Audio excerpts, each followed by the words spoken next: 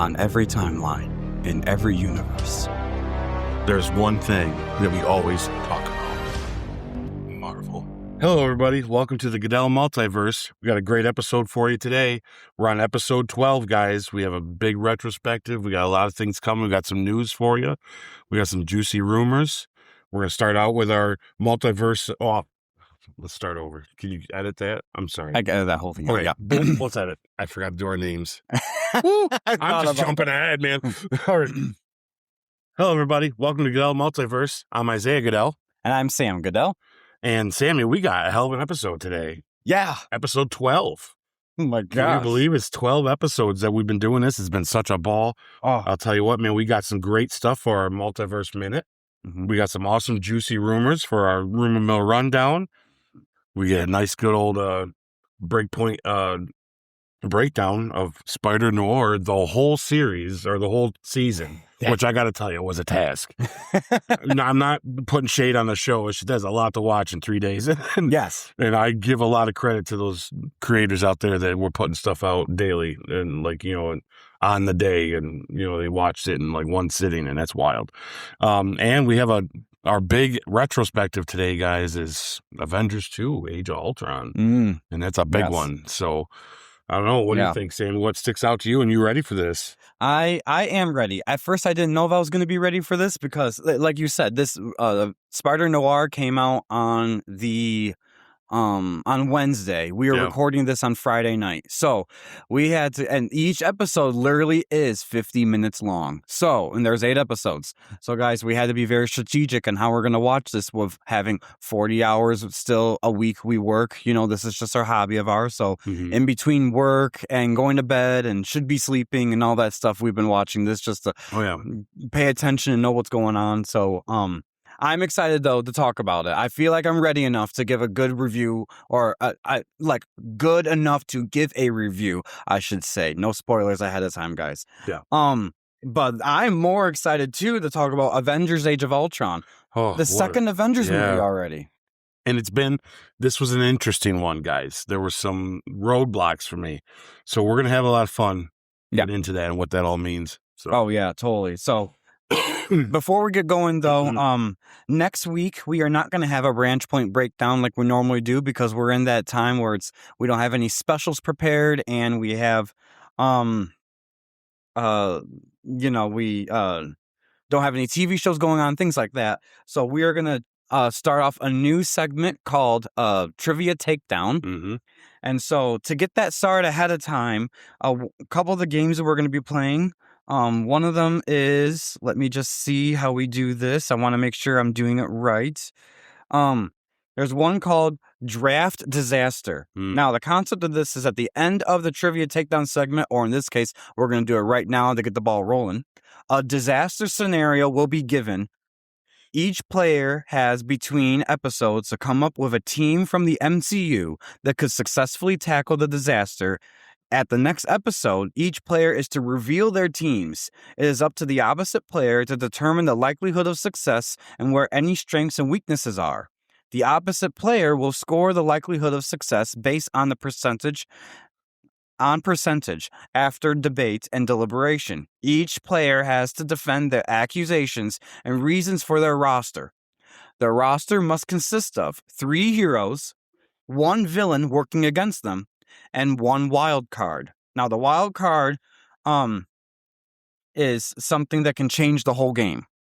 So it's not a hero or a villain character. You can't have it be a character, but it could be circumstances such as the time of day, the environment, outside forces. So yes, you could consider them characters, but like human intervention, things like that.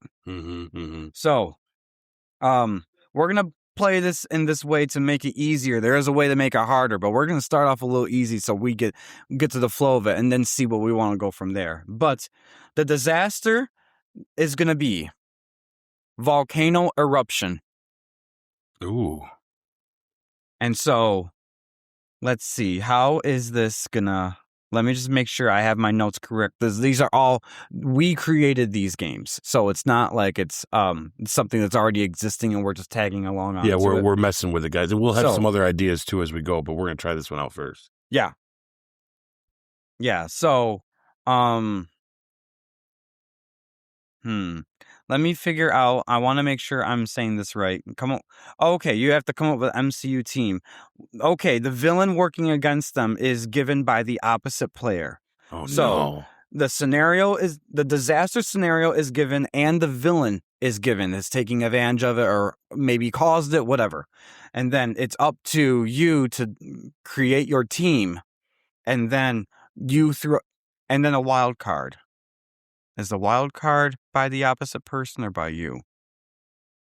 Wild card is by it's the given. So, all right, I get this now. I'm sorry, guys. This is, like I said, very new. So, the disaster is going to be given, the villain's going to be given, and the wild card is going to be given. You have to come up with 3 heroes that would be able to successfully win, and then you have to pitch it to the other person. So that's basically how this is going to go. Sorry if it was a long explanation, but that's how it's going to go. So the scenario is a volcano erupting. And that's for both of us. It's for both of us. Okay. The villain is Hela from Thor Ragnarok. That's for both of us as well. That's for both of us. Oh, no. And then the wild card thing that could change the game, that could be working against us, or we can use it to our advantage, is this is happening at midnight. Okay. So middle of the night, Hela's the villain, and the national disaster is a volcano erupting. So you come up with the story around it. You pick the 3 heroes you think that would be best to tackle this, and then we deliberate and say which team will be most likely to win. And you have to come back with, your defense on it. If I'm like, well, that won't happen for that person, you could be like, but this is why. And then you make a reference, whether it's an MCU reference, to be like, he did this in Age of Ultron, therefore he could do this here, things like that. So, and just to clarify then, for them and for us, this is all strictly Marvel characters. Yep, correct? This is strictly MCU across right the board. now. MCU. Is it MCU or is it all Marvel characters? It's MCU only up until this point before Doomsday. Okay, so anyone who's been in a show or a movie up until this. So X-Men counts still? From Deadpool and Wolverine, yep, those characters in there. Okay, so as long as they're in an MCU movie, okay, see, that clears it up. See, yeah, and we can't use Batman with prep time because that would just be an easy game. Then everyone, yeah, but then, yeah, okay, no, I like that. All right. So then the next game too, while we're pondering all this, and guys, play at home if you want, is called Power Court. So at the end of the Trivia Takedown segment, 2 characters are selected at random. One for the prosecutor and one for the defense. So one of us would be a prosecutor, one of us would be a defense. Also, a random incident is selected. Between the episodes, each player must build a case protecting their hero/villain client from judgment.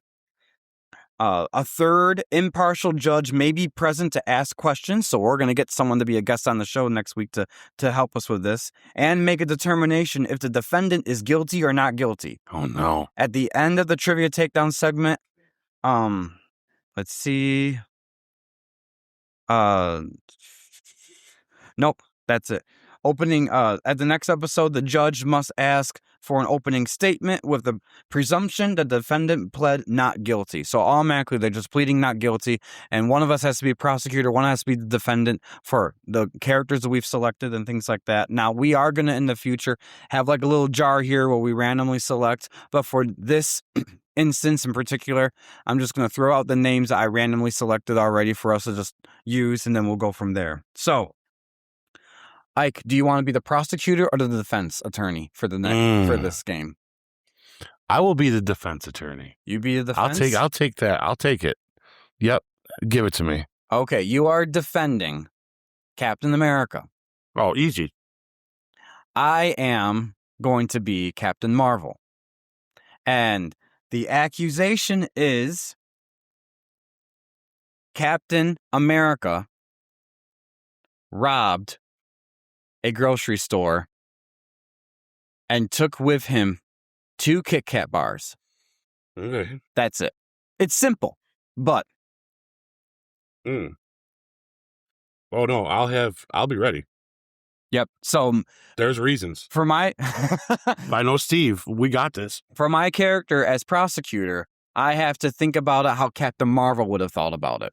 So that's the tricky part for the prosecutor part, is that I have to accuse you, and it has to be something that's within character of me. So if I was Deadpool, I would act all bat crap crazy on you and just say random things and see what sticks. That's what can make this game fun. But for Captain Marvel, she's a little more serious, a little more tougher, so I have to think about it in that aspect. How do I approach him and asking questions and being the accuser? And what makes it more fun is I don't know how you're going to frame what this is. Yep. So, because it's not going to be as simple as he just took a couple Kit Kat bars. There's going to be bigger things to it, implications to it. In the midst of this, you come up with a story. In a normal American court case, I'd have all the information and be ready. So I'm going to come up with a lot of different things in my head to be ready for. So when he throws me a curveball, I got to be on top of it. So, and when we give our opening statements, you can be as prepared as you want, but if you come with the right thing. When we give our opening statements, that's when you have a chance to set forth the world and the actions that took place, how you envisioned it. Mm-hmm. And then I'll do the opposite. When how I do it, how I envisioned it, as Captain Marvel would have envisioned it. And then it's funny because I can say that there was a third-eyed witness and it was this person. You can say, oh, but wait a minute, I had this person that claims this, or things like that. I think with this game, you're going to find being the defense is almost beneficial. Mm-hmm. Because you got to go first with the opening statements being the prosecutor. Mm-hmm. And it's like, I think that's kind of fun where it's, where I can add stuff, but I have to stay within your framework as well at the same time. So you could add something in there that makes me go, oh no. You know what I mean? Like, I think it's hard on both. Actually, think about it. This is going to be a fun one. Oh, yeah. So this is going to be fun for us to think about and ponder over and come up with arguments and all that. And we're just doing this for fun. If there's any hiccups we get along the way, then we'll correct them, of course, and do different things. But that's to start off with, and cool. We'll go from there. So, all right. Is there anything else we want to add before we get started? No, I'm excited to do this game segment because we have other ideas for other games too, and we're just going to see what works. We'll know as we're doing one if, hell, man, that wasn't as fun or it didn't turn out that way. But there's lots of other random things we can do. Mm-hmm. I like the idea of us having a hat where we pick a name out or we pick a scenario or a situation out where you got to defend something, like something as easy as, hey, Sammy, this week you need to defend what's the name of the movie, guys? It sucks. you need to tell me, convince people why Doctor Strange Multiverse of Madness is the best MCU movie.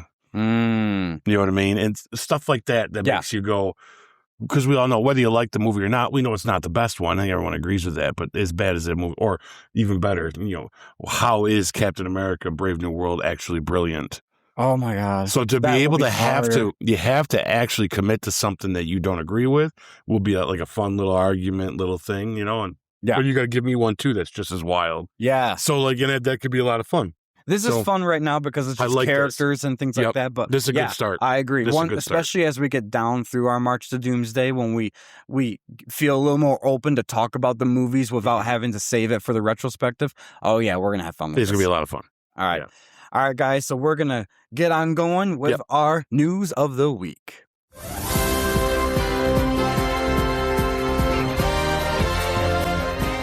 Hello, everybody. Welcome to the Goodell Multiverse. We're right now going to do our segment of news of the week, the Multiverse Minute, even if it's 45 minutes, which sometimes tends to be, which is fine. But we're going to jump right into this guy and see what we can do for some news. Sammy, did you want to start it out? Is that how we were doing it? Yep, I'm going to start it out, guys. So the first thing on our news for the week is Marvel management maneuvers. So longtime Marvel veteran Brad Winderbaum takes on an expanded role overseeing Marvel television, animation, comics, and franchise as Disney executive David Abdu, I'm not sure, Abdu, joins Marvel as general manager, comics, and franchiser.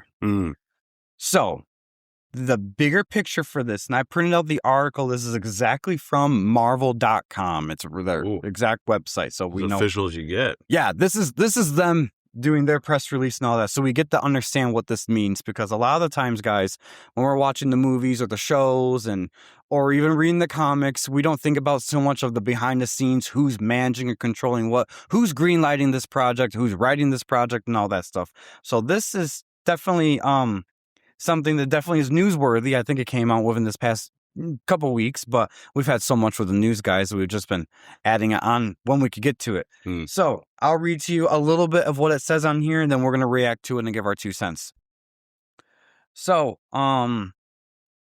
this was dated May 18th, so it is pretty recent. It's within the past 10 days. Marvel announced new leadership overseeing its comics and franchise teams, naming Marvel Studios executive Brad Winderbaum as head of Marvel Television, Animation, Comics, and Franchise. He will oversee the creative direction of Marvel's expansive publishing portfolio, as well as Marvel's global brand and franchise, in addition to his current role overseeing already the television and animation. Let's see on here. Kevin Feige states that Brad brings a proven ability to lead creative teams and craft ongoing episodic narratives that resonate with our fans around the world, while David offers a strong track record on operational experience and strategic growth. I'm excited for what they are able to do together. So Brad Winderbaum is an Emmy award-winning head of Marvel Television and Animation.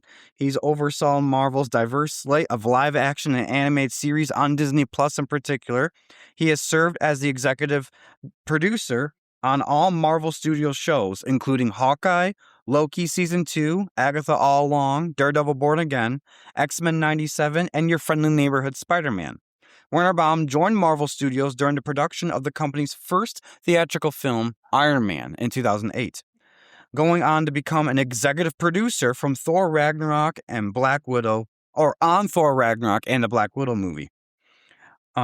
It says here that the editor-in-chief of Marvel Comics, C.B. Sobolski, I'm sorry if I mispronounced that, sir, he will report directly now to Winderbaum. So, let's see. David Abdo is a strategic and results-focused executive with digital experience and 20-plus years of leadership experience transforming and building media businesses. He was the most recent general manager to the Disney Music Group, responsible to the day-to-day management of Disney's global music division. He expanded that role. Other than that, that's the main thing. There's a little bit of a shakeup for that there. And from my understanding from some of the online things that people have said and talked about, is that he's taking on some of the duties that Kevin Feige used to have. And then now with Kevin Feige, from my understanding, he knew he was spreading himself too thin between the Disney Plus projects and the MCU theatrical movies, that he has appointed Brad in particular to be the Disney Plus guy. So Kevin can focus on the films themselves like he used to before Disney Plus. Mm-hmm. That's the main consensus about this new shift in management. So, Ike, what are your thoughts on this? So I got a bunch of little thoughts. I think any kind of shift in management with things, guys, is pretty normal in these big companies like this. I think there's a lot to this. Part of it is I do think Feige is looking that it's not going to be in the near future, but it will be in the closer future than we can imagine of him stepping down and being done with his job that he's doing. I don't think it's anytime soon, and I don't think it's necessarily these guys that will be in that place for that.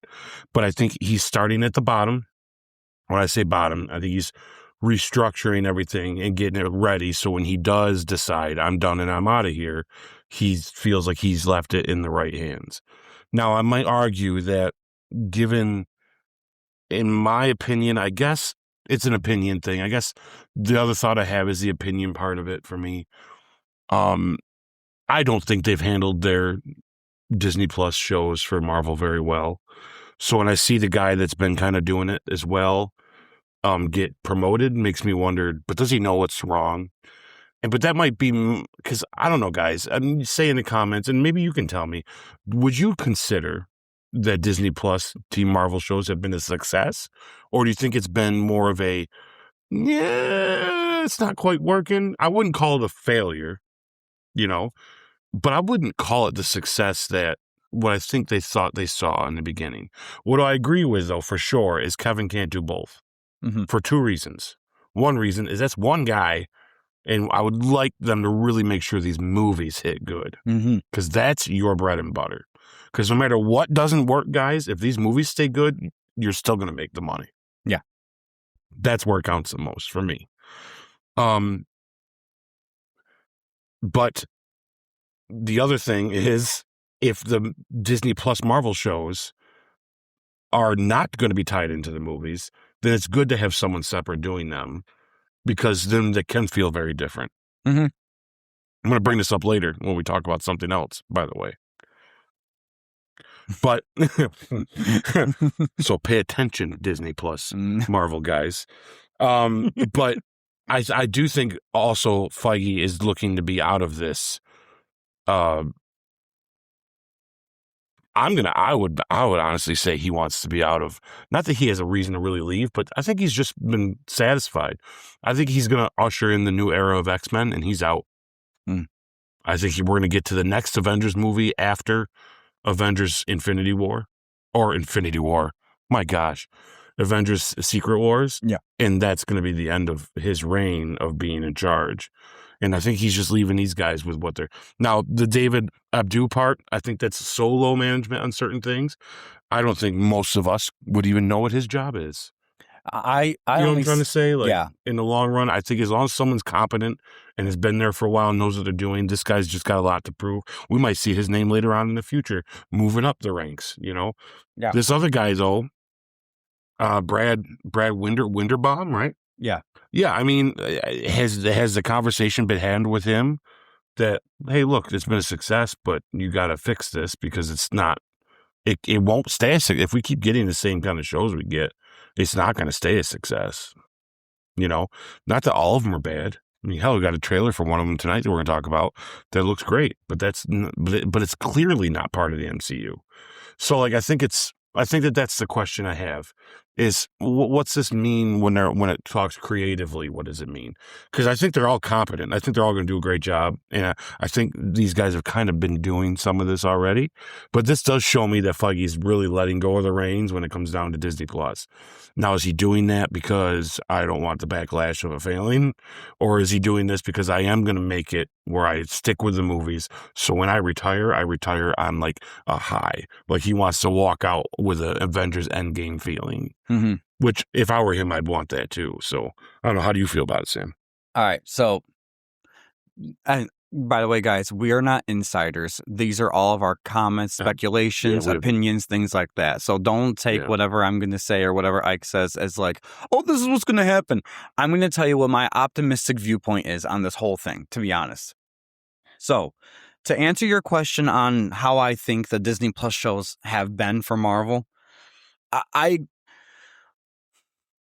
I don't want to say failure, but there's part of me that wants to say there have been a lot of very bad shows that are unnecessary shows, or maybe and one of the reasons why is because some of these shows were expected to know to watch the movies. So this is how I believe. I'll start from the very beginning, guys. I think, like Kevin Feige said, what his original intention was for Disney Plus was going to be what this is. I think that with the change of the Disney CEO leadership and the push on everyone that we've talked about on the podcast before, guys, of more content, quantity versus quality, and utilize Disney Plus to make it like a behemoth overnight almost. I think that Kevin had no choice. He wasn't given the free reins he was able to do before to make a management structure like this. And I think with that CEO being gone, the old CEO coming back to fix all the things that happened during his 3 years of not being there. And then now a new CEO that's completely taken over, that, from my understanding, is just continuing on with the old CEO.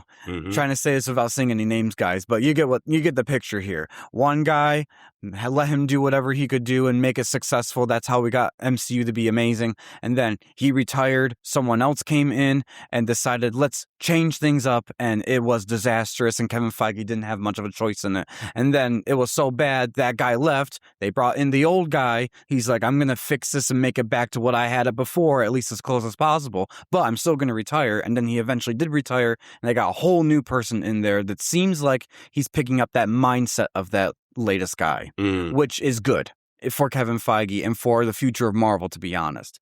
So I think that there was those type of circumstances that made it where how Kevin envisioned Disney Plus to be, he couldn't do it the way he wanted to do it because it was a more type thing.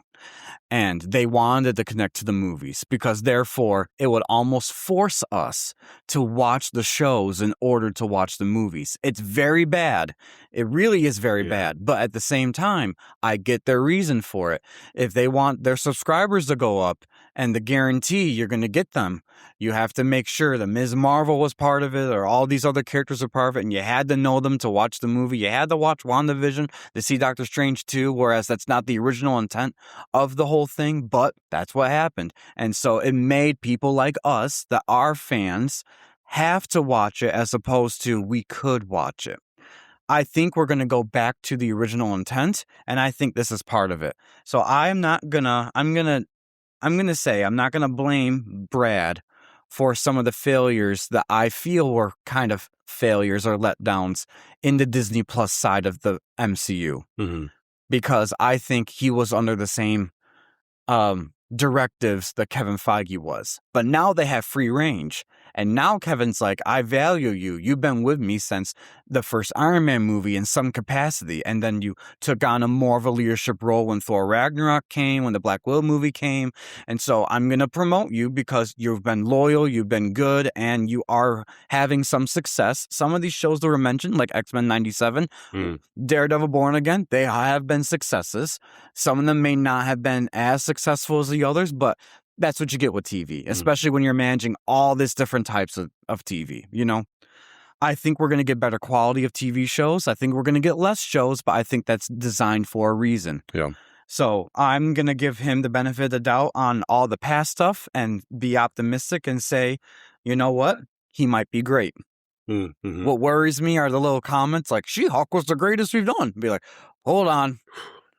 But at the same time, maybe I'll hear him out to see what She-Hulk's going to look like in a new version if they continue her. I don't think she's going to continue as a TV show. I think they're going to bring her into the MCU and just leave it at that. But I digress. I will keep your optimism and stay with it like that too, because I want it to be a success. The last thing I want is to see this Marvel train that we're on, that we've been on for 20-something years, right? Yeah. Go down because of this stupid TV show idea. Yeah. I never was a big fan of it to begin with. I understand that in the world of comic books, why not have that branching stuff? That's cool. But to be honest with you, their most successful way of doing it is these TV shows and these movies need to have nothing to do with each other. Like not a thing. And then you can give us just wild, fun TV shows. Yeah. Then there's no ropes or anything tying you down to either one of them. Yeah. You could do a story with Iron Man in this and not care and do whatever you want to do. And you're not tying yourself to what we did in the greater MCU. And then vice versa. We're not going to be wondering where Vision's going to show up. And is anyone even going to know White Vision when he does show up? Did people see it? Do they remember it? You know, it's like, I don't want that. That's the mess I want to go away. But I want the shows to keep coming. I want better shows. But I think that they just weren't. I really got to tell you, I'm with you. It was definitely a money grab. It was how many people can we get to do this? And the truth of the matter is they lied to us blatantly about it. And maybe not on purpose in the sense of like mean, but I got to tell you, when you say, you don't got to worry about the shows, watch them because it's going to be fun, but you don't gotta. You're wrong. You're just dead wrong.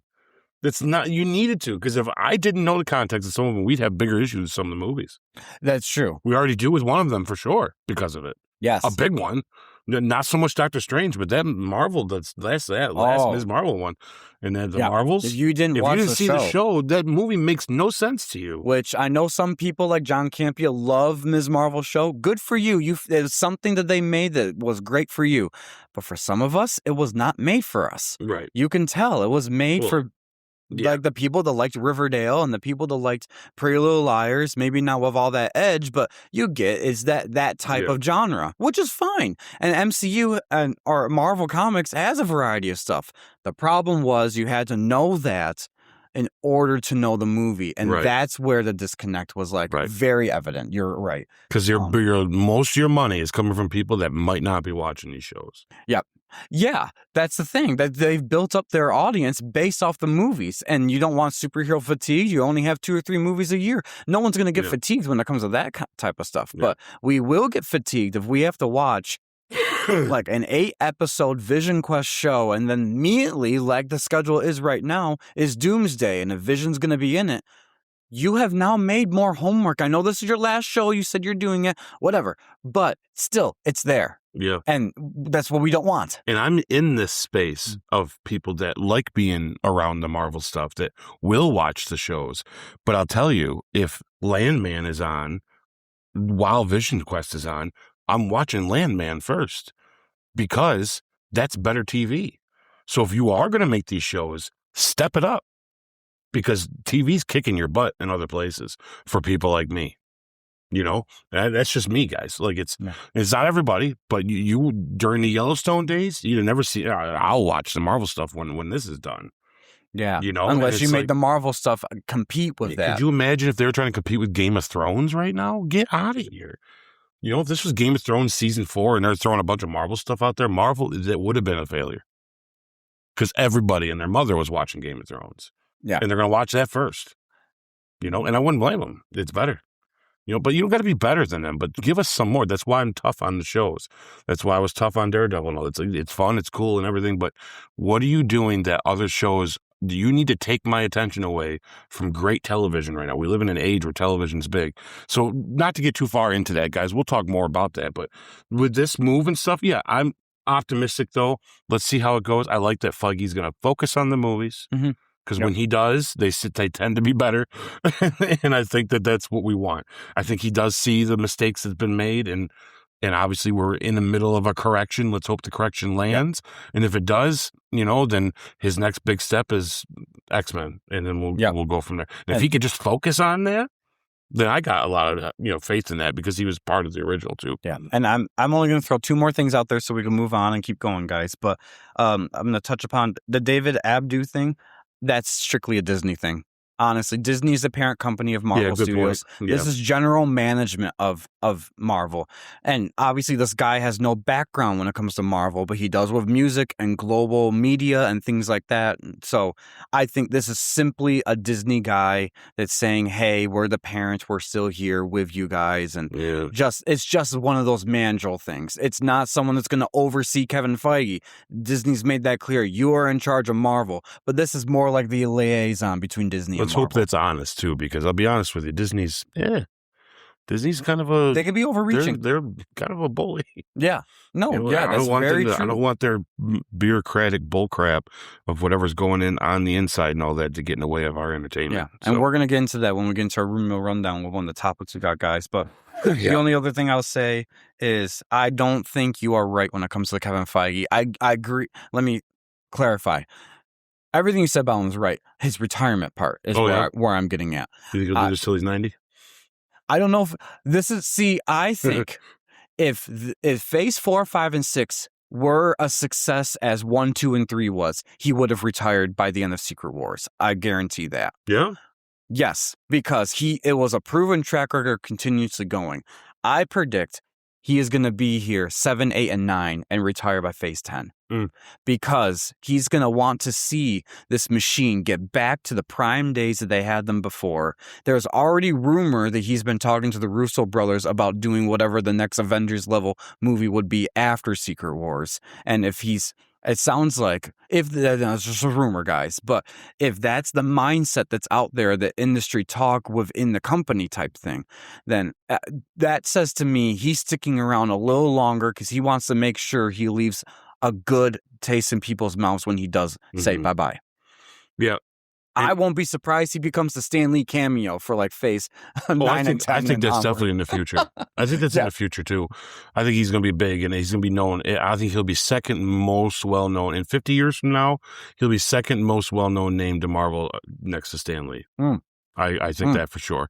He already is up there. Yeah, he's already up there, but I think definitely like the mention of him is just going to be automatic. You know what I mean? And I agree with you. I do think it's going to be longer than like maybe I made it sound. I do think it is. Yeah. I don't know about going all the way to 10, but I definitely do think he was going to stick it out till at least X-Men. Oh, yeah. Because he really was passionate about wanting to be around for the X-Men stuff. It was a few years ago when he brought the X-Men up, but you could tell that he was excited. He was like, we're getting to mutants. He was ready and for it. he said it in interviews that he wishes he could, and so I think that for sure he's not going anywhere anytime soon. Yeah. I really think that if X-Men is the first project after Secret Wars, which it sounds like it may be, I think that will be the time when we could revisit this conversation on his future with the MCU. Yeah, and I'll tell you, if the Russos smash it out of the park with Doomsday and Secret Wars, we might as well just make them the de facto Avengers making movies. Oh my gosh, yeah, you want your big ensemble movie? They make 4. It's them. Say they hit them all 100%, great. That's going to be 4 great Marvel movies of the best, then you need to just back the truck up and say, okay, guys. Yeah. And just let them be that, Do it. Let them be it. Exactly. Yeah. And then I would never let anyone do anything Captain America again unless it was them too. Oh my gosh. Yes. Yeah. Yes. All right. Well, guys, let us know in the comments below what you think of this. Do you think that this Marvel management shakeup that they're doing is going to work? Do you agree with Ike's statements and my statements, or do you disagree? Let us know in the comments below. All right, Ike, take it away for our next topic. All right, guys, this one was a quick add-on, so I'm kind of ad-libbing it here, but it's some more Spider-Man news, which is good. And you know what? It's no more trailers.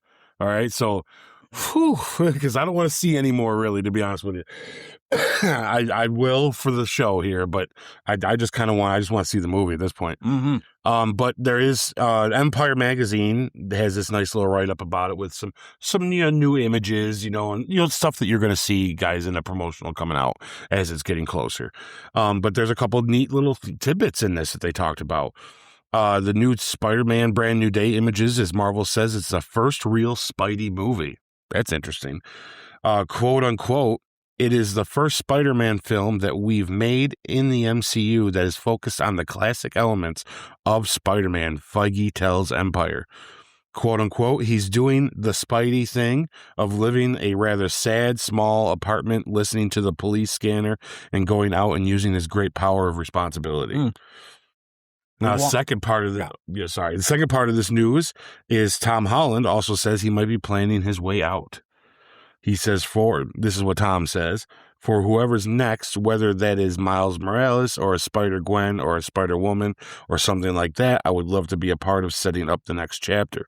Holland says, whatever that looks like, I don't know, but if I could do that, or do what Downey did for me, then I would be so content swinging off into the sunset. So let's start with the first part. Yeah. And then we'll go into the second part. How do you feel about what Feige says here about this being more of a Spidey movie than they've ever made? I interpret that similar to how you and I already feel about the sentiment of the Homecoming trilogy. Homecoming trilogy, guys, is really the origin of Spider-Man in a 3-movie arc. It's beautifully well done. Yeah. Yes. And when I can't wait till we get to those retrospectives, because we got high praise from all 3 of those movies, to be honest. So we want him depressed. We want him lonely. Yeah. We want Spider-Man to be sitting at home, wallowing in self-pity, listening to the police scanner, because that's when he is his best as Spider-Man. Mm-hmm. And I don't mean to say that in a bad way. We don't want our superheroes depressed, but this is all part of Spider-Man's story, Peter Parker's story. Mm-hmm. How do you balance your personal life with your superhero life? And he never in the comics was able to balance it. So it makes sense that this is how that's how I interpret this is, yes, I think this is the same level of how Peter Parker's Spider-Man was for the Tobey Maguire trilogy, we are now going to get for the Tom Holland trilogy. Mm-hmm. That's how I interpret that. That doesn't mean he's not going to have a love interest. He's going to have one, but now he's going to be a young adult. He's going to be on his own. He doesn't have Aunt May. He doesn't have Iron Man. He doesn't have even Happy to a degree. He doesn't have someone that he can be able to go to help him through these struggles and mentor him through. Now he is going to be the one that could potentially, and it's going to go into Tom's statement a little bit, pass on the mentorship to someone else. So he has to make these calls himself now. Mm-hmm. I think that's what we're going to get. And I am excited for that because that is the Spider-Man that I know. And anyone who reads the comics is a Spider-Man that you guys know. And I want to see what a young adult Spider-Man is going to be. So that's what I feel that he means by this. This is the authentic Spider-Man movie because we're done with the origin. Now we're here. We're in the present. What are we going to do? What is he going to do? So that's my interpretation of it. Yeah, I feel the same exact way. I think the trailers are misleading. I think a lot of what you see in those trailers are, once again, a more montagey. I think it's going to be in the movie as well. Yep. I don't think you're going to have a lot of Frank Castle. I think that part of Spider-Man's DNA is that there is at least one person that knows who he is, and they're going to correct that. And I think Bruce Banner is the perfect one for that, being that he's also got a mutation. Now, I don't agree with the Hulk being part of that as much, but I do like Bruce Banner being a part of that. So that's a really weird line to tread, right? Yeah. I think we're going to find out that Bruce would rather not be the Hulk anymore, ever. And I think that's I think he's back to that thread line again, maybe. I don't know. They left us in She-Hulk with some weird stuff, so let's see what that all means. Yeah, right. If it means anything. That's what I mean. Like, what are we supposed to know? Yeah. This movie's going to tell us a lot because the trailers don't say this is just a Spider-Man movie. The trailers say this is a Spider-Man movie mixed with more of Remember These in the MCU, especially TV show stuff. So I'm kind of like, well, let's see what this movie's going to be. I trust Kevin. I think this is going to be more of Peter Parker's story. The parts of the trailer that make me think that the most are definitely like when you start seeing that he's going through mutation and all that. I do think this movie is going to be more centered on Peter, and we still might get elements of the MCU splattered out because it is, right? It's in the MCU. Yeah. So I believe, with everything you said, I think it's 100% going to be that we want this anyways. We need this to happen. I think it's going to be a good time. I can't wait. I just want to see this movie now. You know what I mean? And to your one point there, I think this is a contractual thing when it comes to the Hulk.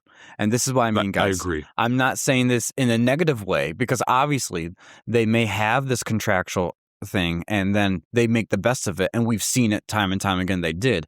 But one of the reasons for having Marvel Studios in control of Peter Parker in the MCU is Sony says and this is all, most of it is rumor, but it's also leaks online and industry insiders to say these are what's in the contracts to keep him there. So take it with a grain of salt if you want to, but I do find this to be very accurate, is that they want a heavy hitter from the MCU being in his movies is another way of not only keeping him in the world, but cementing a box office success. That's why you had Iron Man in the Homecoming, and you had Nick Fury in Far From Home, and you had Doctor Strange in No Way Home, and that is the exact reason why you have the Hulk in Brand New Day. Yeah. So I just always worry about the Hulk overshadowing him as a power character. But that's my issue. Yeah. But the good news, I would say, to maybe ease your mind at that, and we haven't gone through those retrospectives yet. They're coming up fast, though. We're at Age of Ultron, guys. Is that they haven't so far.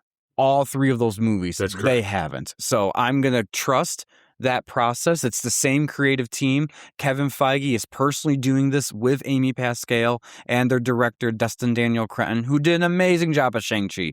And it sounds like he was ready for this. So I'm going to put that trust in it until I see the movie that maybe they did overshadow or not. But so far, they haven't proven me wrong. It's like the Russo brothers. You haven't proven me wrong so far. So let's see what's going to happen. Yeah, I'm with you. I agree. You're right. The Hulk, to me, the others make sense. The Hulk is one that is a tough one. But hey, if anyone's going to come up with a way to do it, these guys have so far done well. Yeah. So until I see different, I think we're okay. I think the only thing in this movie that ever has me kind of going, I don't know, is still the Jean Grey possibility. I agree. I really just wish this wasn't part of it. That will, for me, guys, that will make or break this movie. Even if it's a great Spider-Man movie, if they're doing what I think they're going to do with Jean Grey in this movie, you will hear from me. To say. Yeah. Listen, Marvel. Yeah, unfortunately, we'll have a lot to say. Yeah. So why don't we move on to the second part of this about how Tom says he's planning his way out. How do you feel about that and like what he's saying? So I don't. This is my interpretation of that too. Again, I'm gonna be a little more optimistic right now, guys. I don't think planning his way out as in I want to leave the franchise like right away. Right. I think based on what he said is he wanted to be kind of like the Robert Downey Jr. version that Robert Downey Jr. was to him for the Homecoming trilogy. He wants to become the mentor instead of the mentee. So when the time is to pass the baton to a future Spider-Man, because let's face it, guys, even though Tom Holland's young and they're going to do Spider-Man every 6 years, from my understanding, he's not going to be Spider-Man forever. And so and thankfully with the Marvel Comics, there's many different types of Spider people. Yep. So, I think this is wise of him to say this, and I actually think this is going to give us a little bit more insight on what this next trilogy is going to be. So when I'm watching this next movie, this is the beginning of him learning more about who he is, which that's what it sounds like in the trailers, and then now being able to mentor the future versions of the Friendly Neighborhood Spider-Man or girl. That's the part I'm going to get at. I liked when he was saying maybe Miles Morales. He's throwing those names out there to get everyone talking. Spider-Gwen, which is a multiversal version of Gwen Stacy. We haven't even gotten Gwen Stacy herself in the MCU, so hold your horses on that, guys. But the Spider-Woman part, I'll be very honest. This is one of my biggest pet peeves when it comes to the whole Sony deal, getting Spider-Man and his adjacent characters. Spider-Woman, there are a couple different people in the comics that have taken on the Spider-Woman mantle, so to speak. So you could be referring to a completely different one here or there, depending on who you talk to. But the biggest Spider-Woman character in the comics that everyone knows, hands down, is Jessica Drew. She is not related to Spider-Man whatsoever. And this one, my biggest pet peeves, why she got in the mix of the Spider-Man deal when she is strictly an Avengers character. So I don't know if there is a legal loophole to that because she hasn't been in Spider-Man comics. That's the thing. And maybe she's guest appeared. So I don't take that with a grain of salt. Maybe she has from time to time crossed paths. But her origin has nothing to do with Peter Parker and Spider-Man. Interesting. Just in name only, she is Spider-Woman. Yeah. Her powers come from something completely different than Spider-Man. She was actually part of Hydra for a while, which is not Spider-Man, not even adjacent to Spider-Man. There's this whole and it gets me a little riled up because whenever I'm thinking about characters they haven't introduced yet, and She-Hulk was one of them until they now introduced her, there are some characters I can't wait to see them do live action, especially into the MCU. And because of this one little thing about Spider-Woman's film rights, I don't think we're ever going to get the one I like, Jessica Drew, in the MCU, unless there is that loophole and I'm not aware of it. And I've searched online to see, is this still true? Is this accurate? All that stuff. Everything is still telling me that. And please, if you find something different, put it in the comments below. I will praise you to high heavens. I'll give you a shout out here in the podcast. That's how passionate I am for the Spider-Woman character, because I do really like her. And I think she has a great story and a great background. But it bugs the crap out of me that they've linked her with Spider-Man for the contractual stuff for the film rights, yet she has nothing to do with him in the comics. Therefore, there's a great character you can never put into the MCU because of something stupid like that. So when Spider-Man went to Sony, they made all his adjacent characters. So, of course, like Mary Jane, Black Cat, Sandman, Electro. You think of Green Goblin. You think of J. Jonah Jameson. Everyone you could think of that's related and adjacent to Spider-Man. It was like over 100 plus characters that they threw at because this is Sony is getting Spider-Man and his catalog. Spider-Woman, in name only, because it says Spider-Woman, was thrown into the mix. I don't know if it was written down as part of the characters or what. Jessica Drew, the name is not. But because of how they did it, and this is from what I found out online, so again, please correct me if I'm wrong.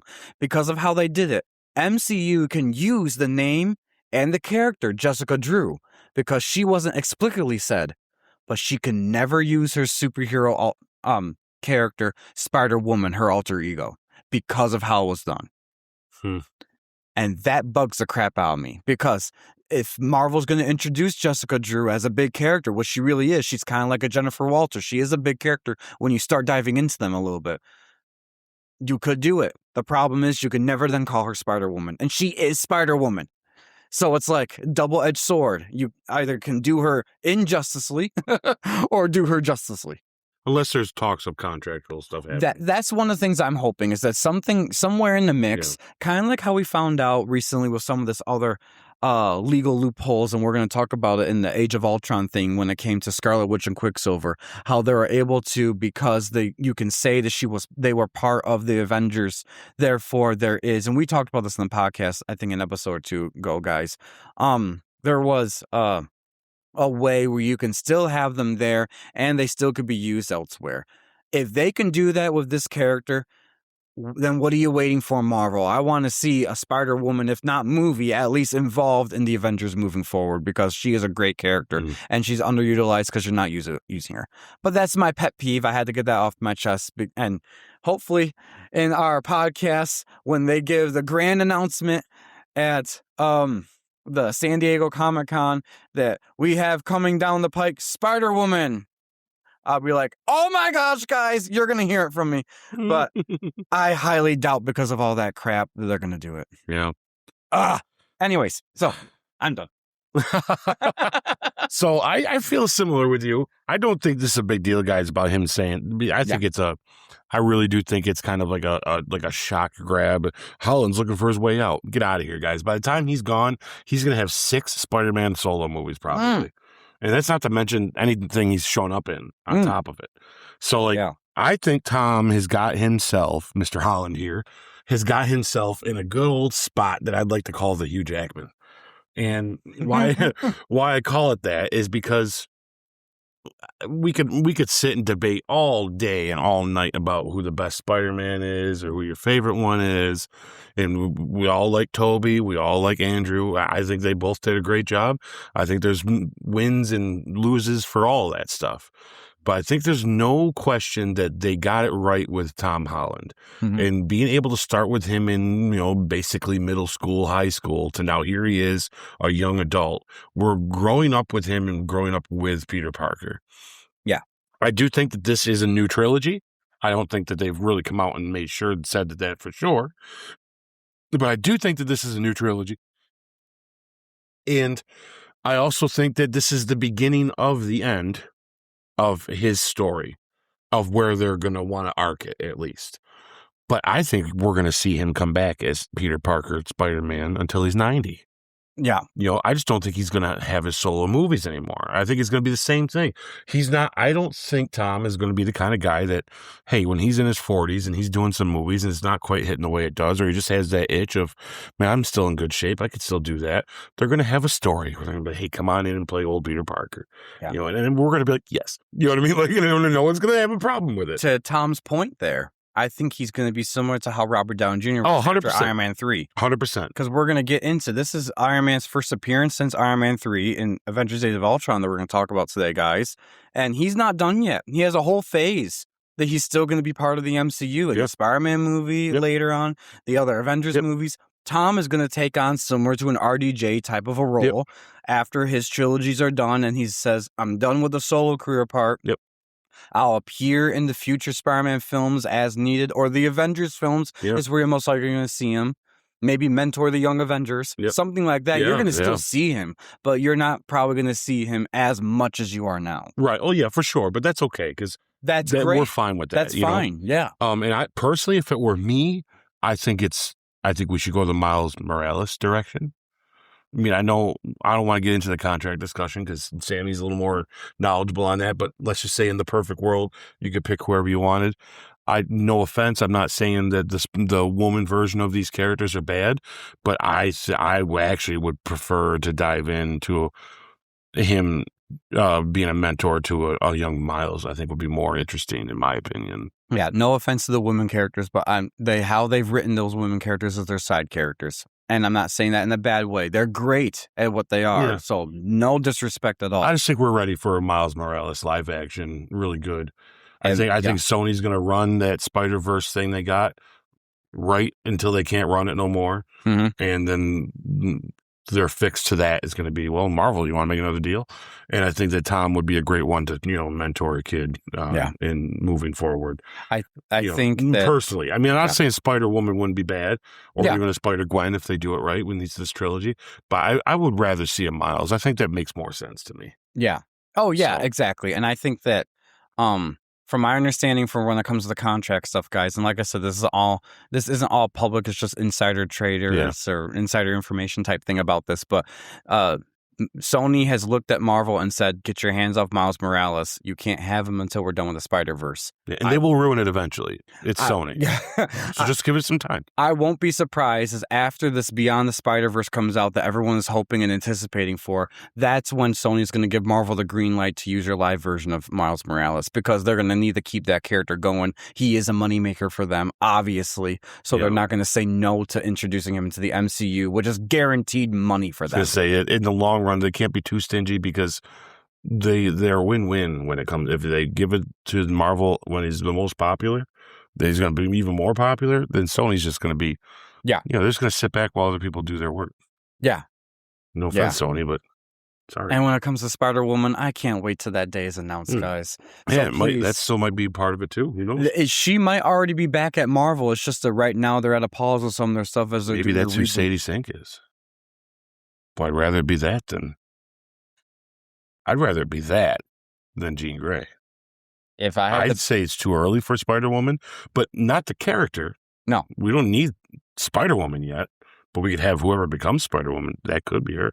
Wouldn't that be interesting? If I had to pick the lesser of two evils, that's the one I would do. I still don't think it would be a great choice for Sadie Sink as Jessica Drew, but I will take that over the Jean Grey thing for right now. So that's how I feel about that, guys. And maybe Sadie Sink's going to prove me wrong if she could play a Jessica Drew. Maybe she could do that. I'm not saying she's a bad actress. Jessica Drew, it gets a little more personal for me because of how much I do like her in the comics. I think Sadie Sink can play either of these characters. I just, when we want the characters, is what my problem is. I have no problem with her being Jean Grey either.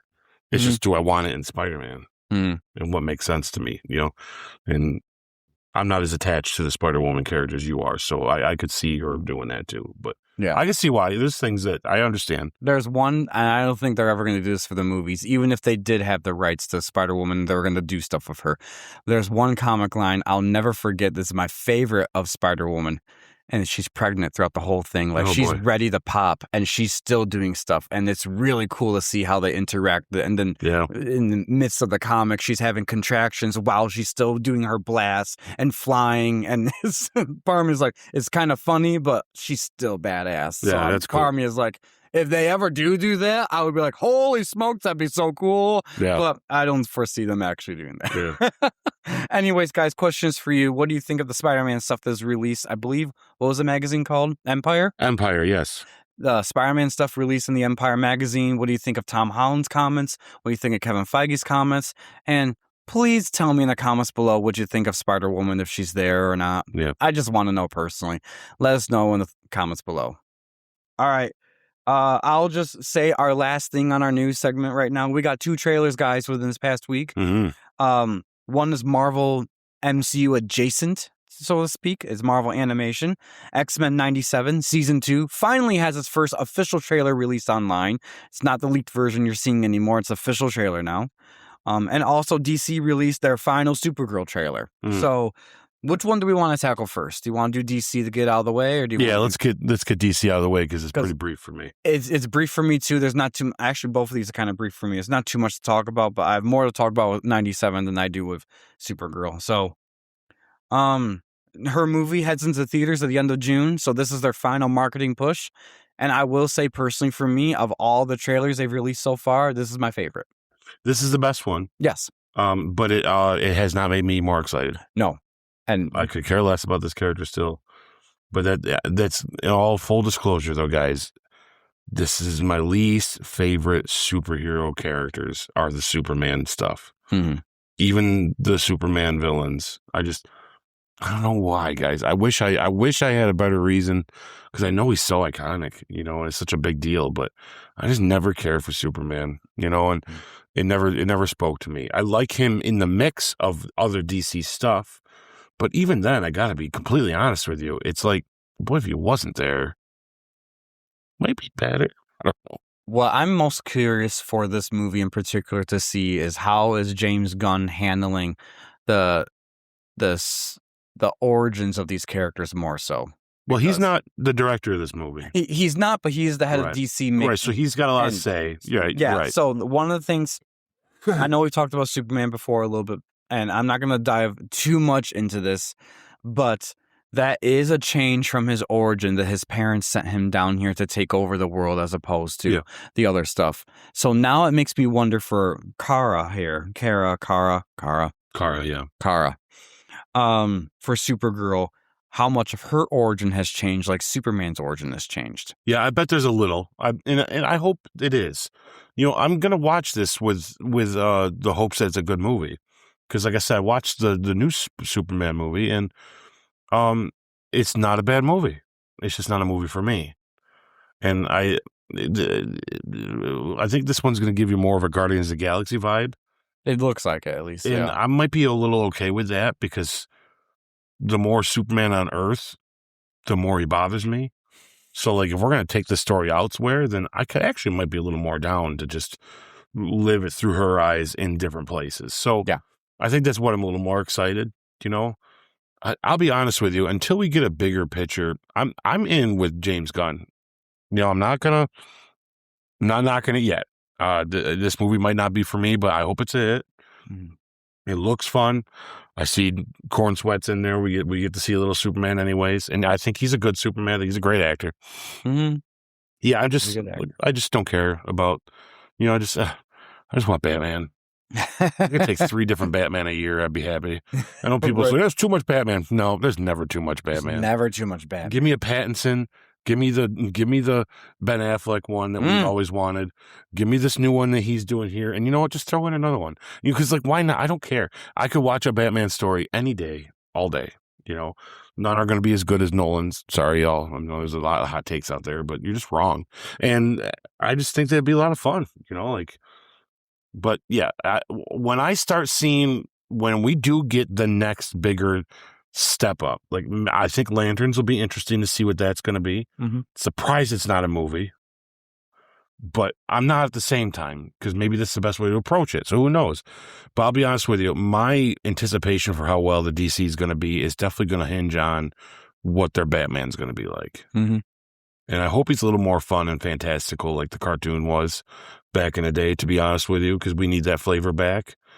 I would argue that Shoemaker tried to do the best he could with that, with those other two. So when people crap on Val Kilmer and they crap on George Clooney, if we were going to have a good debate, I can sit here and debate with you that those movies are actually made perfectly.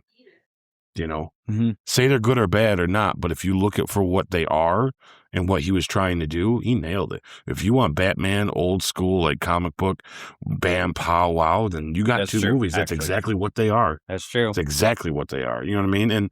But does that mean that it was what everybody wanted? No, I would argue, but the worst Batman movie, it was Tim Burton's. Maybe not the first one, because it was so iconic in its own way. But that second one is just not good. Like, I don't know, guys. The Penguin? Yeah, it's not that very good. It's really not that good. And Tim Burton, he puts a couple squiggly trees and some weird characters, and it's his. It's like, it makes no sense. Anyways, I would argue that, that's what I would argue. But yeah, beside the point, see, that's how much I don't care about. Not that I don't care. I'll watch this movie, guys, but it's just Superman. I like that the suit thing is coming involved. I like that it's about the dog. I think that's a good way to go. We need to make the stakes crazy high and weird. So yeah, trailers, it's good. It's the best one, but I'm just going to see this because, like, I'm not, it might be on its way out of the theaters by the time I catch it. Yeah. Yeah. And then the last thing was the X-Men 97 trailer that came out. What are your thoughts on that real quick? Yeah. I haven't been watching cartoons for a very long time, but because of the X-Men 97, this last one that they did, I watched that, and it was awesome because it reminded me of the old cartoons.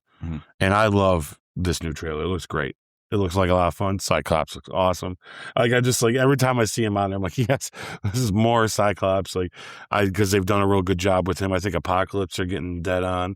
I think they're kind of veering away. I like in the trailer, I feel like he's not going to be as bombastically crazy as he used to be in the old stuff. Which is good. It looks like he's going to be he's going to look like the old Apocalypse, but it looks like he's going to be a little more like down, like, little more brought down to a level of you can understand this guy. And he's not just like he's actually going to be menacing and make sense. He's going to be the Oscar Isaac version. Which I don't know if they'll ever go that good with it, but like it's closer though, right? It is good. Yes, yeah, it does look good, and I'm interested. I'll watch this because it just gives you all the good feels of nostalgia and all that fun stuff, And Storm looks awesome. I mean, it looks good. I like the time travel aspect that's going to be going on in this. I mean, it could be a lot of fun to see what happens. Yeah. So great trailer, by the way. It is a good trailer. I am anticipating it. I think it's going to be fun. I have mixed feelings about the first season of 97, personally. Yeah. There are things I like. There are things I do not like. And it's... How do I say this, guys? Because I've been thinking about a way to say it because I figured this is the best time to give my thoughts on the first season and heading into the second season and see how they do it. Let's not get canceled on episode 12.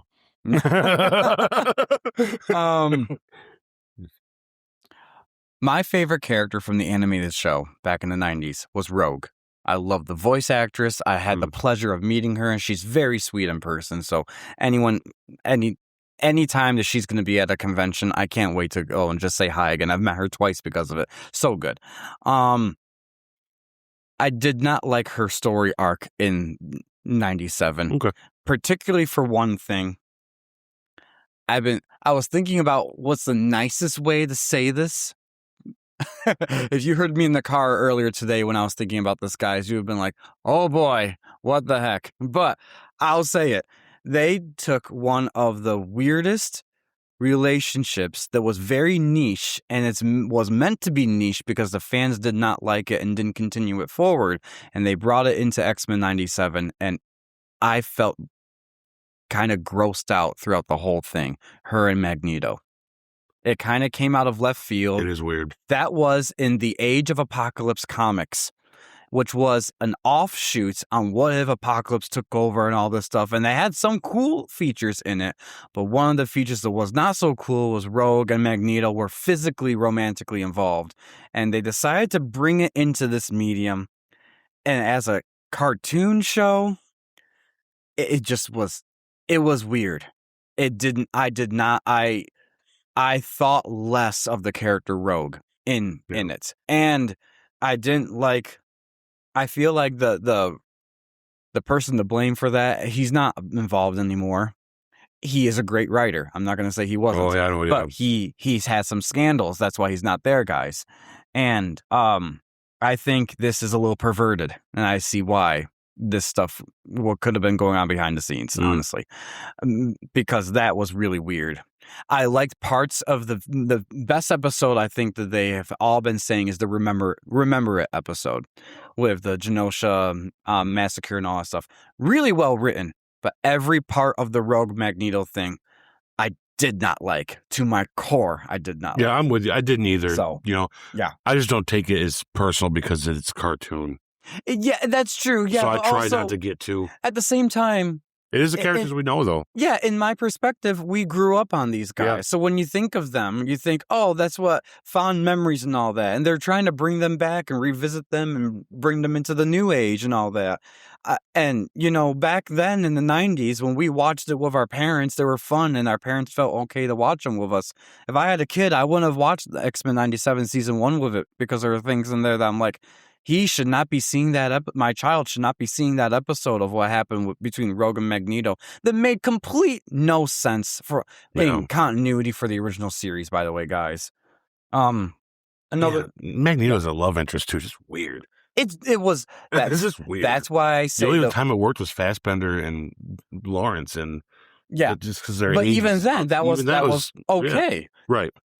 That's why I used the word perverted. It was very weird, out of left field. We're going to do this. And it was gross. Every scene of them together in that whole first season was gross. And I pray they don't even talk about it in this next season onward, because that'll make me feel better. See, I like Rogue with Gambit. Rogue and Gambit, great. Because he loved her, man. He was just like... He did, and she loves him. And even in the comics, they're a power couple. They're great together. So I can't wait for the live-action adaptation of that. But anyways, even in our stories that we come up with for X-Men. Yeah. We eventually got them. We got them together because they're meant to be together. So I hate the Magneto twist in it. Yeah, Anyways, it is. I'll give you that. It's strange. It is strange. And also, I'm a fan of the Inferno series on the X-Men comics. Yeah. And given what we know of the animated show for X-Men, when they did the Phoenix Saga, they split it up into 4 to 5 parts. And then the Dark Phoenix Saga is 4 to 5 parts. But yet for the Inferno Saga, they did 1 episode. This easily could have been half of a season of how the psychological part of Jean Grey not being Jean Grey and who has the baby, how long is it? Yeah. And I hate that they left this still on this cliffhanger because it's making me not like Jean Grey and not looking forward to her in season 2 when Sinister switched them out because they never got a resolve to that. And they should be at least by the end of season 1. If not the end of that episode, because they did the whole thing so darn fast, I didn't like that. Well, they made the best of it for 1 episode, and I did like the episode. The problem is this easily could have been a 3-parter, and they didn't do it. So that I had a pet peeve on that. As a personal thing, though, guys. But for the longevity thing, I don't know what we're going to be getting in season 2 when it comes to Jean Grey as the character, because they've made it so convoluted that we don't know who actually became the Phoenix. That's literally what they said at the end of that episode is who was actually the Phoenix. We don't know. Mm-hmm. What do you mean you don't know? That's like one of the biggest freaking things of the whole original show. You don't know? Was this Madeline? Was this Jean? Was Jean literally a nothing? The woman who keeps fainting every episode? Oh my gosh. Every episode, you kept fainting. Oh, who was that? Who was that? We don't know. So now we're going into season 2, and every time I see the things of like Cyclops and Jean, and Jean's doing like the little Wolverine telekinesis thing. My goodness. Who are you? I know now you're Jean Grey, but were you really in love with Logan? Or was that Madeline Pryor this whole time? When was the switch? Who the heck knows? I don't know. Was their marriage even valid? When was that switched? Who knows? I don't like this. And I don't see they're going to address this, and maybe they are going to. I'm going to give them a benefit of doubt. If we get through the end of season 2 and they've never addressed when that switch happened, I'm going to scream at the top of my lungs. What the heck are you doing? You should have never touched it again. What's he going to do when he starts finding out half the people in the MCU are Skrulls and we don't know when they were switched? Oh my gosh. Could you imagine? Well, that's still a lingering question. When was Rhodey switched from Secret Invasion? I hate that so much. What the heck? I hate it so much. When? Hate it.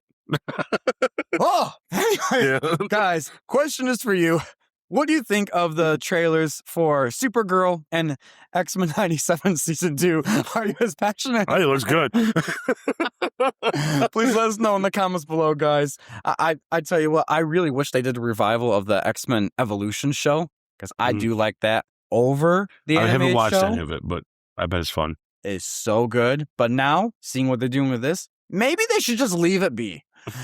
So let us know in the comments below, guys. All right, that's going to wrap up our Multiverse Minute. That's right. We're moving on to our Rumor Mill Rundown.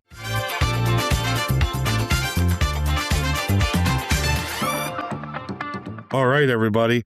Welcome to the Rumor Mill Rundown. This is one of my favorite parts that we do because we get to kind of just have fun and speculate, which is kind of the fun part about doing this podcast, to be honest with you. So let's go with our first rumor, Sam. All right. According to industry insider Alex Perez, a rumor is circulating online claiming that He Who Remains won, quote unquote, and it was all part of his plan to stop Doom. What do we think of this theory, and should Jonathan Majors return as Kang? So, Sammy, why don't you give us a little more detail on that? I'm going to be honest with you. I did not end up reading the article that you sent me on that. So I'm going to be, along with the audience here, reacting on it, live. Mainly just, I just didn't have the time to get into it. And then I'm like, oh, no, I didn't get ready for the show. But if you give me a little brief, we don't have to go too hardcore, too deep, but give me a little brief thing on it, and we'll talk about it for a second. Okay, so I'm going to refresh my memory too on this, guys, a little bit, only because when we wrote this down to add to our Rumor Mill Rundown, that was earlier in the week. It was actually right before Spider-Noir came out, and since then my brain has been trying to keep up with everything. So my initial apologies, guys. But it actually stemmed from a fellow YouTuber, the Cosmic Wonder. I do watch a lot of his posts, videos. He's a pretty cool guy, and he goes into a lot of these rumors are out there and talks about them, breaks them down, and what people are saying and things like that. And that's how we pick our topics for the rumor rundown. When we hear all these rumors out there, people talking, we're like, all right, let's give our 2 cents on it too. So, it was revealed in the past couple days, actually, about this. Alex Perez from the Cosmic Circus answered some questions and revealed what he had heard about Kang and the future of the MCU. Let me see the specific. I want to make sure I get the quote exactly right for you guys. So... and it will not pop up on me. But anyways, so about this, I guess, from my understanding, and please go and listen to the Cosmic Wonder, guys. I'm gonna give him a little plug-in right here for having this. He broke it down really well and read it out for us so we could be able to understand it. What Alex Perez, he's kind of like an industry insider type guy. He likes to throw out some rumors or answer questions because, you know, whenever people are asking questions, all we want are answers, and if the higher ups aren't going to give it, then the industry insiders are gonna. Whether or not they're actually true or not is another thing. So that's why this is part of the rumor mill rundown. Yeah, but he heard that they are gonna address Kang's absence, quote unquote. Who knows exactly in Doomsday, and that what's happening in Doomsday was all part of He Who Remains from the Loki series. Part of his plan is that he wouldn't survive, and that Doom would come out, and the ultimate goal of collapsing the multiverse the way He Who Remains wanted to happen would happen. So the other Kangs wouldn't be involved in any multiversal stuff. So this is his way of, from my understanding, please correct me if I'm wrong. I could be completely off because, like I said, it's been a couple of days since I remember hearing this, guys. But this is part of the he won type thing in how Doom is coming about. Let's see. And that was also part of his plan in this to stop Doom is through this multiversal collapse. So it is an interesting theory. I personally, I just take this as that's what it is, a theory. My 2 cents, moron. Saying it a couple times makes it sound even worse, guys. My own personal interest involving this whole topic is the fact of them pivoting from Kang to Doom. Because they were starting to lay the groundwork of the Kang Dynasty, the Avengers Kang Dynasty. And we've heard some rumblings of what the Kang Dynasty film was going to be about, or at least one of the scripts version was initially, because, you know, scripts go through multiple changes. So even if this is a legit script that's out there on the Kang Dynasty, it's probably wouldn't have been the final one. But it just got me thinking a lot about them pivoting. And part of this question we have here, should Jonathan Majors return as Kang? It might not be too popular for him to return to a degree. I would like to see him return in Doomsday.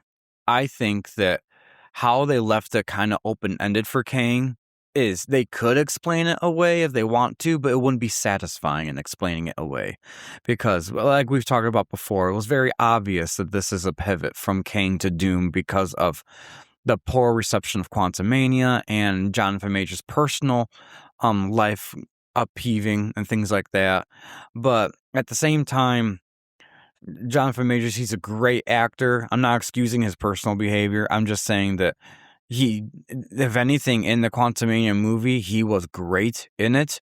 And I think that there should be some sort of closure with that there, personally.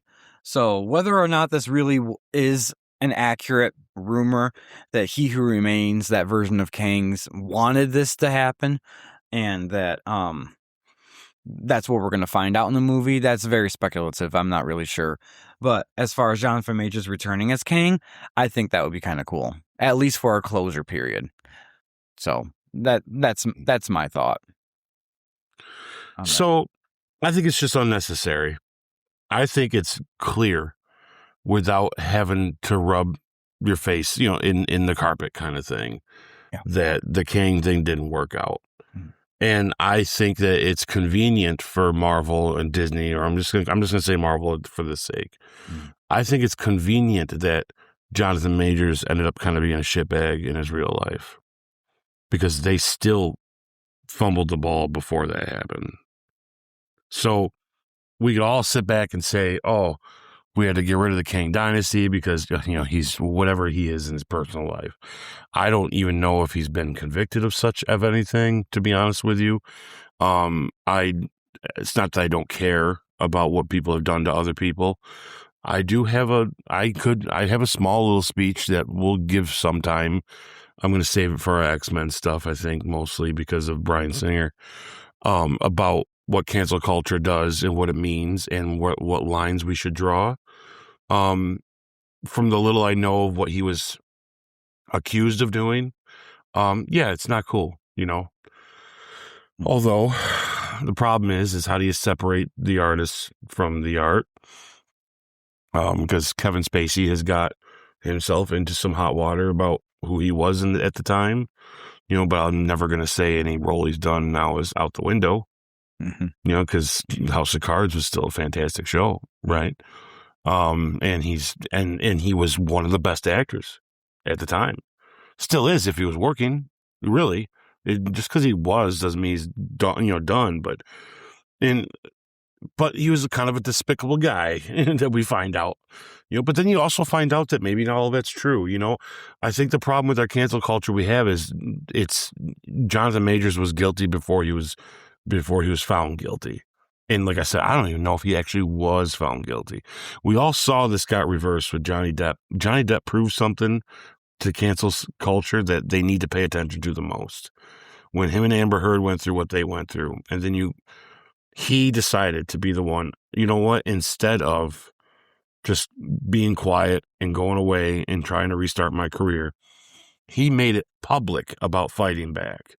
And then when we start watching and seeing the fighting back, we realize that Amber Heard was the problem and cancel culture got it wrong, that she was a liar. I'm sure Johnny Depp wasn't a piece of cake to live with. I mean, he was a drug addict and might still be alcoholic. And but I don't think he was what she painted him out to be, because come to find out, you wanted this attention, you got the attention, and now we know you lied about it. So I'm not saying that's what's going on with Jonathan Majors. I don't want to blame victims for anything. I think for the safe bet of it, though, I don't want Marvel to use it as the excuse of why they had to pivot and change things. Because the fact of the matter is they made a bad movie with him in it. And it doesn't matter what was going on outside of the thing. That was bad. It needed to be fixed. Now, do I think Jonathan Majors should return as Kang? I think if Kang comes back, then yes. But do I think we ever need to see Kang again? No. I think you guys put him in there. You messed him up. I mean, you really kind of got him right. You just put it in a bad movie, bad story around him. Let that just be what it is. I don't need closure on where Kang went and what happened at this point. This is just a stepping stone to where we're going. And you can just chalk it up to the only thing that really amped up Kang was the Loki show. Because if you just look at what we got out of Kang and Quantumania, then it's a one and done story and it's over with. But when you add the Loki show, it makes you go, okay, there's a bigger picture to the Kang thing. Well, let's just do what they do with the shows already. Pick and choose what they want to make popular and make a point out of. And let's just forget about it and just move on. Personally, I think that's the best thing they can do. Because they're hypocrites if it turns out the other way.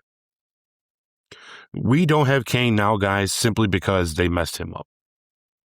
Not because of what Jonathan Majors did. But what he did just made it easier for them to excuse not having him there later. And that's just that is a fact. Whether that might sound sour, someone at Marvel heard that and said, that's not right. And it's 100% right. That movie was bad before those allegations were made. and you can't take it back. You're doing it. You're taking it back, but don't use that as an excuse. And that's not what this is saying. Yeah. I don't need Kang to be the ultimate winner or to have some insight to bring Doom. Let Doom be that guy. Like, don't bring down a character that you're building up to be another big bad by having your failed big bad be part of his storyline. Like, just let it be, let him go, give us Doom. You're already kind of messing that up anyway, hot take. You're giving us the biggest, meanest version of Doom from the start, which means what's later, right? Which is a big thing that we could talk about after the movie. I think we need to have that conversation when we know where it's going. Exactly, yeah. Because if Doom's one and done, people are going to be mad. You know, if you're going to give us the biggest version of Doom now, and then we're just going to see him build up to it later, it's going to be boring. So you're already writing yourself into a corner with Doom. Don't add the Kang mythology that you've messed up on top of it. You know, that's how I feel about it. So let's just walk away from Kang like it just never happened. Yeah. And just, it's over with, it's done with, and we're cool. If you ever do bring him back and you do want to try to, then yeah, I mean, have the conversation. Is whatever Jonathan Majors did worth never letting him work again? And if he's not convicted of something, who are we to say to make that decision anyways? So, because I don't want to live in a world where repercussions come from all it takes is blame, or not blame. What am I trying to say? I don't want to live in a world where accusations are as strong as guilt. Okay. So if Majors was found guilty of whatever he did, we could have the conversation of maybe we don't want to give him the platform and give him the right to be in our homes and in our TVs and stuff. But if he's not convicted of something and it's all just allegations, then we need to uphold that in this society. I mean, if we're going to let someone like O.J. Simpson live the rest of his life out doing whatever he wanted to do at the time over something that we're pretty sure he did, then we could let Jonathan Majors do it too. If you're not going to find this guy guilty of something, then you need to fess it up and deal with it. Plain and simple. You know, I know that sucks, but that to me is the truth. Because you can say anything about anybody, and allegations mean the biggest thing in the world. You see all these guys get tore down over allegations. Cancel culture, I'm with you. I understand. Let's take out the bad guys, you know, but there's some that you need to look for retribution with. And I still don't understand why they crap on Mel Gibson like they do, but that's a whole different conversation. Mel Gibson didn't even do 90% of what some of these guys are even allocated to doing, and you still hate him. You know, it's like cancel culture has an issue, and that's part of the story to me, because that's what will be the story, right? Let's say they announce tomorrow, hey, guess what? Jonathan Majors has a small part in Doomsday, and it's going to be a closure to what it was. You're going to get a bunch of the audience be like, oh, he doesn't deserve it because he's a whatever he did. I don't even want to say because I don't remember all of it. I don't want to throw out things I don't know. And I'm not, it's like, to me, it's like, why are we doing this? You know, so I'm seeing it with the new Michael movie. People are mad because they don't get into his legal stuff in it. It's like, yeah, but you're assuming then that they're making a decision on what people believe, you know? And guess what? He was found not guilty for what you all think he did. So we got to live in a society where that means something. And if it doesn't, then why do we have it? So you prove to me that these guys are this bad, and I'm with you. Don't let them do it, sure. You know, because that's really the story here. That's really because none of this works, you know, unless you just recast him and forget it. Mm-hmm. But why do that with a character that frankly, you just already messed up? Walk away, let's move on. Give us Doom, fix what you got that you know can work. And then whatever didn't work, we can let it be. Because it didn't destroy the universe yet. It will if you keep prodding at it. So let's not, you know, that's my opinion. Well, I'll just throw out a quick legal note in regards to all this too. Yes, Jonathan Majors was actually found guilty. Okay. In December 2023, a Manhattan jury convicted him on 2 misdemeanor charges, reckless assault in the 3rd degree and harassment in the 2nd degree, stemming from a March 2023 domestic altercation with his ex-girlfriend. Following the verdict, Majors was sentenced to 52 weeks of an in-person domestic violence intervention program and probation, thus avoiding jail time. Yep.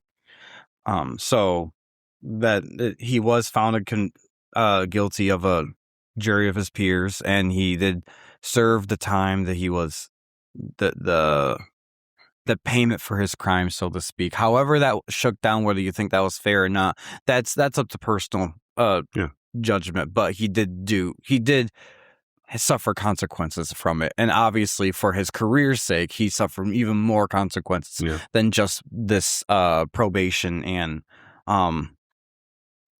rehab type thing that he had to go through. So what I'll say to that, to amend a little bit what I said then, is then yes, the conversation is, do we think he deserves to come back as Kang? And I think if they decided not to, then because he was found guilty of something that is as crazy as what he was doing, then I would say they'd have the right to not bring him back. But I think, if that makes sense. I do think that you need to I do think that there needs to be a good self-evaluation on what we consider too bad of a thing to come back from. Because are we also going to believe that he maybe went and got this counseling? What if he changed his life around? We're never going to give this guy a chance. Everybody that's listening here, everybody's had someone that's done something bad. We need to give people chances. It's forgiveness and moving on, and the idea of people changing their ways has to be embraced in this world, because we right now live in a culture where they don't care. It doesn't matter. This is what you did. That's what you're always going to be. And it's easy to say when it's some famous person that's not personal. But what if it was you on your worst night? Your worst day. Someone who knows how to push your buttons. Not saying she deserved any of it at all. No, but 100%. We all have bad tempers or bad things, bad qualities. 100%. I've never understood why, instead of like with Mel Gibson, why haven't we, instead of shaking him down, why haven't we embraced that this man, you need help. You're an alcoholic. You need help. And he went and he got help. And some people won't let it go. Won't ever let it go. Mm-hmm. And it's because he said a couple things that sound racist and things like that. Well, newsflash, I don't think Mel's racist. And I think people that call him racist don't know who real racists are. And that's a problem that we have. And I see it with this. Do we forgive Jonathan Majors for making the mistake that he made? I don't know. I would, at the very least, if Disney and or Marvel doesn't want to hire him because of this, at least now I understand why you don't, and I wouldn't argue with him, because it was found guilty of something. Yep. Once again, I still think we need to evaluate the severity of what we're talking about. I mean, he's not Harvey Weinstein, right? Mm-hmm. So let's not pretend they're all the same, because they're not. All crime is different, circumstantial. All of it is. And we need to be able to look at it that way. And then on the other hand, though, really to the point of this whole rumor, is why we don't need. You already messed it up without that controversy. Stay right away from it. I think to your point there, regardless of what this verdict was going to be for Jonathan Majors or not, they already were making up their minds on pivoting away. I just think this was because Marvel and Disney had released their statement that they've let him go from the Avengers movie the same day he was found guilty, and I think that was just part of it. I think that was just, we're waiting for the verdict, but either way, we're going to be pivoting away. Maybe if he was found not guilty, they will pivot away softly, having him still involved because, people were found not guilty in that instance. Everything the system had gone through its process. But because he was found guilty, they were just like, you know what, just clean slate. We need to fix something anyway, so this is our time to do it. This is our excuse to cut the ties, all that stuff. Honestly, they're lucky. They're lucky he turned out to be someone that was doing that. Yeah. Because if he was just a great guy and a great actor, you're stuck with a bad idea and a bad movie. Yeah. Yeah, you couldn't use any, whether it was an excuse or not, you couldn't have used it as that. Yeah. Yeah. Yeah, I completely agree. Yeah, it is a shame. The comic book lover of me was excited for Kang, and I did like his portrayal as Kang. Yeah, me too. But like you said, bad movie, bad circumstances, bad actor juju around it, all that stuff. Yep. And it now tainted it. So, and it tainted it to the point where I would feel, and don't quote me exactly, because I'm sure in some lifetime there will be a Kang actor and all that stuff. But when they recast and reboot and all that. Yeah, but sure. not in the near future. Right. I think it's left enough of a stink for right now that they wouldn't want to touch that mantle for right now until a while. So, which is a shame for comic book lovers elected. So anyways, questions for you guys. Do you think this rumor is true? Did I even get the rumor accurate? Please go and hit up the Cosmic Wonder because he does a great breakdown on it. But what do you think of Kang? Do you think that he should have come back or he needs to come back? Do you feel he needs closure? Or do you think, like my brother does, that he doesn't need closure and we could just move on? Because it seems like that's what Marvel's doing, and that's what we're all doing anyways now. So jump down the comments below and let us know your thoughts. All right, Ike, what is the second thing on our Rumor Mill Rundown? All right, so second here on Rumor Mill Rundown is Variety dropped an exclusive that Stan Lee will return. I mean, whoa. What is this? What's that called again? You know who else is going to return, right? Did you see the post-credit scene of the Michael movie? Michael Jackson will return in Avengers Doomsday. Anyways, that's my joke for the. Wouldn't that be weird? Anyways, no, continue. What's it say? Where? Is it Das Evan Labs? Am I saying that correctly? Is this supposed to? I might have had a typo on my notes, guys. Let me just make sure I'm looking. It's not like it's DOS. Anyway, so license stuff, guys. The Marvel Godfather's voice and likeness in an expansive deal to use Lee's presence for commercial use. It is claimed that his voice will be used for AI-generated narration so he can continue his legacy for storytelling, quote-unquote. Could this potentially open the doors for more AI use of Stan Lee, potentially in the MCU? So I've always been of the one to say, why not do a AI/CG of Stan Lee and have his cameos continue on? I still think the missed opportunity would be just make him a watcher, and that'd be real cool. You know, I know there's been hints to that kind of. He was in one post-credit scene in a movie coming up soon. He's talking to watchers. So, but I kind of like the idea that he's a watcher, and I think that that'd be a unique thing, and just do that. You still could do that and get away with it, Marvel. We'd all be like, yeah, it's cool. You know, we don't care. You know what I mean? It's like, but at the same time, I don't want to do any disservice to Mr. Lee, so I don't know. If the family, the state, or everybody, whoever's in charge of this agrees and it's in good taste, I think it could be done. Is it something I'm claiming for? I think the MCU needs. I don't think so. No, I think that this could be a fun addition to some stuff they could do, but I don't think it's anything that anyone's clamoring for, to be completely honest with you. How do you feel, Sam? All right.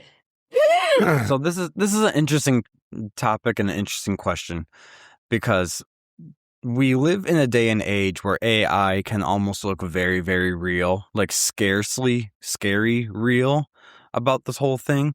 And so you can make a crazy video out there and people will believe it, whether it's a politician saying something or, as we saw in the industry, a fight scene between Brad Pitt and Tom Cruise that looks too real that you have thought they actually filmed it when they never did. So I say that to say that you could make this happen easily. Mm-hmm.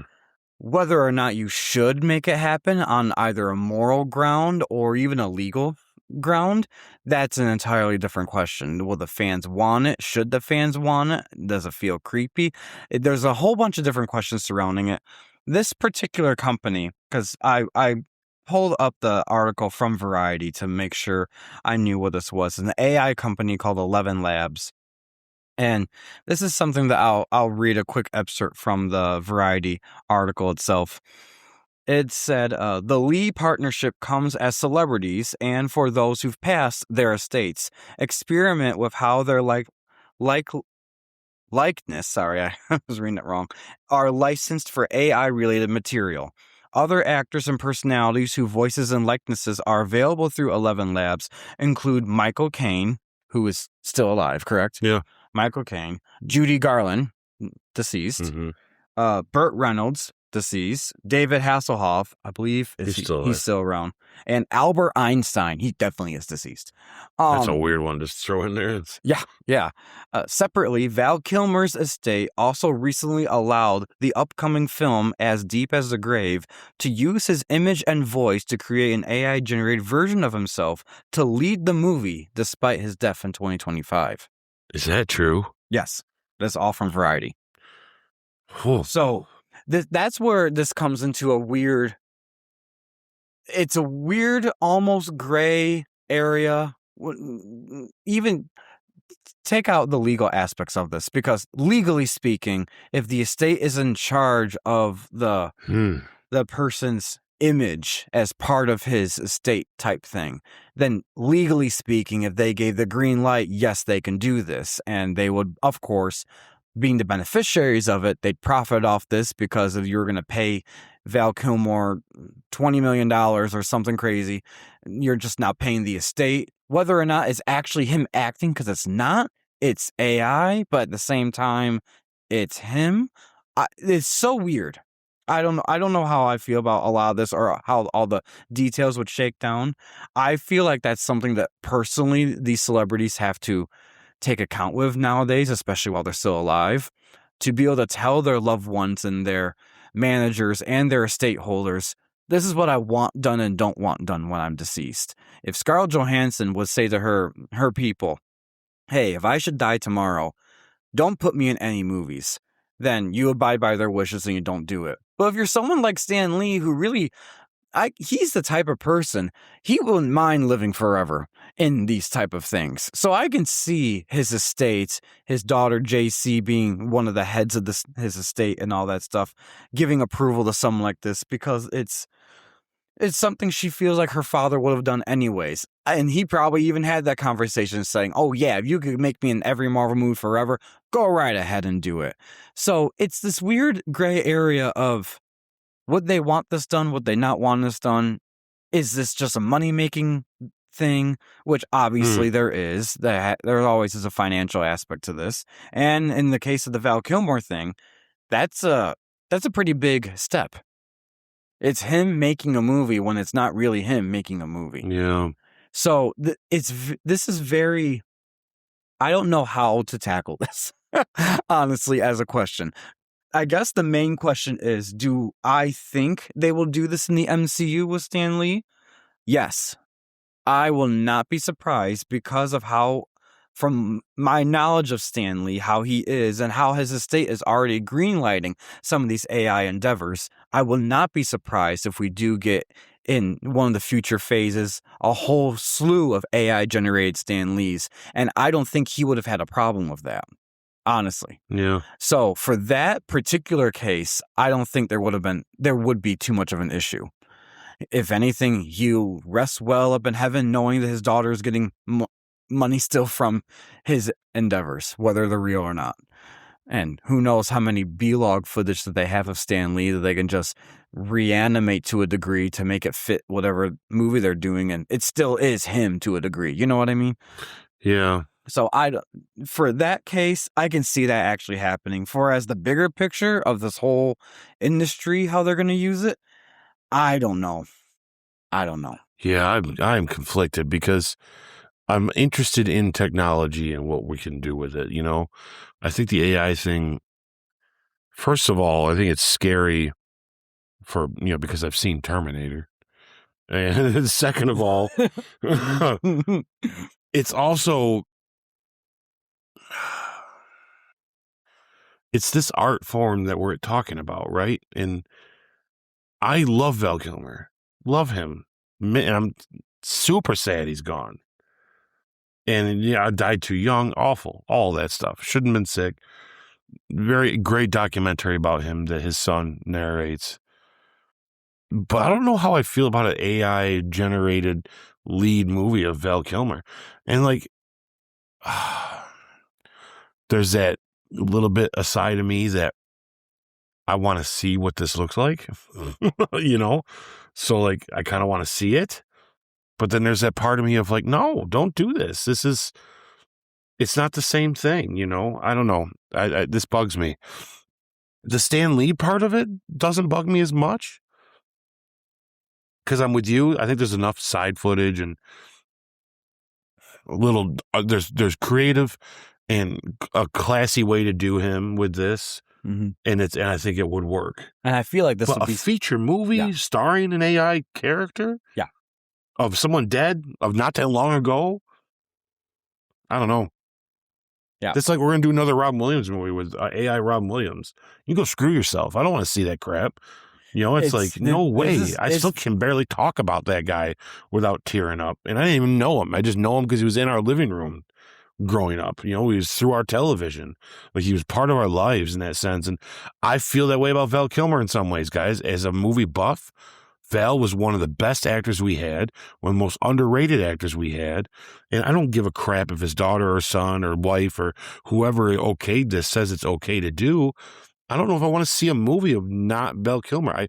Are we there already with AI where we can notice that? Because I've messed around with AI a little bit with some writing and stuff just to see how realistic it can get. And I gotta be honest with you, there's still some stuff that you go, okay, I can still see where it's not real yet. It's not there yet. You know, there's nuances about how we think and what we do and what we say. You're not going to get you're going to only get what already exists when it comes down to this. So to have starring roles in AI like that, you're not going to get anything new. Mm-hmm. You're only going to get what they know the actor can do. But like when you're a live actor, you make decisions about characters on the spot sometimes. Yeah. That I don't think AI can authenticate, you know? So yeah, I don't know. What a strange topic too.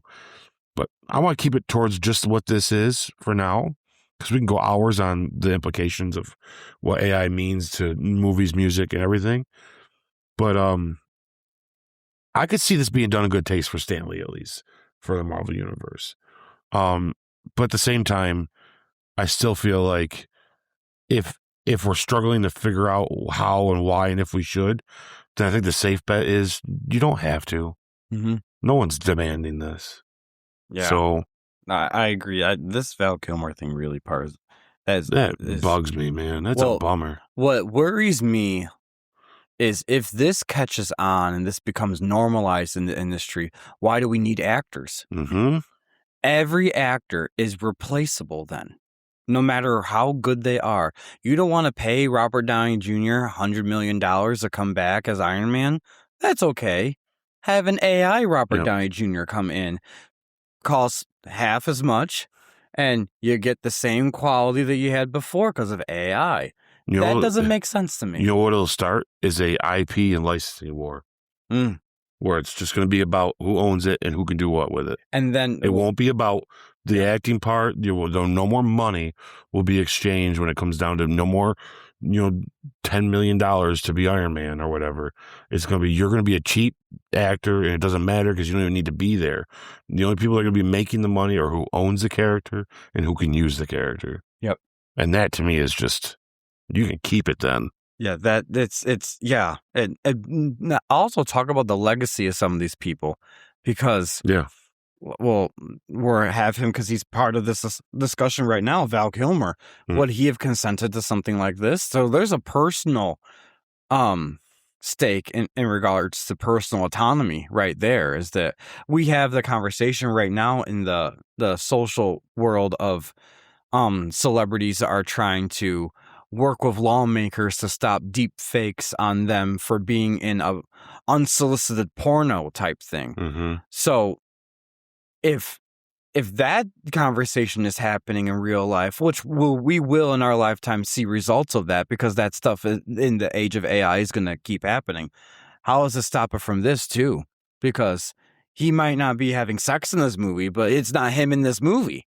Mm-hmm. It's like, where's this ownership come from? And also talk about the legacy of some of these actors. When they pass away and they've had this whole repertoire of amazing movies, then all of a sudden you think, oh, we could just recreate them all the time. Yeah.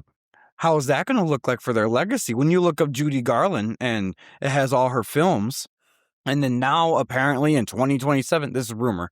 Or no, this is not even a rumor, guys. This is just my imagination. But she's part of this. Inside this article too, they have her likeness to do stuff with. What if she's starring in a movie next year? And be like, wait a minute, hasn't this actress been deceased for the past like 5-6 decades? But yet now all of a sudden through AI, she's back. Mm-hmm. It's very weird, and it's a disservice to the industry in and of itself. Yeah, and I agree. And it doesn't matter any political side of any of this too, by the way, or social side. These are people's livelihood. And this is just how the industry is. So it's, and if you think actually you're making money more with the AI thing, computers are expensive, people are expensive, you're still having to have someone act the part in order to put a fake face on it. Yeah. So it's like, are you really saving money in the long run? But even at the same time, the moral question of this is weird. Yeah, I don't like it. Yeah. It's icky. It's very icky, it's very taboo, and it needs to stay that way. Honestly. Yeah. I mean, I don't know how far advanced we are though. Like I said, I've messed around with some stuff online, and there's a lot of things you can watch online. There are AI stuff, and I know right now, music wise, there's sometimes there's stuff you hear it and you're like, I can't believe that's not real. Yes. Yep. And that scares me, because it's like, as someone that wants to be a creator, I'd give an arm and a leg to be in the position of these people are, where they're sitting at these writing tables writing these Marvel movies. Mm-hmm. Because we've sat and wrote our own X-Men movie for fun. Yeah. And it was a ball. And like, it never will see the light of day unless we make it ourselves. But with AI, maybe we can.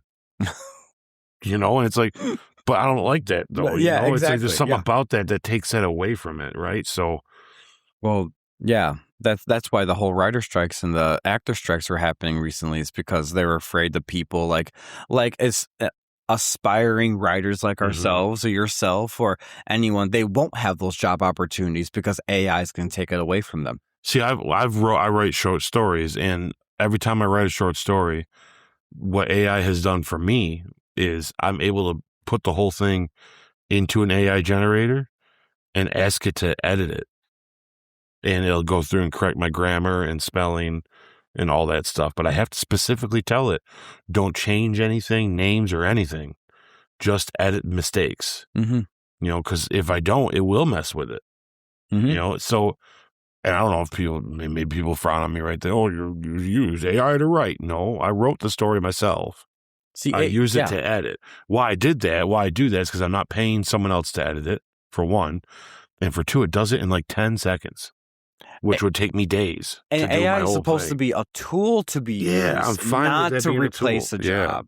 That's the whole point. AI has a place in the industry and in this world, and we should use it to its full potential. Yeah. But the problem comes when you're doing something like this. You're replacing an actor with an AI generated actor. It's one thing to de-age someone like they did in Patrick Stewart for the X-Men First Class, which was not First Class, I'm sorry, Last Stand, which was the first time they tried using that stuff. It's one thing to do that stuff. It was still Patrick Stewart acting. They just made the face look younger. That's completely different than Patrick Stewart is deceased, and he's now going to do a whole scene in the X-Men movie, be like, oh, wait a minute. So Patrick Stewart could just be Xavier forever? Yeah. That's a problem. Yeah. That's where the problem comes in. So, all right, guys, question is for you. In the comments below, let us know, do you think that this AI tool to use Stan Lee's, the great godfather of Marvel Comics himself, likeness in a Marvel movie, Marvel role, or in anything should be done? Is this morally okay with you? Are you okay with Stan Lee but not others? Let us know even about the Val Kilmer thing. Let us know in the comments below. All right, I'll take it away with our last rumor for the day, guys. Now, this is an interesting one. Yeah. So part of this is actually true. other part of this is now speculation that we're going to be talking about as the official rumor of this whole thing. But what is confirmed is IMAX, the company, is holding preliminary talks with entertainment and technology companies, scoping out potential buyers to gauge interest. Now, as soon as that hit the news, the stock market for them, I believe, went up 15%. So it is something they actually are looking into. In this day and age of everyone selling and buying, they're now getting in the game. What's rumor is Disney, along with Netflix, potentially could be key players in a bidding war. What are the odds of the sale and the winner between these two giants in particular? Because I'm sure there's a lot of other players that want to get in on it. But the biggest rumor I've heard online is that Netflix, because of the sale went sour for Warner Brothers, may be interested in getting into the theater game by getting IMAX, which would be a big ticket for them. But also Disney, that has a grudge against IMAX currently because of the Doomsday scandal for them. Instead of their Infinity Vision, it doesn't seem like it's going to last too long anyways. Sorry, guys. Might be cool. Really is just a facelift on a couple other things you're doing already. They might actually now want the company to guarantee they'll never not have a seat. So, and I would argue they are in a better financial situation today than they were a couple of years ago to do something like this, because they're done absorbing the Fox stuff, and now they're still raking in the money and paying down that part of the debt. But anyways, what are your thoughts, Ike? So, who owns IMAX right now? It's their own private company. Yeah, see, I want it to stay that way. I don't want a movie studio or company to own them, because then we're going to run into this problem of only their movies are going to be in IMAX, because that's what Disney will do. They'll be petty. Oh, yes. It's like, I want my Christopher Nolan movies to still be IMAX movies. Like, I don't want just my Avengers and MCU being IMAX, and I want IMAX to be anywhere it could possibly fit for any kind of story that it's telling. I don't want it to be owned by somebody. Why are they selling? I don't understand. I think they're just, personally, guys, I think they're just seeing how much they can get for it. I don't think they have any interest in selling. I agree. I think they're just gauging the market to see how valuable the market will have this be. I think they might actually have an idea. Actually, big brain, all right?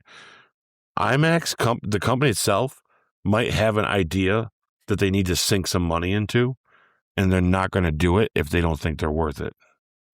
So they're going to see, let's see how much people really like us. Mm-hmm. And they're going to see how much people will pay to acquire that. And if the price is high, you're going to see them develop some sort of new software or something that's going to be different than what we've been seeing.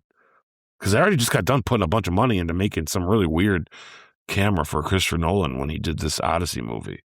So they're really able to put money into things. I think they're measuring up what they're worth because they want to put more money into more of the technology that they're already working with. But they don't want to take that risk if they don't think they're that relevant. I don't think they plan on selling anybody, to be honest with you. Well, like you just said, last year, I believe it was, that IMAX made their own camera, a new version of their own camera for the Odyssey movie. Yeah. Right? Because it's so loud. They wanted every shot of the Odyssey to be in IMAX, even up close to the face.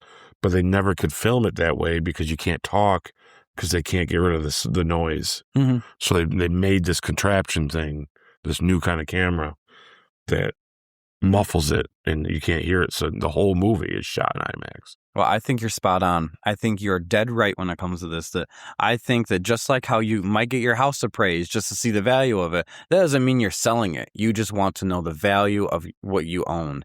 I think IMAX is doing that. And I think us talking about it and it being the news and seeing 14 to 15% of their stock go up, and big companies like these actually now looking at it, that's enough for them to know we are valuable. Mm-hmm. And we're just testing the water in the market.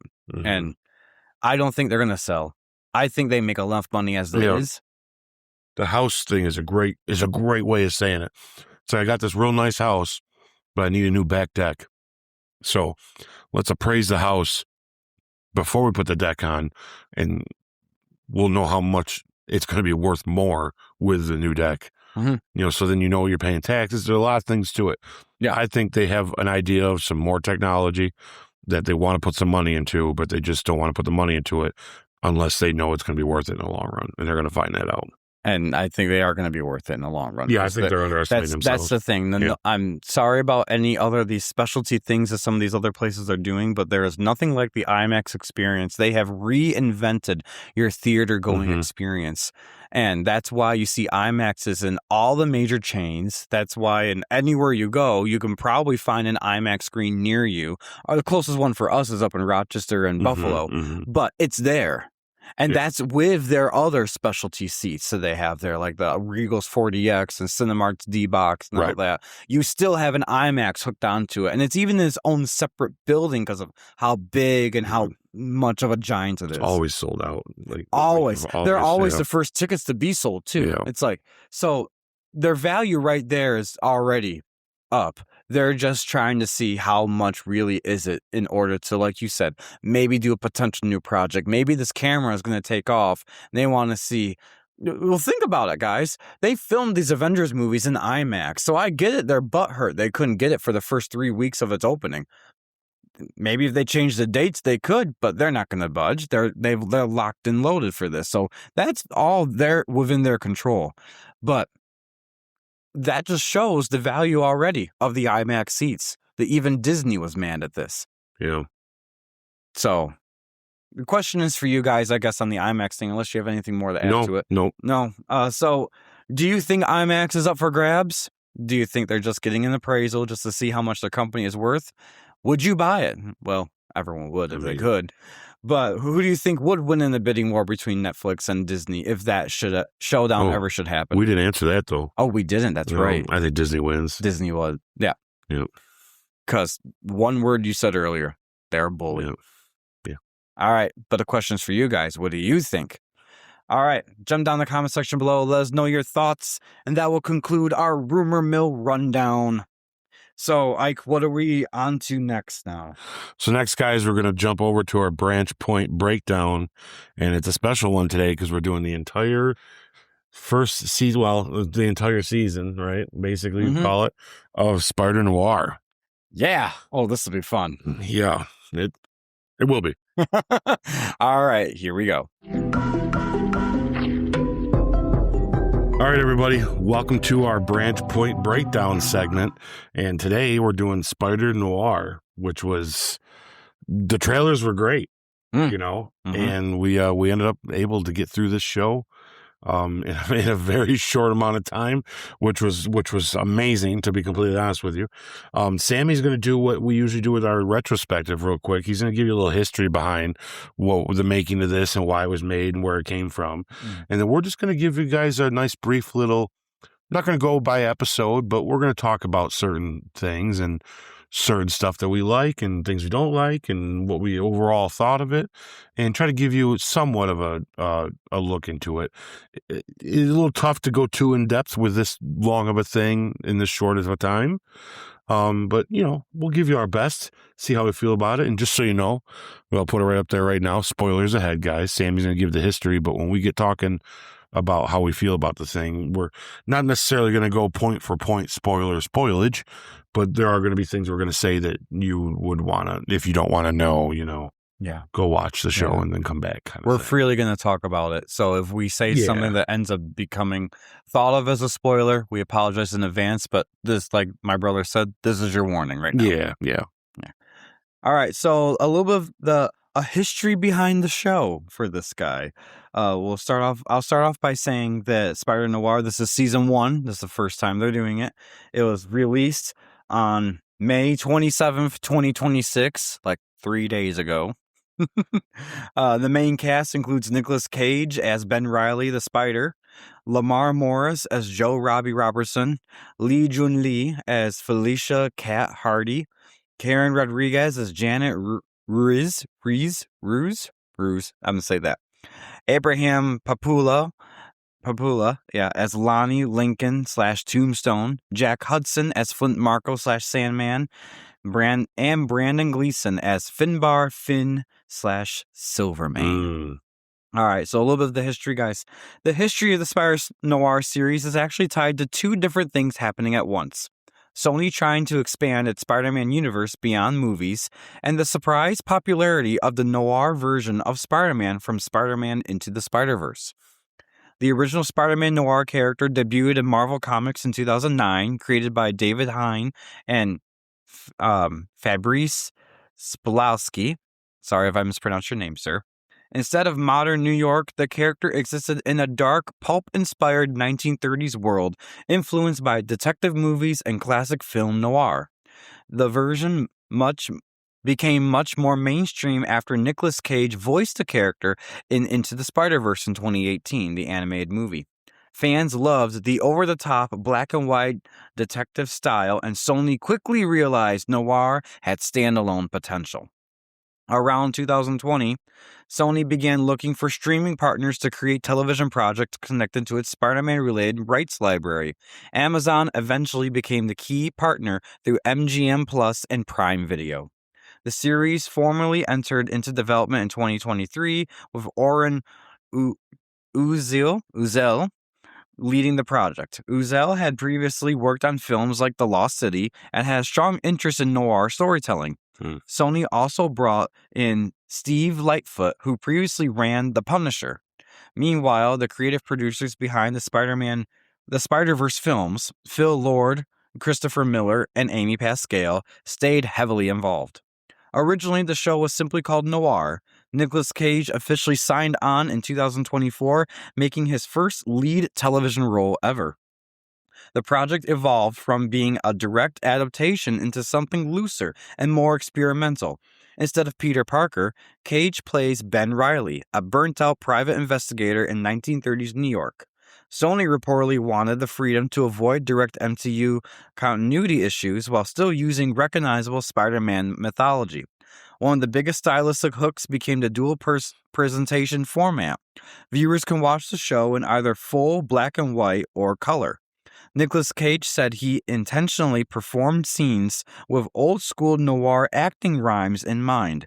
The series leans heavily into detective fiction, gangster imagery, and shadow-heavy cinematography rather than traditional superhero action.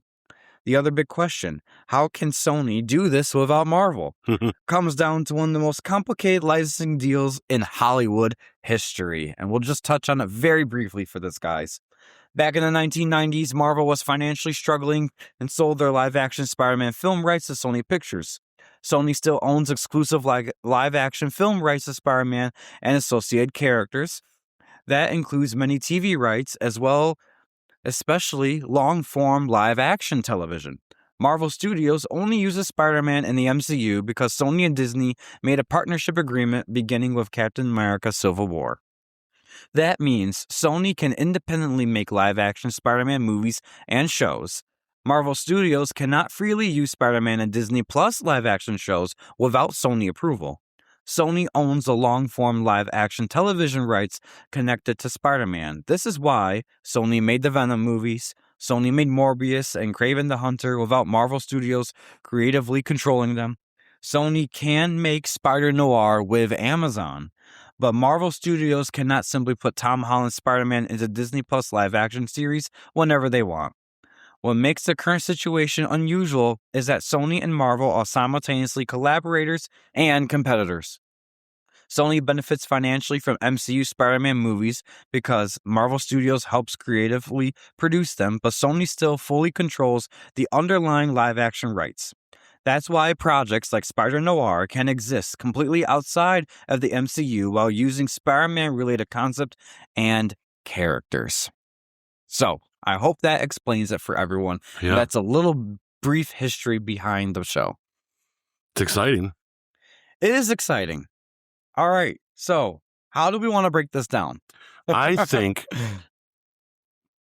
we could spend all day on each episode, I think. And I think that's the tough part. I think we should just go ahead and talk about the first 4 episodes. Mm-hmm. and then talk about the last 4 episodes. But I don't know if we should go into too much detail about each episode. I think we should just do, honestly, we could get away with just doing our overall thoughts on each section, but also on the whole show in general, so. Yep. I'm completely fine with that. Yeah. I think we could highlight the parts that we really want to talk about that stuck out to us. Yeah. Whether good or bad type thing, because this is a review, guys. We're going to give you our honest thoughts on it and go from there. First off, I want to find out from you, Ike, how did you watch the movie? Did you watch it in the black and white the show, black and white, color, or a mix of both? I watched it in the color. Yeah, I thought the black and white would be fun to do later if I liked it in color. And I got to tell you, the color is pretty vibrant. It's pretty good. What'd you watch it in? So I had this idea of doing 2 episodes color, 2 episodes black and white, and go back and forth. I don't know if anyone else had this problem. I watch everything on my Roku. So I have Roku TVs, a Roku stick and things like that. Well, when I go to switch between color and black and white, it kept glitching on me and would not let me pick an option. Oh, wow, that's weird. Yes, I was so frustrated when I was trying to get to I wanted to watch at least the last episode in color, but every time I went to go and change it, it kept playing only the black and white version. So not really by choice, I watched the whole thing in black and white, except for the first episode and last episode.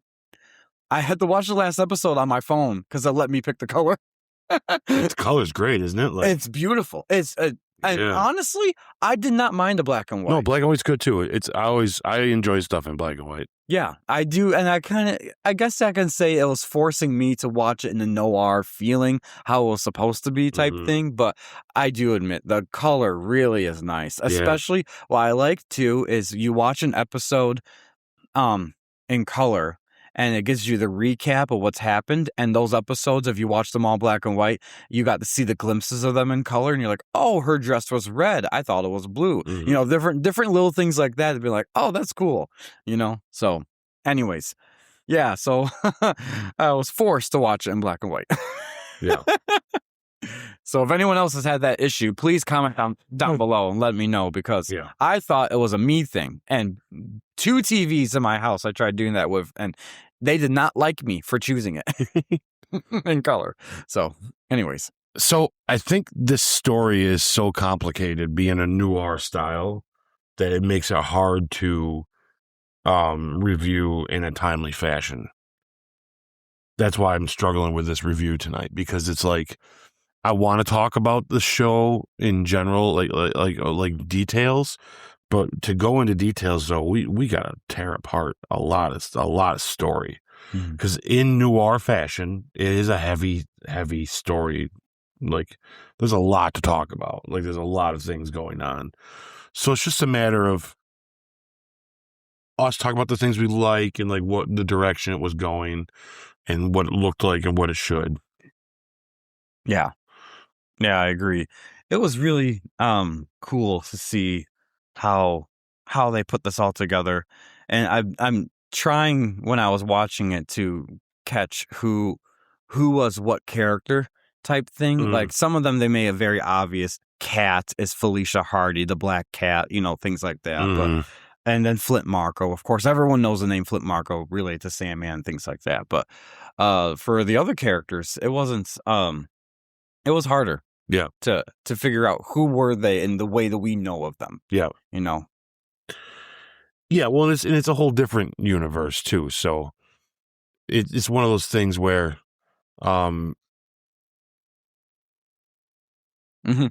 where I didn't know a lot about this anyways. Spider-Noir, it's all kind of new to me. I honestly still haven't seen the Into the Spider-Verse and all that. None of those. So this is all, to me, this whole multiple different kinds of Spider-Man is like kind of a new thing anyways. Yeah. Spider-Man wasn't a comic book I read growing up, and like the stuff I stayed in contact with growing up anyway. So it was kind of tough for that reason, but, thank you, Ma. But yeah, it's one of those things where I will say this. This is perfect for Nicolas Cage. Yes. Like, if we're just let's just start right off the bat. We're kind of beating around the bush because I want to get into detail, but I don't want us to spend 3 hours on this either.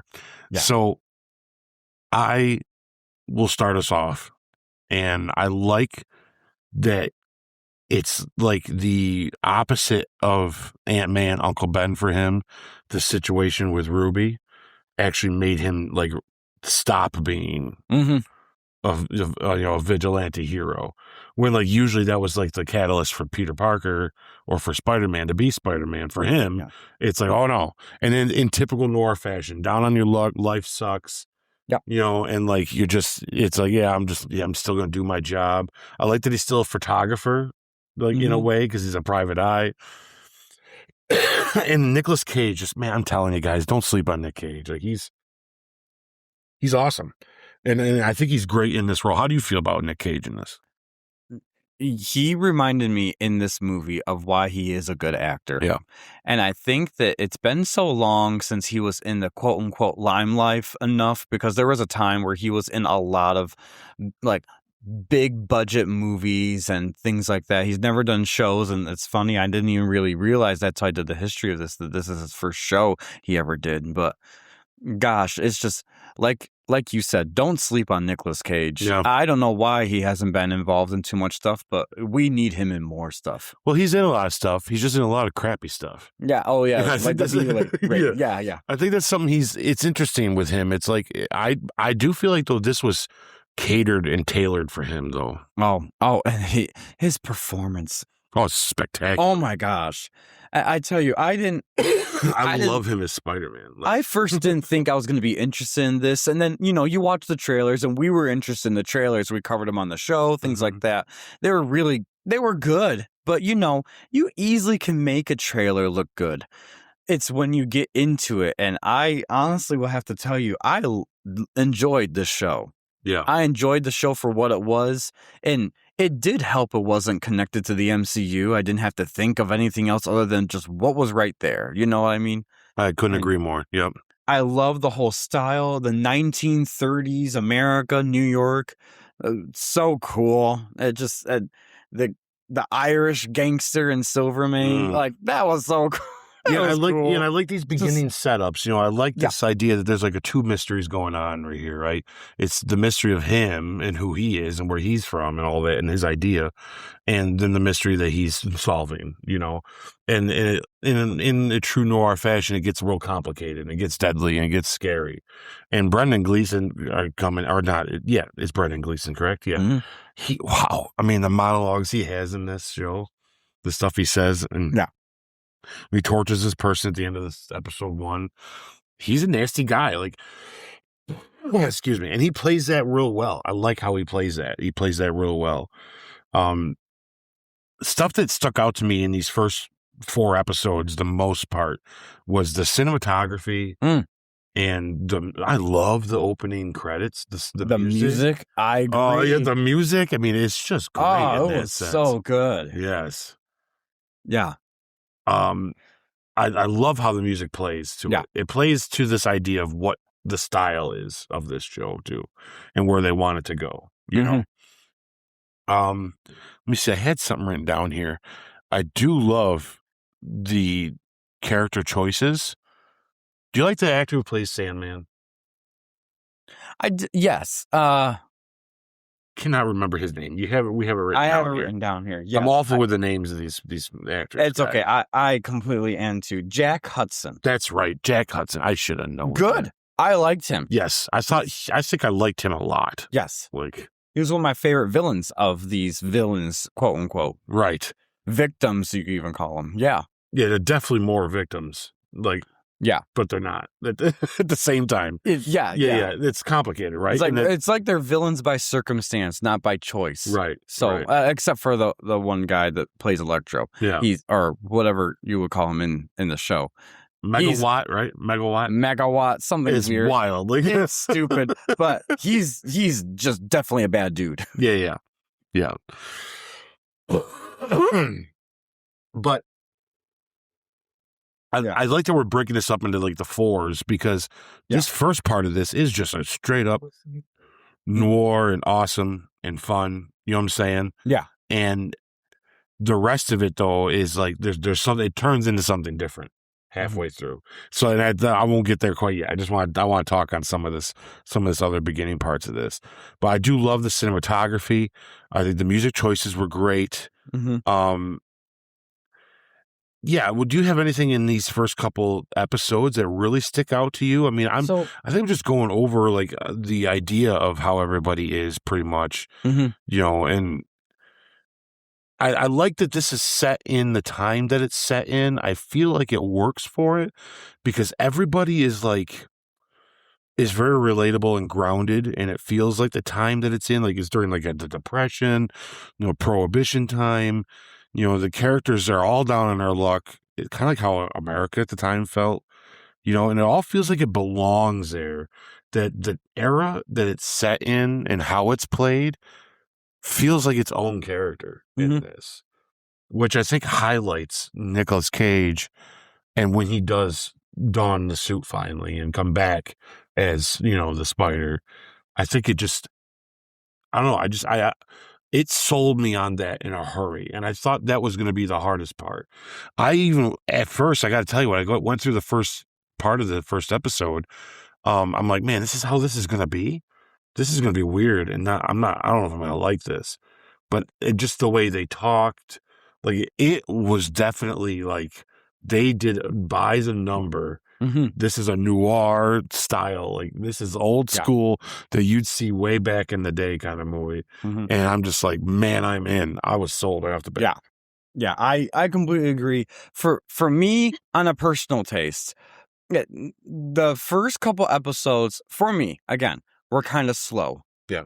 Episode 1, I liked it because it really threw you into this world that they have, and you start learning about the characters, like getting a base. And you need to have these episodes. But, you know, like with every TV show, some highs and lows here or there, depending on intrigue, interest, things like that. Yeah. But within these first 4 episodes, it was when I got to episode 4, that's when I really got more invested into it. And it was from that point onward, every episode was just banger after banger when we got to it. And so, but you needed the first 3 episodes to get there, so you have some basis to establish some of these characters on. And not one of these characters did I think was unnecessary type thing for what they had, you know? Yeah. It was really cool. I like the whole Cat, her flirtatiousness with Ben Reilly there. I love the relationship between Ben Reilly and his assistant Janice, his secretary. She's hilarious, good comic relief, but Ben alone is a good comic relief right there for Nicolas Cage. Very good. I love the over the topness. Now I did watch the Into the Spider-Verse movie. I won't talk about too much here because I know I'll get a lot of hate. But the Spider-Noir thing, that's interesting that was the thing a lot of people grasped, and they love Nick Cage as it. And what do you know? Why not have him just actually play him in real life type thing? And they did it spectacularly. If they had started this off as their Sonyverse, Spider-Verse type thing, instead of the other movies that you had gotten, you would have had higher praise for what Sony can do with Spider-Man characters. Man, if this was a feature movie, yeah, oh my, that'd be interesting. Ooh, that would be interesting. Yeah, I do appreciate it more that it's a long form TV show. Yes, because you can get into a lot. Well, this style of this noir feeling too, it works better as this. I actually was rolling around in my head. Would this have been better if we could review it week by week? It'd have been easier to watch and easier for review time, but like I don't know if this show would be as good week to week. It's a little slow. Yeah. So it's almost good that you can be like, you know, I can go to the next episode, Yeah. And keep going and kind of get it as it goes. Because it still tells more of a story. But yeah, when we get to like this middle part where we get into some of these flashbacks, oh my gosh. I'm sold on this the World War I flashback. Yes. I am like, good. This is getting awesome. Like, I can't get over it. No, and I agree with you. I think that the whole series is one drop, or the whole season is one drop was smart on their behalf. Yeah.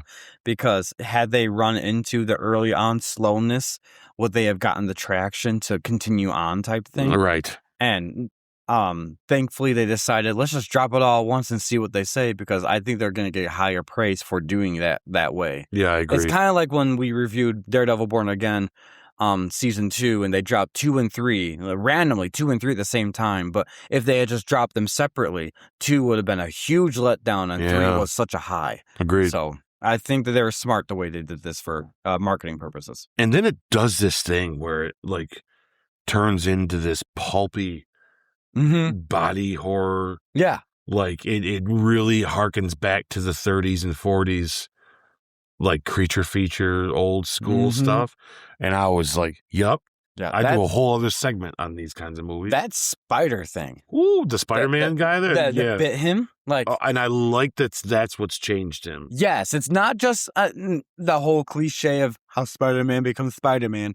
This is another universe of him. So this is cool that it's a bite from a mutated man that looks like a spider. And the thing is, what looking? That is freaky looking. It's awesome though. Yeah, it's awesome. It's so cool. It is. I'm glad I saw that part in black and white, because I would have been creeped out if it was in color when he lifted up, and that thing is like, was it eating in him or coming out of him? It's like coming out of him. Yeah, that huge spider. Like, oh my gosh, it's huge. Yeah.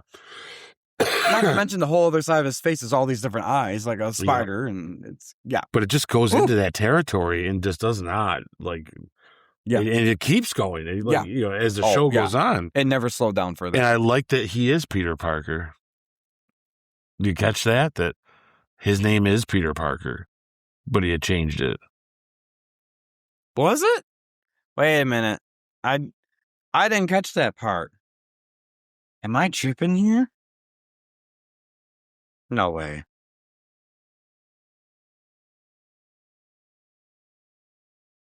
We're double checking this, folks. Yeah, because I'm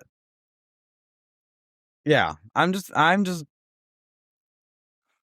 I know that he had changed his name to Hyde and changed it to Ben Reilly. I didn't think the original one was Peter Parker.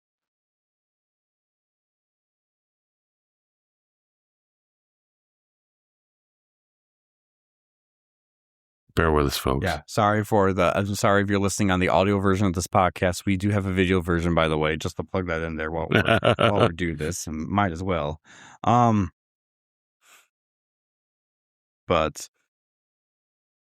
we're looking up, and please comment in the comment section down below if you can do it. Did he change his name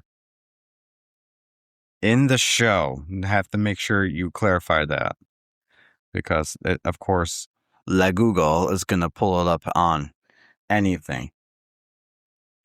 And my iPad does not want me to know. But why do I feel like I heard him change his name, and his original was Peter? I agree with you there. He did. He changed his name when he moved and everything, so they wouldn't find him after what happened in World War I. However, I do not recall them saying his name originally was Peter Parker and they changed it to Ben Reilly. I thought it was Ben something even, but I don't think, maybe Ben Parker? Would it be after Uncle Ben, you think? Oh, that's a good question. I don't know. Because isn't Riley like after Aunt May? No, because Uncle Ben Parker, I think that would be. But was her maiden name Riley? Wasn't there something like that? Was Aunt May's maiden name Riley? Guys, comment down below. I know we've reached a little bit of a quiet moment as we're trying to figure out what the heck. It's okay. It's worth it, guys. Because if I'm right, for some reason I thought that's what I heard when I watched it, which is crazy because this whole time I'm thinking it. So wouldn't it be wild if I'm just wrong? It'd be okay. Yeah. It wouldn't be the first time. Maybe I did. This was like, I was probably watching this episode like midnight the other night. So.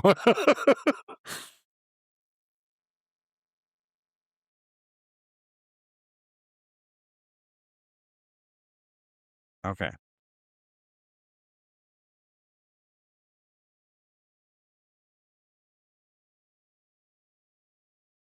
Yeah. So I probably am wrong, to be honest, guys. They call him the Spider. So yeah. In Spider-Noir series, Ben Reilly, played by Nicolas Cage, originally went by the name Peter Parker.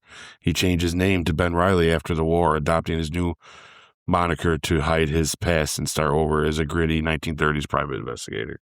Then I stand corrected, guys. Yeah. Ike is right. I didn't catch that, which I'm shocked I didn't catch that. That's wild, right? I knew he changed his name, but I never paid attention to the original name. Maybe it was just under the tongue, under the breath enough, but I'm sorry. Yeah. All right. That aside, thank you for bearing with us for that slow moment there as we're trying to figure out it's funny, you can't get away from spoilers, but to look one up was almost impossible for like 4 minutes, guys. Like, right? This is the weirdest thing in the world. Like, anywhere else, it'd be like, guess what? It's like, oh, I didn't want to know that. I type it in, and it's like, maybe no. Yeah. Should we tell you? No. Yeah. Anyways, so, yeah. All right. Continue on with whatever you were saying. I don't remember. I just liked that his name was... Well, I'll tell you. I like that he was Peter Parker. So it's kind of like it's interesting that they played around with that idea still. Yeah. And then changed it like that. And, I'm thinking about his origin, you know. It's like, I like that, you know, he's Peter Parker and he's not bit by a little spider, but by this weird mutated thing. I don't know. It's just wild to me that they went this direction with it. And maybe it's something that was already known. I didn't know it. This is all brand new, right? Like, this isn't... Is this based on a specific comic book? There is a comic. Okay, so I have had no idea. Spider-Noir. And I don't know how much of the comic book is true because I haven't read an ounce of it. So maybe this is real close, you know, and maybe it's not. I don't know, but... Yeah. So how do you feel about that now that we know for sure he was a Peter Parker, at least, and in his world? I think that's cool. I think it's interesting. It definitely does show you that this is like a different type of Peter, or this is a different type of Spider-Man that we know of. And obviously every part of it is a different type of Spider-Man, but I honestly have to say, I like this. I like the actual Spider-Man, like the Peter Parker Spider-Man that we all know and love. But I dig Ben Reilly Peter Parker. I love it. Yeah.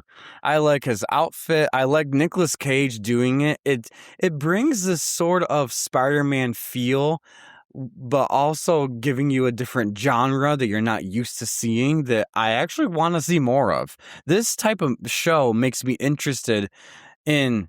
Well, this is how I'll say this properly.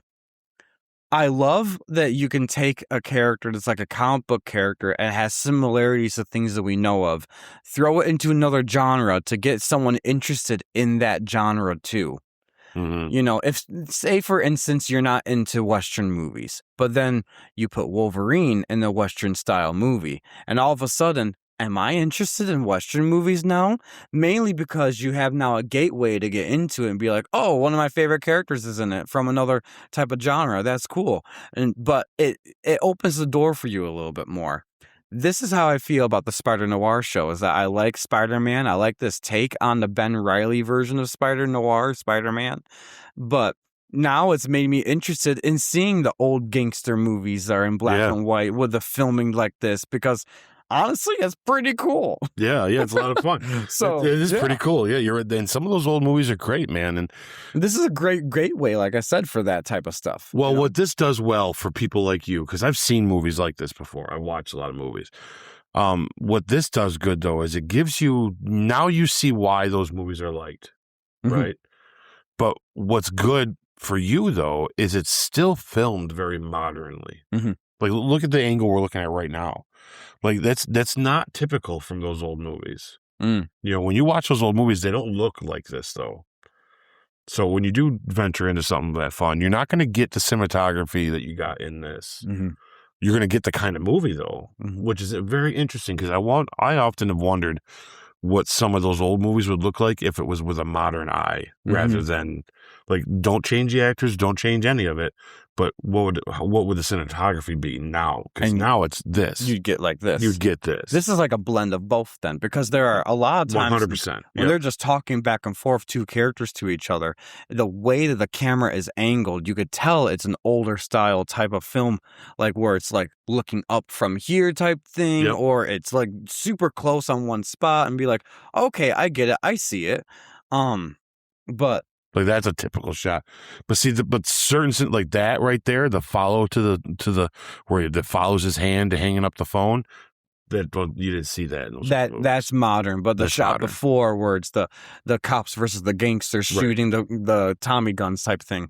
That's typical. Yeah. That's like, so it's a heck of a mix, and that's what makes it work. Like some of the shots are almost there's so many moments that you could like pause and make a poster out of. Mm-hmm. Like, look at that shot. There's a poster. Look at that shot. There's a poster. Yeah. So many times, and I think that's what makes this great. Is it's a great introduction to people into a genre that would scare them away because it would be old timey. You know what I'm saying? And the fact that they made it that way works. Yeah. And I love that this goes the weird, monster kind of thing. Yes.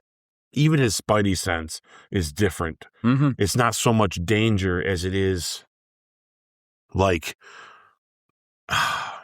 something strange happening. Or even goes further, like when he's thinking of things, when they reveal certain things that he's thinking of, and like that he is in the mystery itself. It's like the Spidey sense is going off in those sense too. It's not just during moments of, bad things can happen. You know what I mean? Or something bad's happening. Oh, it's interesting the way that he's this is the most arachnid. Yeah. Yes. Spider-Man's ever felt. Yeah. Is in this. Yeah. To be honest with you. I agree. Yes, exactly that. And now my TV decided to play it. I'm not even touching it with the remotes, guys, and we have it playing in the background, but now I decide to play it in color. There's something wrong with Roku. That's what I'm just going to blame it on, because it looks phenomenal in the color. Like, oh my, all the nightclubs and the cityscapes in color is awesome. Special effects. Oh, so cool. Oh, the bright colors. Anyways, I'm sorry. Mm-hmm. I'm seeing some of this for the first time because, like I told you in the beginning, guys, my TV did not like it when I pressed the color button. They're like, no, you're seeing it in black and white. I'm like, okay. So now it's deciding to change. It looks great in color. Like, looks fantastic. Yeah. Anyways, I'm gonna jump ahead to the last 4 episodes then, since sounds like we've been talking a little bit about them anyways. But from that 5th episode, Betrayal, onward, where you learn about his past and the doctor gets introduced and she's actually trying to help them, but at the same time, it's making their condition worse. And his friend Lonnie he's trying to make a big name for himself, of course, as African American of that time period and things like that. He could be able to be a big name, and so he's going to release a story and all that. I love the whole thing about that because it makes sense, but at the same time, it's like, oh, just let them do an experiment on you, and then you see the flashbacks of they did experiments on him somewhat against his will to a degree, which left him like, as he described, they cut me open, put me back together again, and couldn't figure out what the heck's going on with me. Yep, and.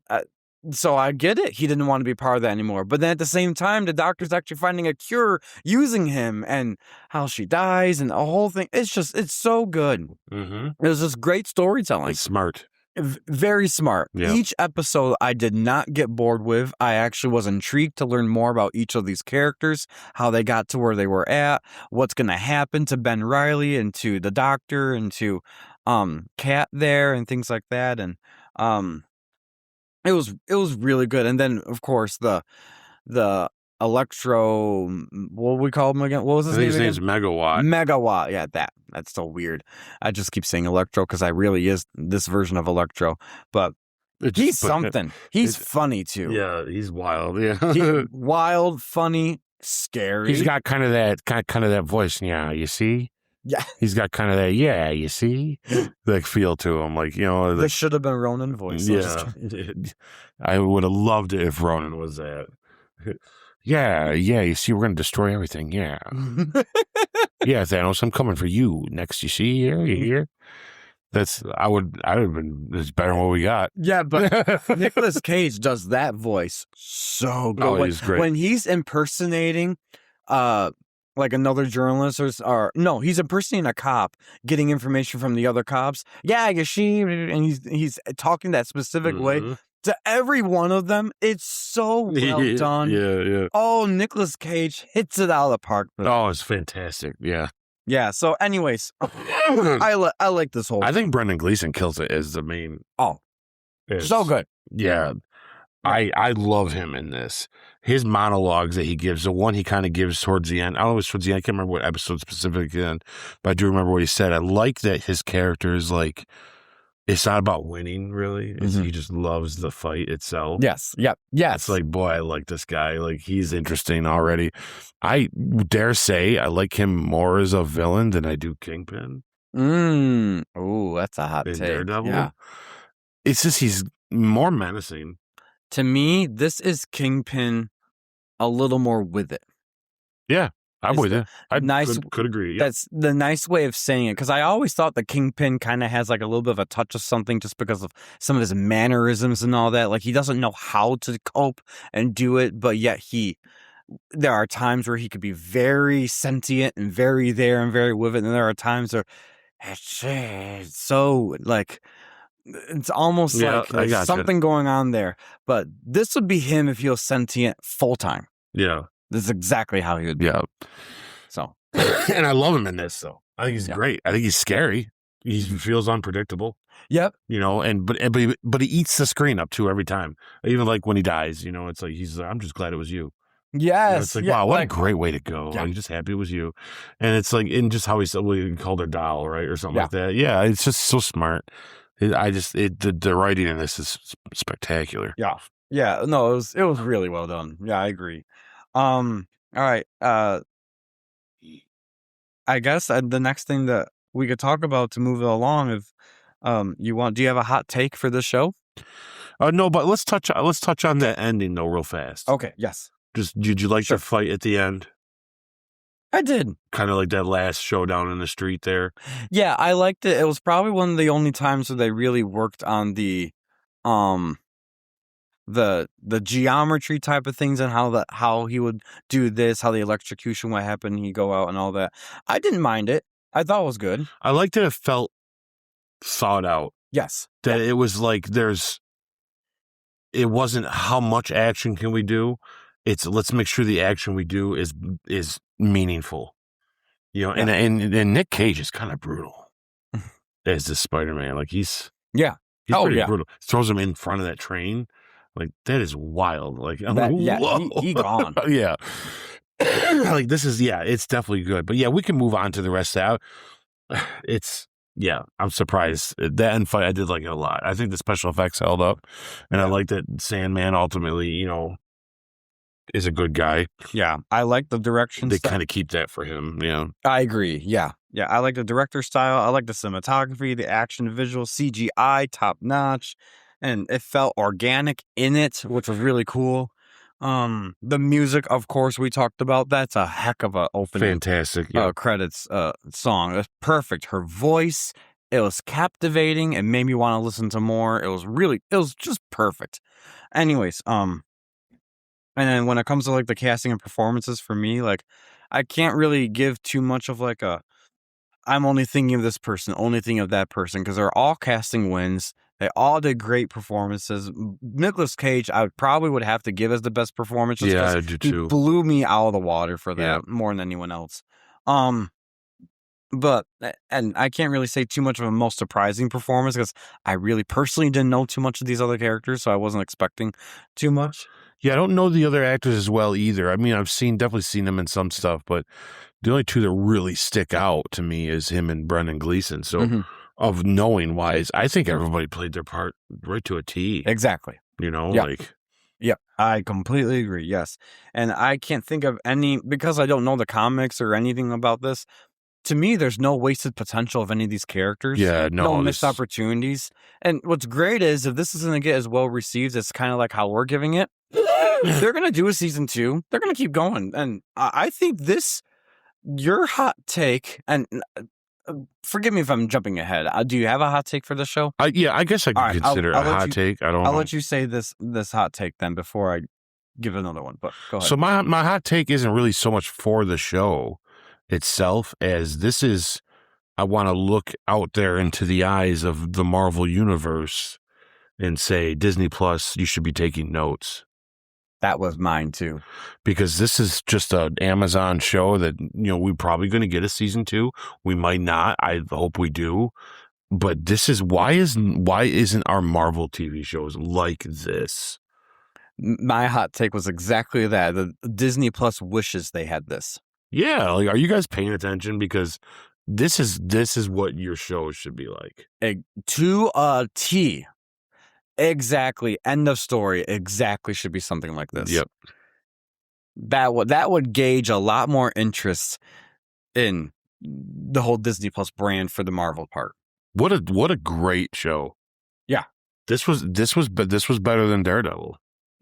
I enjoyed this more than I enjoyed Daredevil. I mean, maybe sentimentally, it's tough to say that about the Daredevil, but if you sat back and looked at the enjoyment at what you were given to see, you got way more out of this than we got out of Daredevil.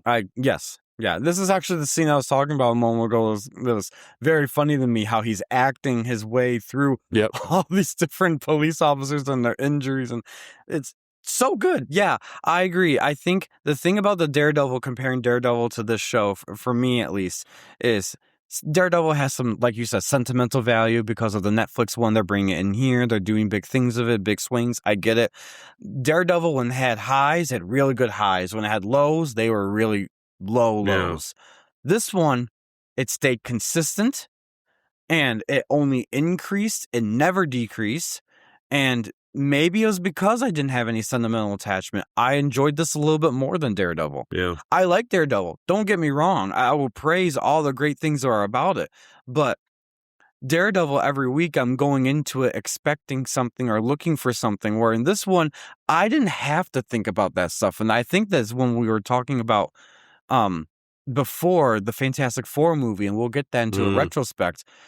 That was a refreshing take to be able to go to the theater, watch Fantastic Four First Steps, and not have to think about everything. Oh, I agree, yeah. And so this gave me that same feeling, and I feel like that's what Marvel's going to be looking for when they're doing their reboot of the MCU. Just a fresher take, start over, soft reboot, not full on, but enough where we don't have to feel that anxiety a little bit about that stuff. Yeah. So that's just... Yeah, my hot take is exactly like yours. I think we're still too new from it to understand exactly what this is going to be. Yeah.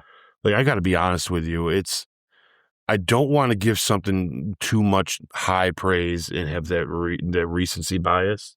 Yeah. But I got to tell you, I mean, I can't wait to see the majority of what everybody else feels too, and really get an idea of what overall this is, because personally, the writers of this, they need to get an award. Like, this is just, the dialogue is good, the cinematography is great, the storyline is thought out and deep, and I don't know, it's to me, it's a knock out of the park. They make this look easy, which makes the rest of whatever crap we're getting wonder why you can't do this. Like, if these guys can do this with this, what are you guys doing over there? Like, what's happening here? Yeah. I agree. So it makes the ones bad that are bad look worse, and that's saying something. Yeah. So, because not all of it's terrible, but this is like, this shouldn't have been this good. I agree. I completely agree. Do you think it's too fresh for us to give it an accurate scoring, though? Or do you think... I think it'd be fair to say, let's do a scoring now, and then next week, for fun of it, we'll just, before we, we'll tell our viewers, hey, last week we talked about Spider-Noir, we're going to give you now that we've slept on it for a week, we're going to tell you if that score still stands. Okay. Because I'm always comfortable giving something the score on the first time I see it. Why I say that is because there's lots of things I've seen I'll never watch again. And I don't think that this is something I'm going to go home and turn around and watch again right now. But I can't tell you that it's not one of these things that I could throw this on some night and just relax to an episode. Yeah. Maybe not every episode. I just go to one I really liked, and because rewatchability wise, that's where the score could change for me. But that's in a retro of it, right? Like, we're just kind of reviewing this as is. Yeah. I was pleased with what we got. Now, will I go back and watch this again? I could, and I would, maybe slower again, but... Yeah, that's true. Does that make sense? Like, no, you're completely right, because we are filming this, guys, on a Friday night. This show came out 3 a.m. is the earliest we could watch it on Wednesday morning. Yeah. So we've been saturated with it for 3 days. We chugged along because we want to give you this review the best that we can. But at the same time, we don't want to do a disservice to you and give you a quick off-the-shoulder type review. We want to make it full-fledged. This is how we actually feel about this. But what I will tell you is first impressions do mean a lot. Yep. So I will always be honest. If I walk out of a movie or walk out of a show, and if my first impressions are positive, then that's what I'm going to talk about. Because if you have to leave something and then wonder if you like it or not and give it a good score because you had to wonder if you liked it or not, then you need to be very honest about what you were pleased with or not. Because I've sat through 3.5 hour movies and be able to come out and give you a score like that. You know what I'm saying? Yeah. First time I saw Horizon, I thought it was a classic. And right now it's getting crap and everyone's pooping on it in Hollywood, but 60 years from now, it's going to be seen as a classic. Guaranteed. You know what I mean? Or I felt the same way about F1. As soon as I walked out, that's amazing. And I've watched it 7 times now and I feel about it the same way. So same way, yeah. I don't think that this is going to be rewatchability wise as high, but I don't know. I haven't rewatched it yet. So that's why I'm saying, let's give our initial score now and then maybe give us a week or 2 and we'll kind of like revisit and say, hey, look, it's been 2 weeks. Give us some time. I want to watch it again slower. And then we'll tell you, yeah, that stands or no, it doesn't stand. Yeah. You know? Okay. That's fair, I think. Do you want to go through like each thing of a score? Do you want to just give a final? Let's just give a final. Yeah. Okay. What would your be? I'm gonna give this a solid. I think this is an easy 8 out of 10. I literally was gonna give it the same thing, 8 out of 10.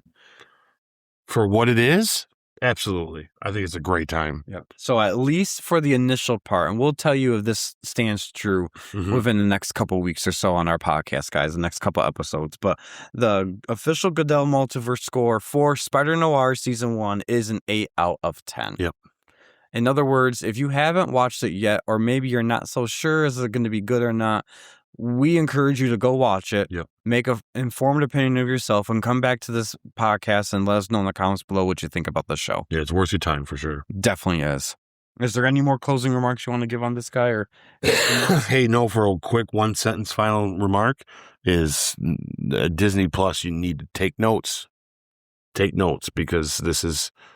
When you guys start making new Marvel content after these movies and it's all brand new and we're not supposed to know the shows, this is the kind of stuff we want. This is what we want. You want to know what we want? We don't want the She-Hulk we got. We don't want these half-hour episodes of things. We want this quality. This reminds me of, you know what it reminds me? I'll be honest with you, and I'm just going to throw this out there for the hell of it at the end. This reminded me of how I felt after we saw WandaVision. That level. Because it was like, we never seen anything like that before. Yeah. So when they did WandaVision, we both looked at each other. We're just like, okay, this is going to be cool. If this is what we're going to get out of their shows, then I'm excited. And that's how this show made me feel. Was this is what we're going to get out of this kind of stuff? Because part of me was like, man, Spider-Man, a whole different thing. Nicolas Cage, he's great, but it's Nick Cage. So we're not sure. You never know because sometimes he's in things. Meh, you know, and then we watch it. And I'm just like, what? This is like, why hadn't this already been made? You know, it's like, what's going on? It's a no-brainer. This is awesome. I felt the same way when they did WandaVision. It was so creative and so good and written so well that made me go, that's what we want. This reminded me of that. Could you imagine if this was one of those shows, or this is the second show after WandaVision on there? This would have been amazing. We'd have been like, oh my God, they got something here, you know? You know, they need to take, look at this. Look at this. You can have these good side Elseworld style shows that don't have anything to do with anything else. And look how good they can be. You know? Yeah. The only other one I'd point to that is this good is the Penguin. But that is actually still part of a bigger universe, though. Yeah. You know, but still, it's that kind of good. Yeah. All right, guys. Well, let us know in the comments below what you think of the Spider-Noir show. If you haven't watched it yet, please go watch it. And also, please like and subscribe to our podcast because we do need your help and your support, guys. Comment and share with a friend. And I guess now we're wrapping up our Branchpoint Breakdown segment. We're on to our final segment of the episode, the piece de resistance, the bread and butter of this whole podcast, what we're here for. What are we reviewing, Ike? We are going to be doing Avengers Age of Ultron. Oh my god. Retrospective. Yes. Oh boy. All right, guys, here we go.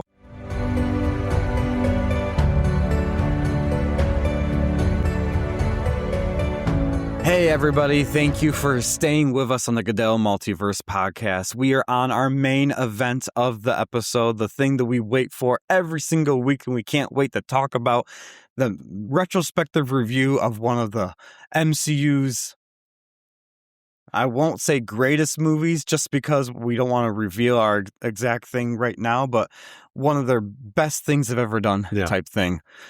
It's Avengers, guys. And this is the second Avengers movie. Yeah, big one. Age of Ultron. And we got a lot to say. And we are excited to get right into it. So I'll start really quick with the history behind the film. And then we're going to dive right into that, guys. Oh, funny enough, on my notes, I didn't write down the release date. I don't even know what it is on top of my head. So anyways, Avengers Age of Ultron. It was released in 2014. I do know that, guys.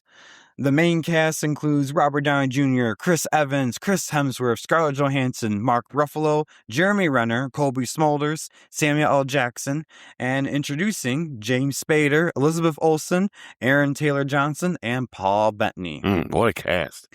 Yeah, what a cast. Holy smokes. That's an ensemble. All right. So, by the time Marvel Studios began filming Avengers Age of Ultron in 2014, the MCU had become the biggest franchise in Hollywood following the unprecedented successes of the first Avengers film, Iron Man 3, Captain America, Winter Soldier, Guardians of the Galaxy, and so on and so forth.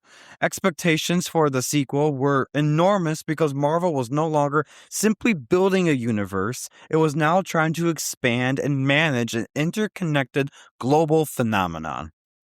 Director Joss Whedon returned after the success of the first Avengers, but behind the scenes, his relationship with Marvel had become increasingly strained. Whedon wanted Age of Ultron to be a little darker, more emotional, and more character-focused, while Marvel needed a film to also function as a setup for future MCU projects, including Captain America Civil War, Thor Ragnarok, Infinity War, and eventually Endgame.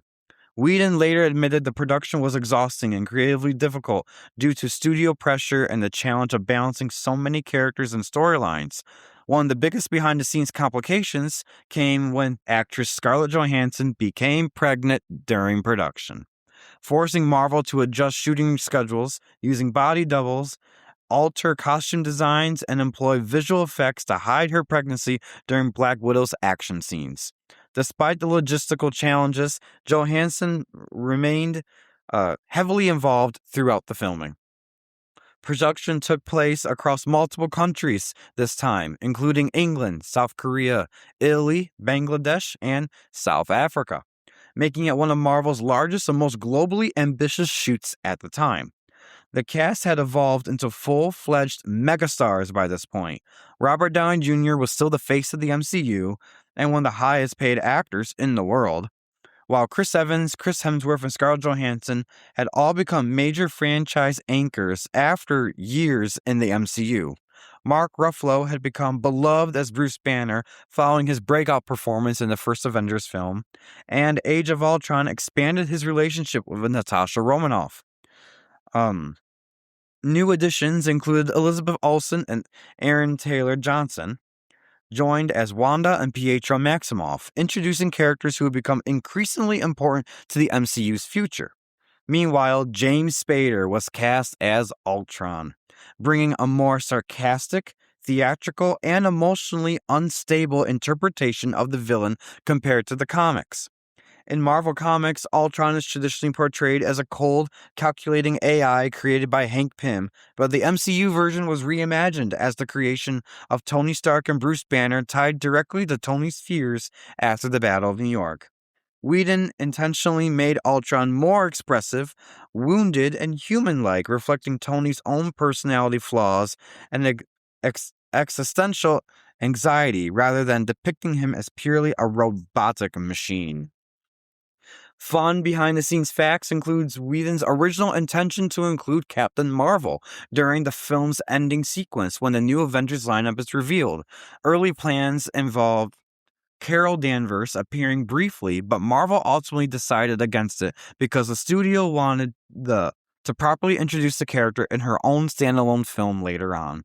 The production also featured one of the largest practical sets Marvel has ever built to that point, with the Avengers Tower interiors, while the Hulkbuster vs. Hulk fight in Johannesburg became one of the most technically ambitious CGI action sequences ever attempted at the time. Whedon also fought hard to keep quieter character moments, particularly the farmhouse scenes with Hawkeye's family, which many at Marvel reportedly questioned during production. When Avengers Age of Ultron was released in 2015, it received generally strong reviews, though slightly less enthusiastic than the first film, earning approximately 76% on Rotten Tomatoes from critics and 82% from audiences.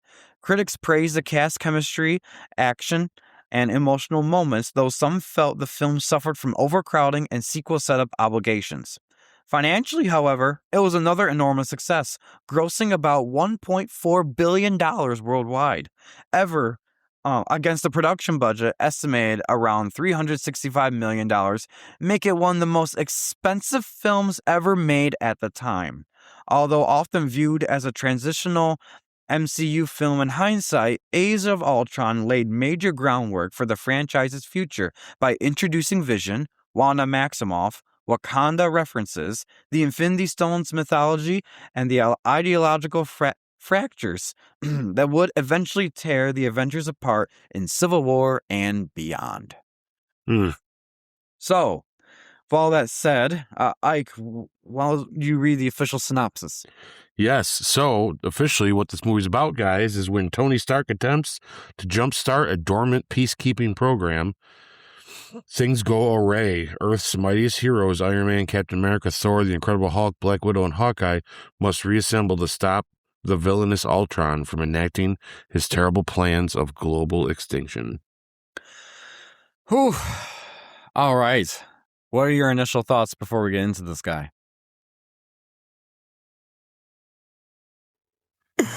Oh boy.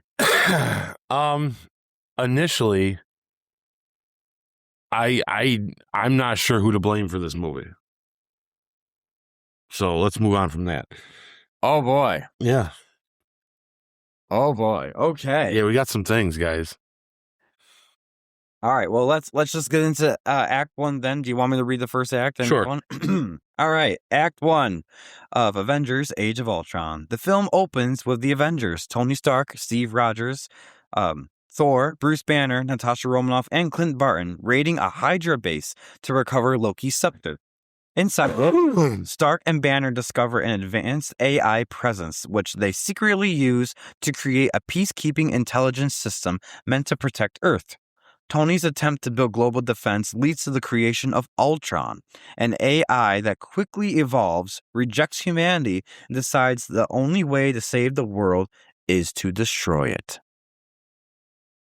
All right. So, what are your thoughts? What worked for you? So most of it works.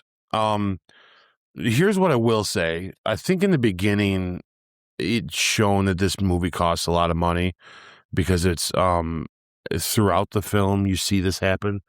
The CGI is a little, but like I said, I'm not going to be too stickler on whether it's good or not over the CGI because it really isn't that bad. But there's a few moments in this opening assault on this castle here that makes me kind of go, oh, oof. You know, it's like this. Like there must be a lot of good CGI later, which there is. You know, because that opening stuff didn't look so well. But what worked for me though is I like seeing them work as an ensemble, as a group. And the biggest thing that worked for me is the introduction of Quicksilver and Wanda. I think right off the bat, I liked their abilities and like what they're doing. And I like that when he goes to Hawkeye, when he's out in the woods there and he's like, I don't know, I can't remember what he says to him, but it's just a quiet moment, like he says it to Hawkeye, which becomes like a joke between them later on too, in a way. I like that a lot. I don't care for how Natasha can kind of calm down Hulk that fast. But I do like that it's her that can. And we'll talk more about their relationship in a few minutes.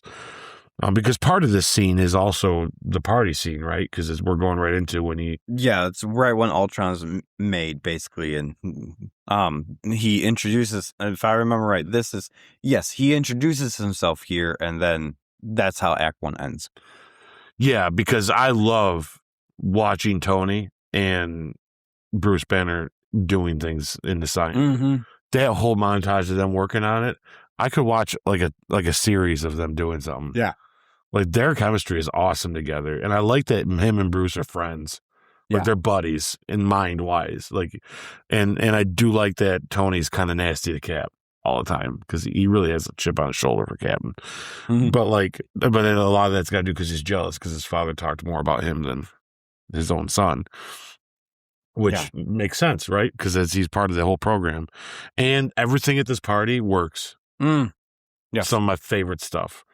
So, yeah, this is a great setup. I like the setup. I like seeing the AIs come alive. Mm-hmm. I like seeing that it's Jarvis, and then the other one, there he is. I think Spader's got a great voice for Ultron. Yes. I got no problem with that. I like that he uses the suits. I like that that Ultron uses the suits to kind of, at first, show himself.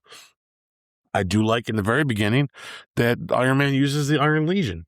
Like, it's cool. Like, I like that he designed these things to go to these places where this stuff is happening, and they're kind of there as they're like the Red Cross, right? Like they're trying to help out. Yeah. So there's a ton of stuff I like. A lot of those little things I just said. I mean, it's working. This is working well in the beginning, for sure. Yeah. How about you? Why don't you take over from there? See what you think. Well, I'm going to start off by saying, guys, I remember when I saw this in the theater, and I felt differently about it then than I do in my retrospective.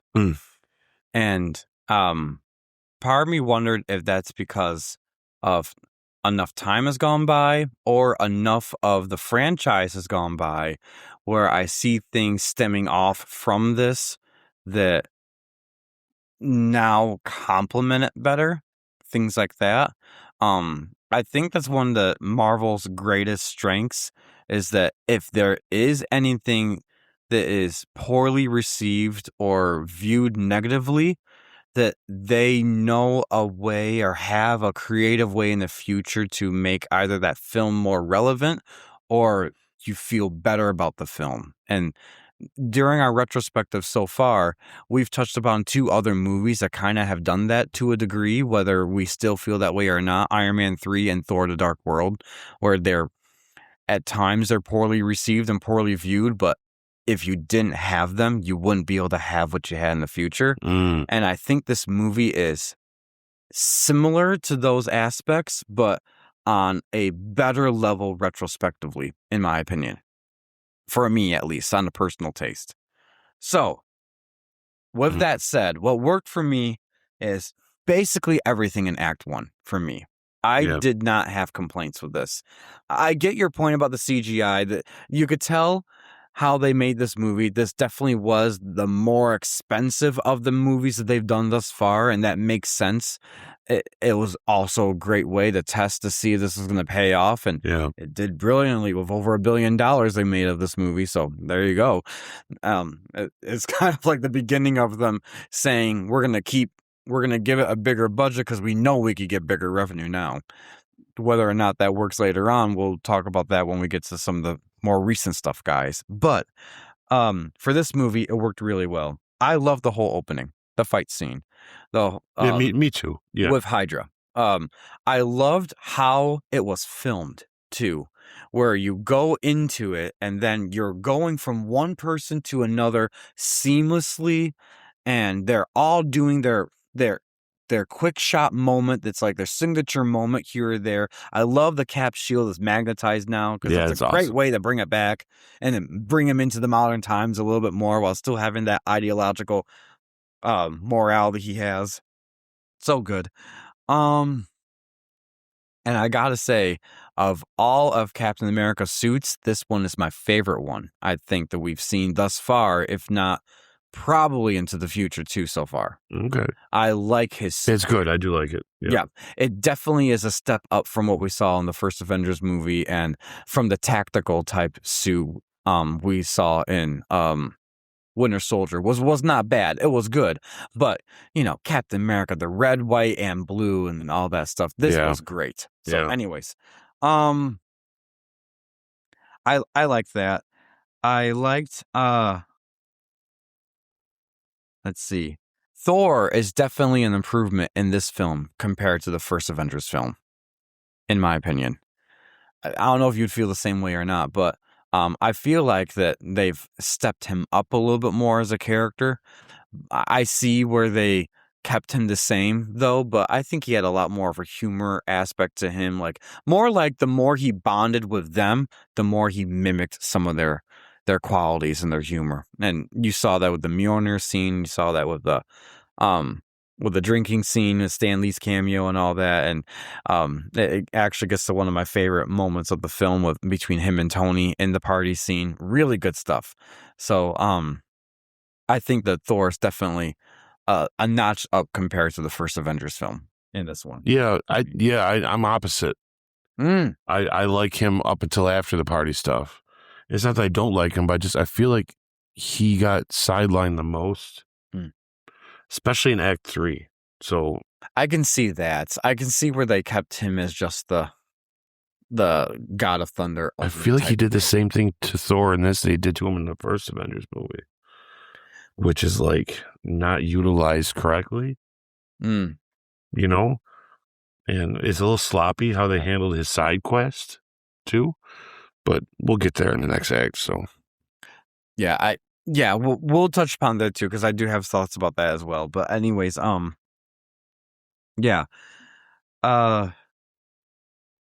love, like you said, I like him, Tony and Bruce working in the lab together. No, it's so cool. I loved how they popped up Jarvis and then they popped up what Ultron looks like or what would eventually become Ultron, and you see the size difference and you realize the neurons firing, how they're talking about it. And every time it's on our screen as we're talking. Yeah. The dialogue is perfect. It's great. Yeah. And I love that they're so giddy about Ultron. They say Ultron in a nice way and then come to find out, oh no, what you do. Type thing. It's really well done. I think one of the things that I'll address this early on because I know that people that are watching this are probably going to be like, but this isn't the same Ultron. Why would you give it some praise here? There, guys, this isn't supposed to be the same Ultron as it was in the comics. And that was one of the harder pills for me to swallow after I saw the movie because I thought Ultron was too comedic.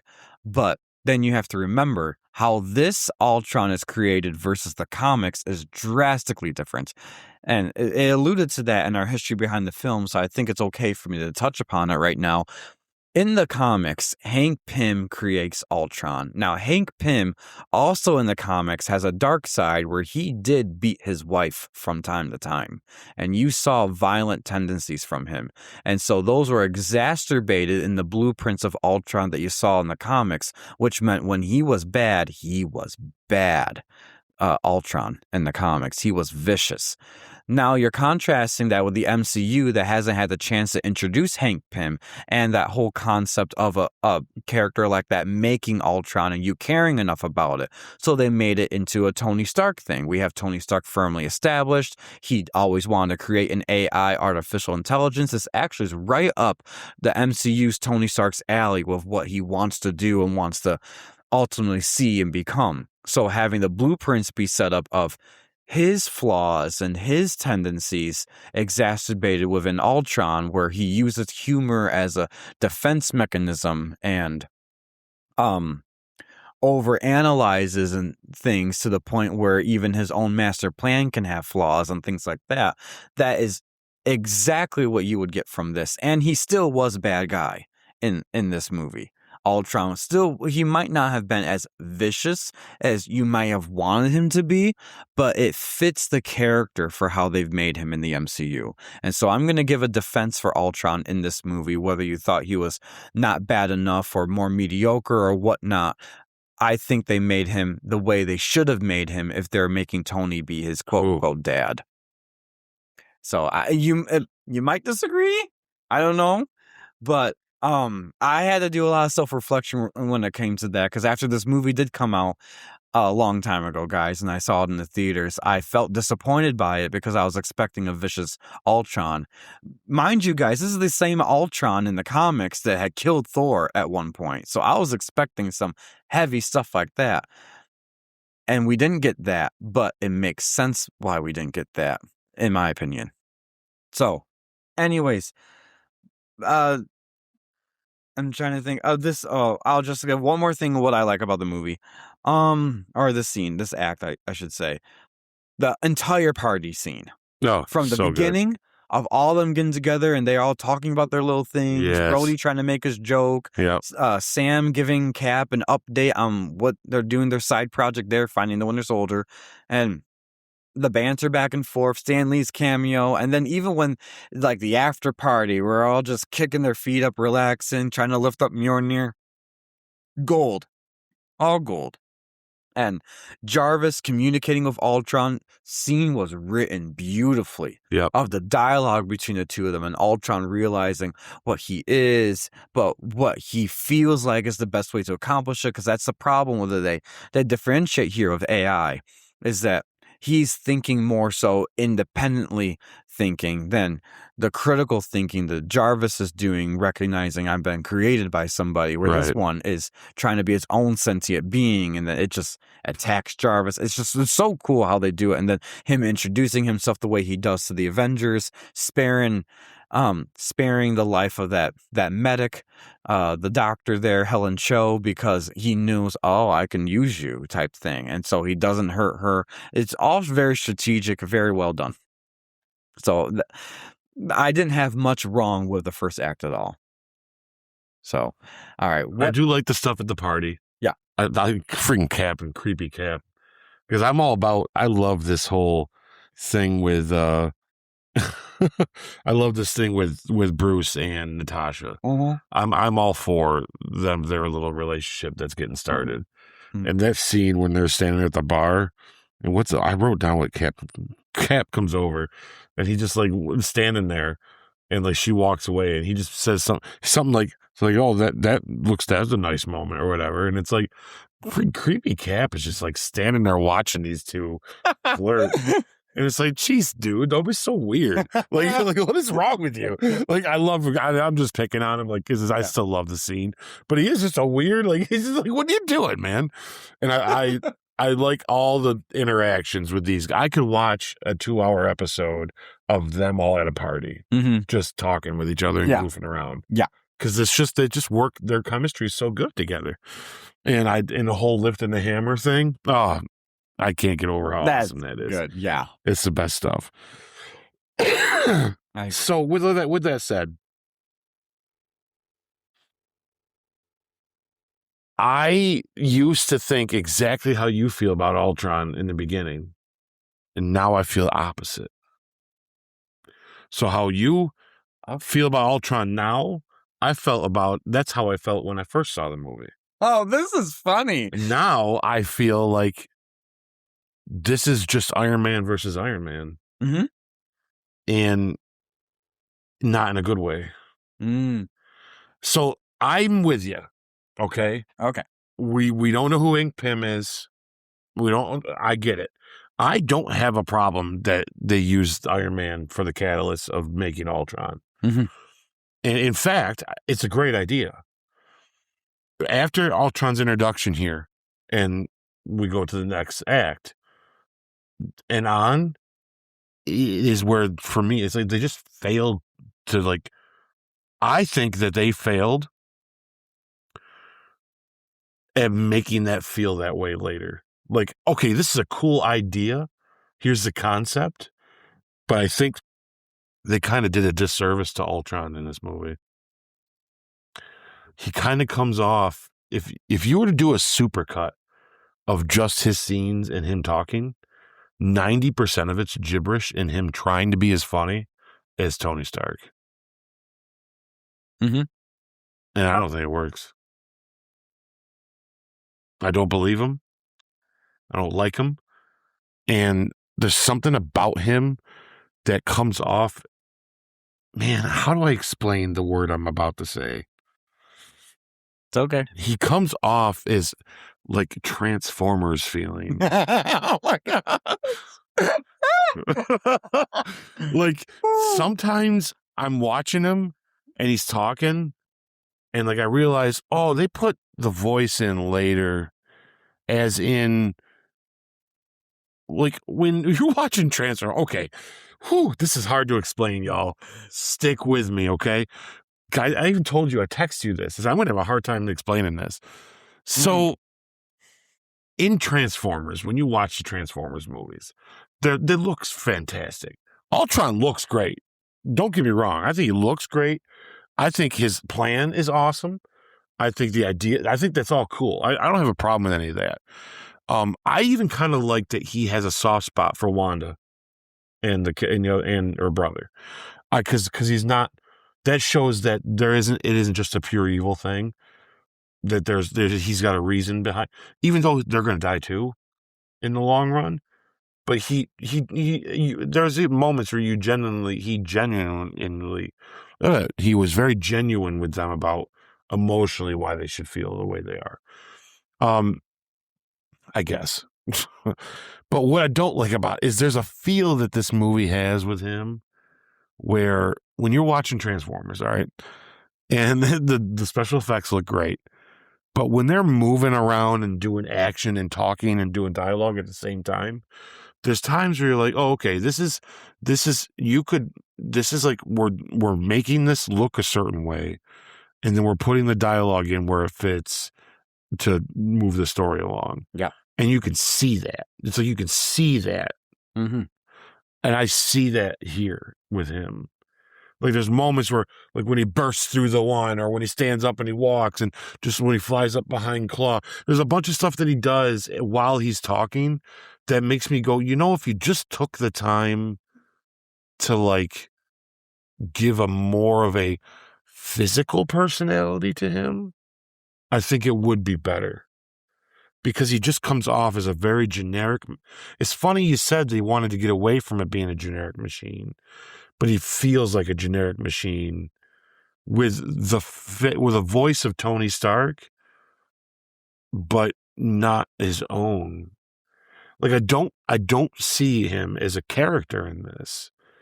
It bugs me that it's this way, and they treat him this way all the way through. Like there's no end fight with him.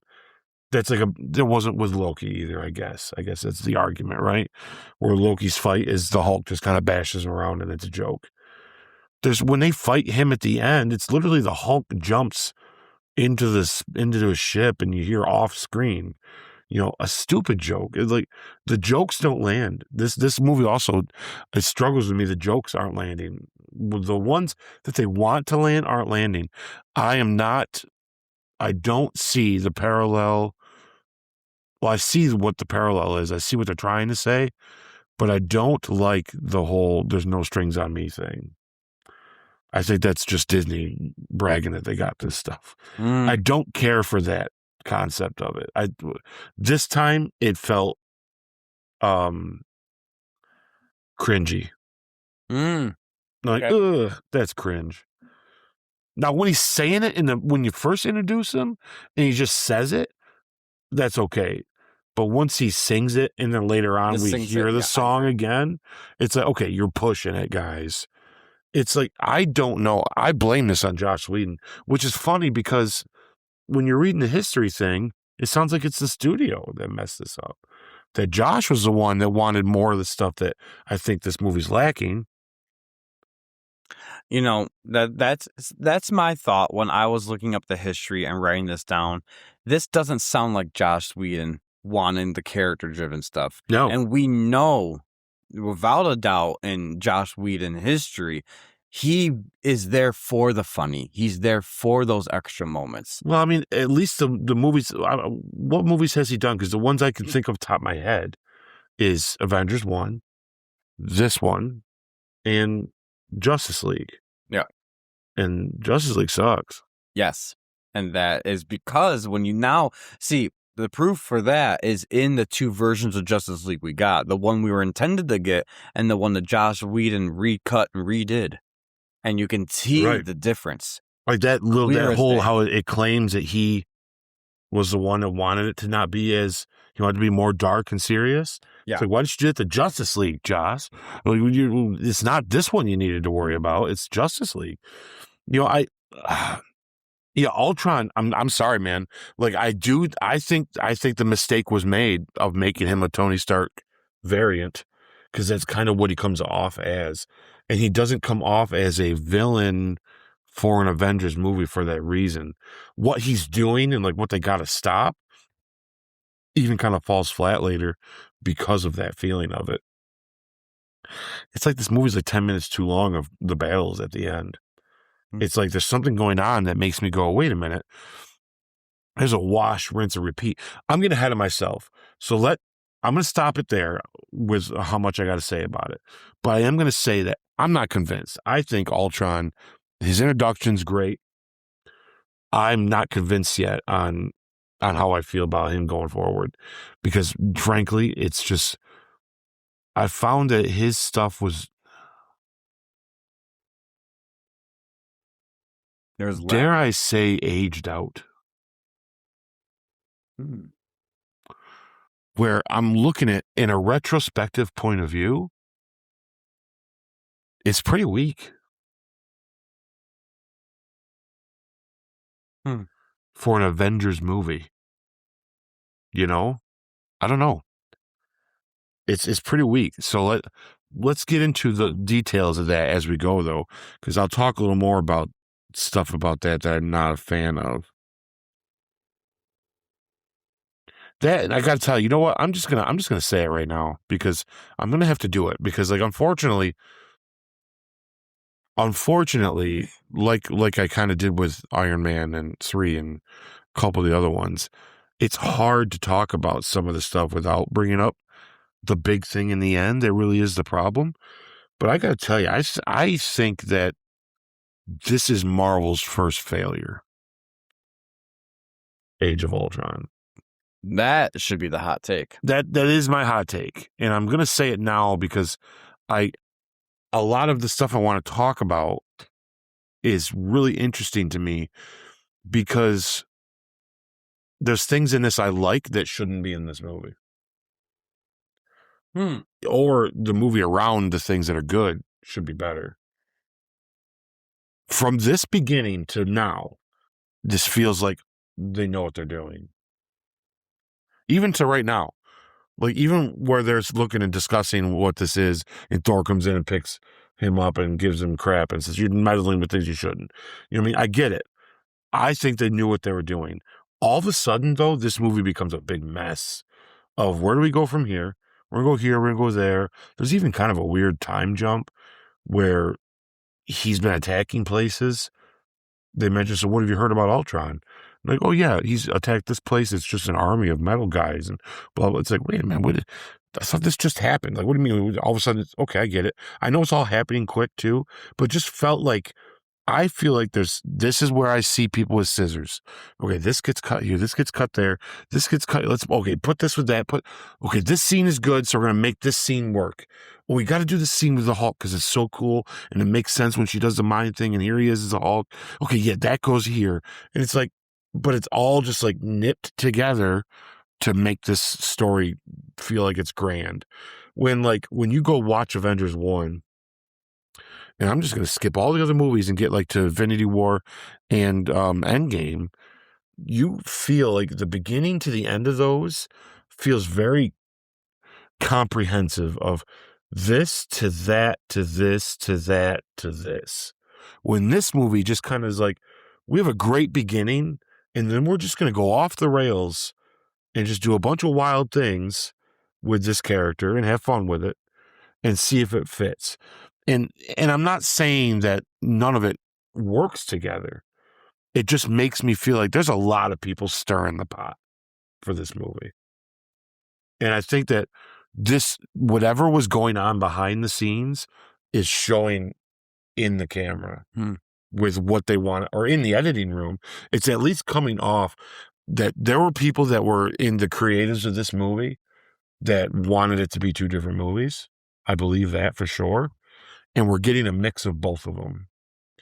And unfortunately, it's their biggest failure because this is the perfect example of a filler movie that you'll ever get, where it is the catalyst to things that going forward in the future we want to see, like, Tony seeing his vision, literally almost right down to Cap's shield in half, is like identical to what, but that's afterwards, right? I actually had a thought that some of the stuff that they show us in this movie, they didn't know what to do with it. You know what I'm saying? I don't believe them for 1 second that they said some of the faults of this movie was because they built up too much for the future movies to happen. I don't think that's true. I think they took big swings and they didn't work, and they hired people to fix it. And the same people that hired to fix it are the same people that are hired to fix what they did now, which is what they're doing to Doomsday. Oh. Some of the stuff that we see look how he's moving. And it's just when he's talking and moving, it just feels like a transformer. And I'm like, oh, something's wrong here.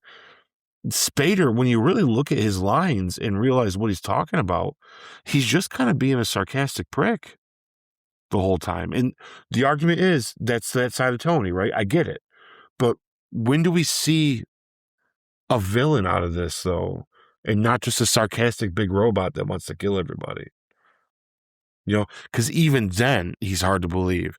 The jokes are very not well landed on him when he joked. I actually think the mistake was trying to make him funny. Maybe that's my problem with him. Now that we're talking about it and I'm saying this out loud, I think Ultron would have served better, angrier. Maybe not as mean, because I get that he's not the Hank Pym, but I would have liked a more insecure, angrier Ultron. Because if what they're doing is they're telling you that we're going to make him like Tony Stark, so his biggest attribute is his humor, when technically when you and I look at Tony Stark and we are pulling Tony Stark apart from the first Iron Man to Iron Man 3, it's that vulnerable part of him that he's always fighting against that is not talked about a lot. That childlike part of him that is scared and worried and why he's doing this in the first place should have been more highlighted in Ultron and not the humor. Because the Tony Stark that we deal with on a daily basis is the oversaturated in humor. Because sometimes his jokes don't even land because he's so inappropriate about it, because that's his defense mechanism. So what are we going to do? We're going to make Ultron be of an offshoot of Tony Stark by what? Making him the exact same way. And to me, it would have been better if the contrast was there. Having Ultron, and they set that up. They have the setup for it, but they never follow through because they double down on the humor and the lightness of it. Banner says, look at this thing after he sees Jarvis all destroyed. What's Banner even say? I almost think the exact words he says is he sees it was fear and insecurity. And that's why he did what he did. Like, that's Tony. Yeah. But the only part that he gets from him is this sarcastic sense of humor, because that's all he is the whole time. Every time Ultron speaks, it's a quip, it's a whip, it's a quip. And okay, sure, that's Tony. But what's the alternate side of Tony then? They're not really showing us the alternate side of Tony. Tony's showing us the alternate side of Tony. So it's like, to me, I just feel like it's so underwhelming. It's like, be more thoughtful and be more, dare I say, unpredictable, because you just sound like the guy you're made from. You don't act like the guy you're made from. Does that make sense? I'm standing next to that, because I do think when I'm watching this movie, I'm like, holy cow, man, they messed up big time in this. Like, this is like, you look at these visions and everything they got going on, they're all cool and all that, but retrospectively, it sets things up perfectly, right? But that's only because someone come in and saw this and said, all right, well, we got to make this tie into that movie, and they put a bunch of stuff in this that we need to follow through with, because they even fall short with Cap in this movie. This idea of him not knowing where he belongs and things, almost sets home this whole, he's so afraid of not having a home that he can't even walk into Clint's house. You know, I like those little tidbits of it. He says a few different times, this is the only time we see Cap where he truly feels out of place, not just out of time, but out of place because he feels like he has no home because he can't have it like everybody else is kind of the theme of this, right? When Tony says, you know, isn't the whole point so we can all go home? And he rips the thing because Cap's like, what are you talking about? You guys all got life. I dive into my work, which is what he does at the end of this movie. At the end of this movie, he's there. I'm going to go teach the new Avengers, which never really still amounts to much, really. You know what I mean? So it's like, that just feel like you sidelined everybody. You know, there's a version of this film that we didn't get. And that's kind of, I don't want to go on too long. I want to talk about specific stuff because there's a lot of good things in this second act that we need to talk about. But I definitely want you to stew on that because as I go forward, I'm going to complain about certain stuff. And that's kind of where I'm coming from with it is, yeah, I personally think I'm very surprised how I feel about this. That it really comes off as like, hey, we can just do what we did the first time and get away with this. And that it didn't happen that way. And I think Ultron ultimately was the brunt of that failure. And you lost a great opportunity and a real awesome character that you could have had in him. And you sacrificed it for too much stuff going on. And then later on fixed it by saying, but you see, it happened for a reason. It's like, yeah, but we don't know this. How many years before we get any of those reasons? You know, and I'm very surprised at how I feel about it for that reason, to be honest with you. So let me read Act 2 and let's go from there. Well, let's do our standout moment. You got standout moments. Mine is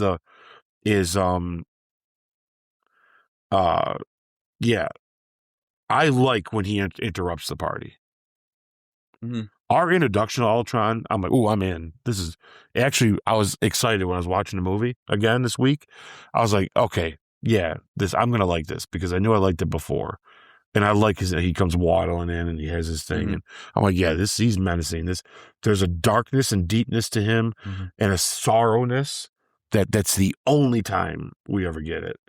But I like that version of him, that part of him, because he felt scary. He felt like, oh, there's something going on here that, you know, you're scary. Their reaction to hearing him and what he's saying, even when Cap is like, you killed somebody, like, because he's just like, what is this? You know what I mean? Like, and it's the setup is there, man. It's there. And it's just why the football got dropped, I'm not sure. But this Ultron beginning his introduction is my standout moment, which is funny to say after I just got done shit all over the character, but it's the truth. It's how I feel about that part. So I love his introduction. Yeah, no, I wrote for my standout moment the manifestation of Ultron. Sweet. I loved his conversation with Vision and what he does to him. And then, yeah, technically that includes him confronting the Avengers for the first time, how he takes the old body and all that stuff. Do you see the difference though in that when he's talking to Vision and when he first shows up, you see that you never get that side of him again? That's probably his most vicious in the whole movie. Or vulnerable. Or most insecure feeling, right? Yeah. I just wish they didn't think that we were so stupid that if he wasn't funny, we wouldn't keep thinking he's made from Tony Stark. It's like when you double up Tony Stark and it's not coming out of Robert's mouth, it almost doesn't work. I see that. You know what I mean? It's like Robert's the only one that can do that. He has that charisma And when you take away that charisma that he naturally has and you put it in a machine that you can't relate with emotionally at all, it just, I don't know, man. It feels every time it's a joke, every time. And it's just flat.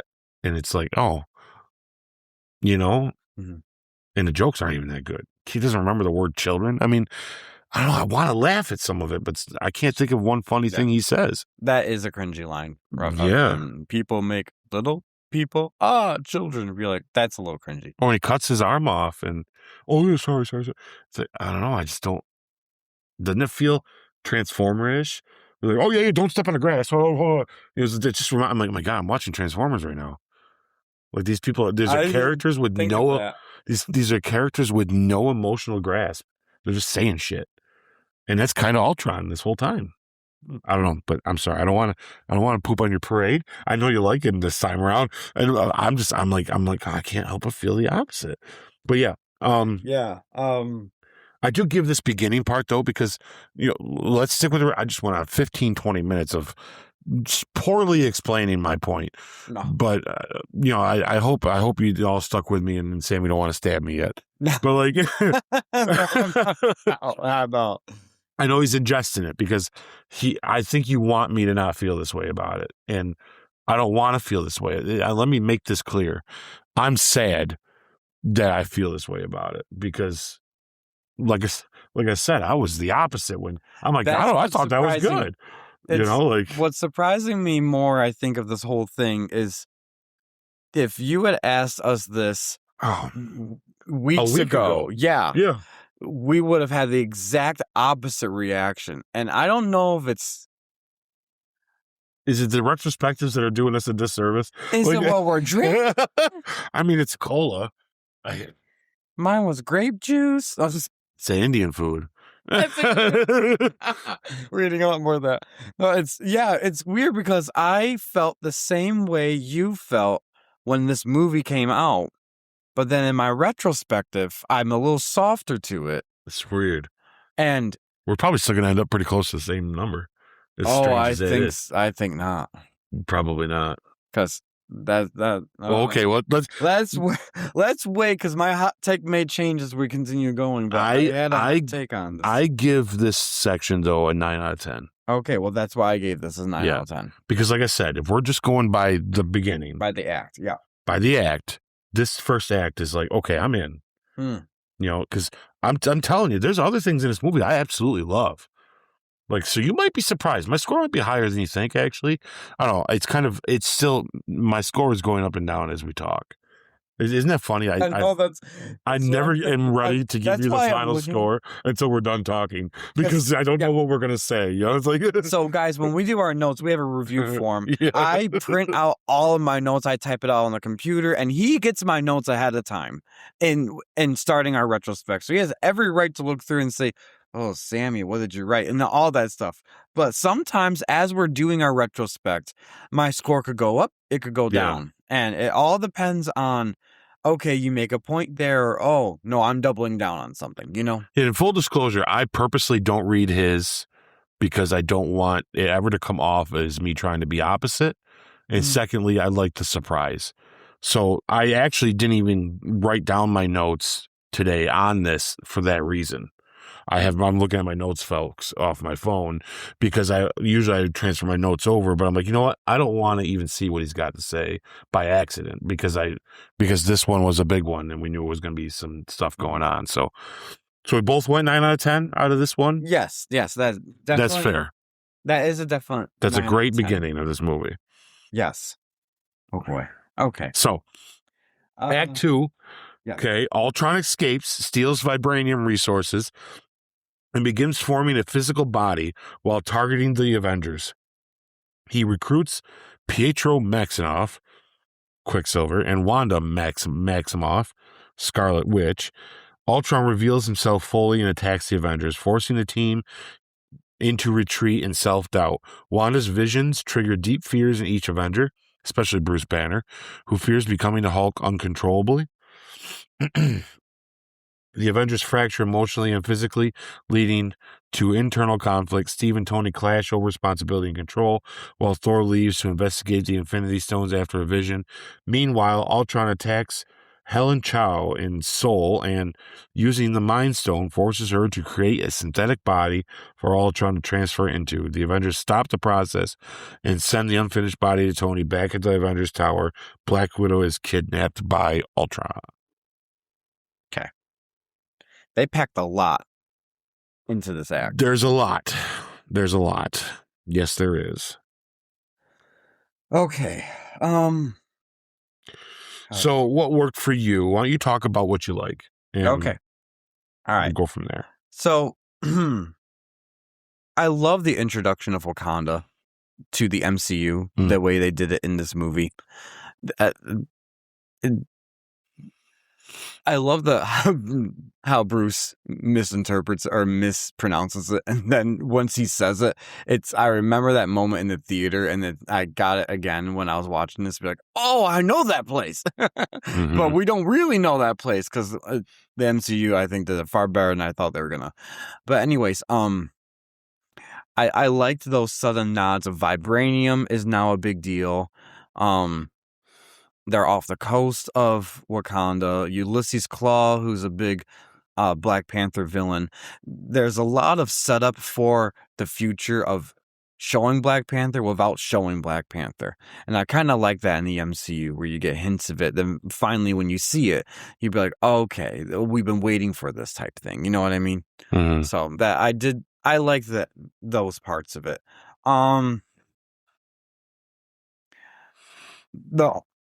No, I'm gonna say that's what didn't work for me. But I think how do I say this? I want to keep going on what I liked about it. I knew that they were gonna do a scene of Hulk versus the Hulkbuster outfit because I feel like they can't go the entirety of the MCU and not have Tony fight Hulk. I feel like that was like inevitable. So I kind of like how they did it in this manner. And it did play on later on for like Civil War and things like that. But I did enjoy that fight scene between the two of them. I thought that was cool, utilizing Veronica from out in space and all that stuff.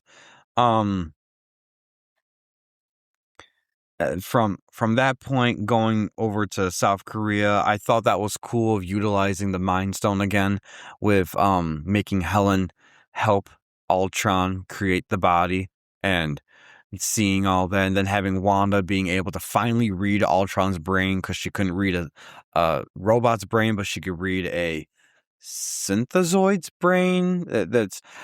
It's very weird because it's interesting how they've made Vision. I like the creative process of making Vision this way, but it's also a little iffy later on. So, but I don't know if that's touching upon why I didn't like Territory. There are parts of this I liked. There are parts of this I didn't like. But trying to think on what else I enjoyed this. I enjoyed a majority of the scenes. It was just parts of the story beats that I wasn't so sure of. But again, I'm getting into what I didn't like about it. You can go right ahead and talk about it. Okay. All right. Yeah, no, go ahead, because I got a bunch to say, and I agree with a lot of the stuff you liked already. So I'm just going to kind of let that speak for itself. There are parts with, I didn't write this purposely down on here because I was having a hard time figuring out how to articulate what I didn't like about Act 2, but there are things in Act 2 that I wasn't too keen on, is the best way to say it. So, I kind of found the Pietro and Wanda until the end a little irrelevant to a degree for majority of this movie, to be honest. Even towards the end, I get they're using Wanda as part of the emotional beats. Pietro's the emotional beats. I get that stuff, but the funny thing I have to say about this is I did not like them the first time I watched this when this movie came out. And now knowing what I know and watching it as a retrospect, some of those feelings are still there, but they're there for different reasons now. I didn't like them when I first watched this movie a long time ago when this first came out because they were mutants to me and they didn't have the courage to say mutants because of a film rights issue, all that stuff. That's what I didn't like about them. If I was going to watch an Avengers movie, I wanted to watch just Avengers, not introduce mutants, but yet you can't call them mutants. Now, I'm kind of over that part because I get what they had to do, but now I don't like them because they are kind of irrelevant to the story except for tools to use on where you could have utilized that for Ultron being more menacing. You could have invested more of that villainy stuff into Ultron than you could have for these two other side characters. And though Wanda would eventually become my favorite female character of the MCU, that's later on. Perfectly cast and everything, so I'm not complaining about that. And her acting, phenomenal for it. And a couple parts of her in this movie I do like. I do not like Pietro in this movie. I honestly think he has the worst dialogue in this movie, from my personal taste. It's awful. Yeah, I'm with you. Yep. Good. Okay, there's some common ground for that, because part of me was wondering, am I alone in this? Because I thought you were going to say Ultron probably had the worst, but he just had overly comedic for your taste and sarcasm. Yeah, he just was vacant. Yes, and to me, I'm a little softer on that, because now I'm looking at it through the lens of this is like a Tony, like you said, kind of like a Tony variant, a copy of Tony in a robot form. So I'm a little softer on it now than I was when I first watched this. But Pietro actually annoyed me more in the retrospective than he did the first time watching it. So that's what didn't work for me. I'm sorry, Aaron Taylor Johnson. That's not his fault. No, it's not your fault. It's just the way you're written, but it kind of makes me happy that you didn't continue on after this movie. Just because who knows how they would have written you later on. If you got the same treatment all the time, it would have been a downer for future stuff, where Wanda definitely had the more emotional arc of the two of them, in my opinion. But anyways, let's see. Trying to think of some of the other stuff that I didn't like, or that didn't work for me here or there. But I'll let you go and talk into it, because I'll piggyback on any of the things that you say that I agree with. I just can't think of it at the top of my head. So I like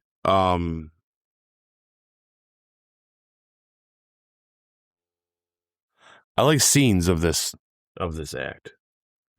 You know, I'm gonna jump right into where this starts to fall apart. Okay. And it is, yes, Ultron to me feels very one-sided, like one note. We're just going to take the attribute of Tony Stark that we know the audience knows and likes and double down on it, and it's not working for me anymore. It may have that first time we saw it, but as I've watched this movie over and over again, I've realized it is not sinking in. And then Wanda and Pietro, why the hell are they even in this movie? Like, I know we need Wanda later, but I don't want them to use the excuse of, but look, if this didn't happen in this movie, we wouldn't get this later. It's like, no, you only got this later because you did this in this movie. There's a difference there, folks. There's a big difference. I know it sounds like the same thing, but my argument to that, why it's not the same thing, is because you're reacting to something that you wish you did differently, and you're making it better later. If Civil War and the other ones didn't use the stuff in this movie would be dog shit. Well, unfortunately. Even to that point, if you took Wanda and Pietro out of this movie and just inserted them into a future movie, you'd be fine. You can't use that excuse of, you need this movie to know. No, I know. You're right. There's no part of Wanda's history where this actually becomes relevant enough that you needed this particular movie. Out of the two of them, Wanda's the only thing that actually does anything. Mm-hmm. What she does with their heads and messing with them is kind of cool. I like this aspect of this film. I like them seeing their Thor going off and doing his thing. There's 20 minutes of this movie that we're never going to see that is got something going on with Thor in that.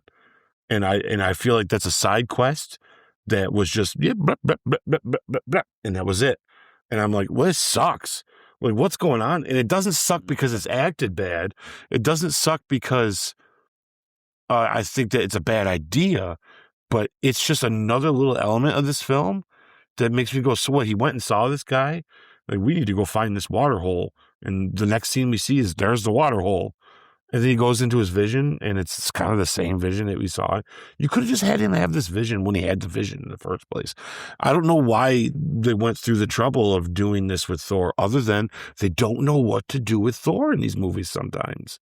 I say sometimes because people figured it out, but this guy can't figure it out because he did the same thing to Thor in this that he did to Thor in the other one, which is just give him something to do that makes somewhat sense, that's Thor-like and mythological-like, and we'll be fine because we'll just march forward. And that's all they did to Thor in this movie. Again. It's the Russos that know what to do with Thor, not these guys. Anyways, Wanda, yeah, and Pietro, he even says, Pietro, you and I can hurt them, but you can tear them apart. When does Pietro ever hurt these guys? You know, I mean, the one thing I did like they did with Thor and Pietro, the two characters I'm complaining about the most, is I love that he grabbed the hammer and just like any fashion, the hammer just takes him. I'm like, see, I like they're consistent with the hammer. Thank you at least for that. This Hulkbuster scene in all the Hulk fight is the best scene of the freaking movie. I love it. I like it so much that I argue it should have been in Civil War. But that's just me. I think Branner should have been pulled by Steve at the airport, and part of the airport scene should have been them. They should have went into this fight in a different country, in a different city, but this kind of fight. That should have been in Civil War. People are like, oh, well, the Hulk couldn't be in Civil War because who's going to fight him? Iron Man's going to fight him like that. This shouldn't have been in this movie. Although I like the idea that, okay, I'm contradicting myself. I like that the Hulk changed and we got Crazy Hulk, and that's what the mind thing did to him. I'm not saying that's wrong, and it's great. But that's such a good scene in this movie. I wish was in a better movie. Because that to me is like, that's like, oh man, when I'm watching that scene, I could watch that scene over and over again.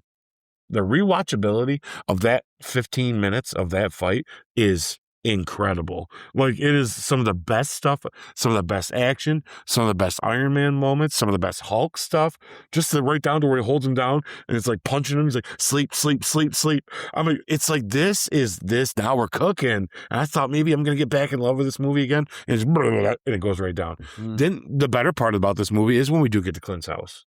I completely forgot about Clint's house. I love all of the things in Clint's house. Which I have to say, everything in it. If one good thing comes out of this podcast tonight, ladies and gentlemen, is that I can get Sammy now.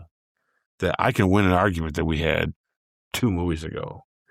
That there is no reason why that they did not get a hold of Clint to come help during the Winter Soldier. This is the exact reason why. Oh, no. I'm going to quote exactly what Clint says, okay? He says, Nick Fury set this safe house up for us. Not even S.H.I.E.L.D. knows about it. Okay? Only Nat and Nick. Which is why when she sits at the table, she's hugging his kids. So you're telling me your biggest argument for why they didn't get a hold of him is because they're watching him in his house. Oh, no. S.H.I.E.L.D. doesn't even know about this house. Well, I wouldn't say they weren't watching him in this house. You didn't want to put a target on his family's back from They don't even know it's there.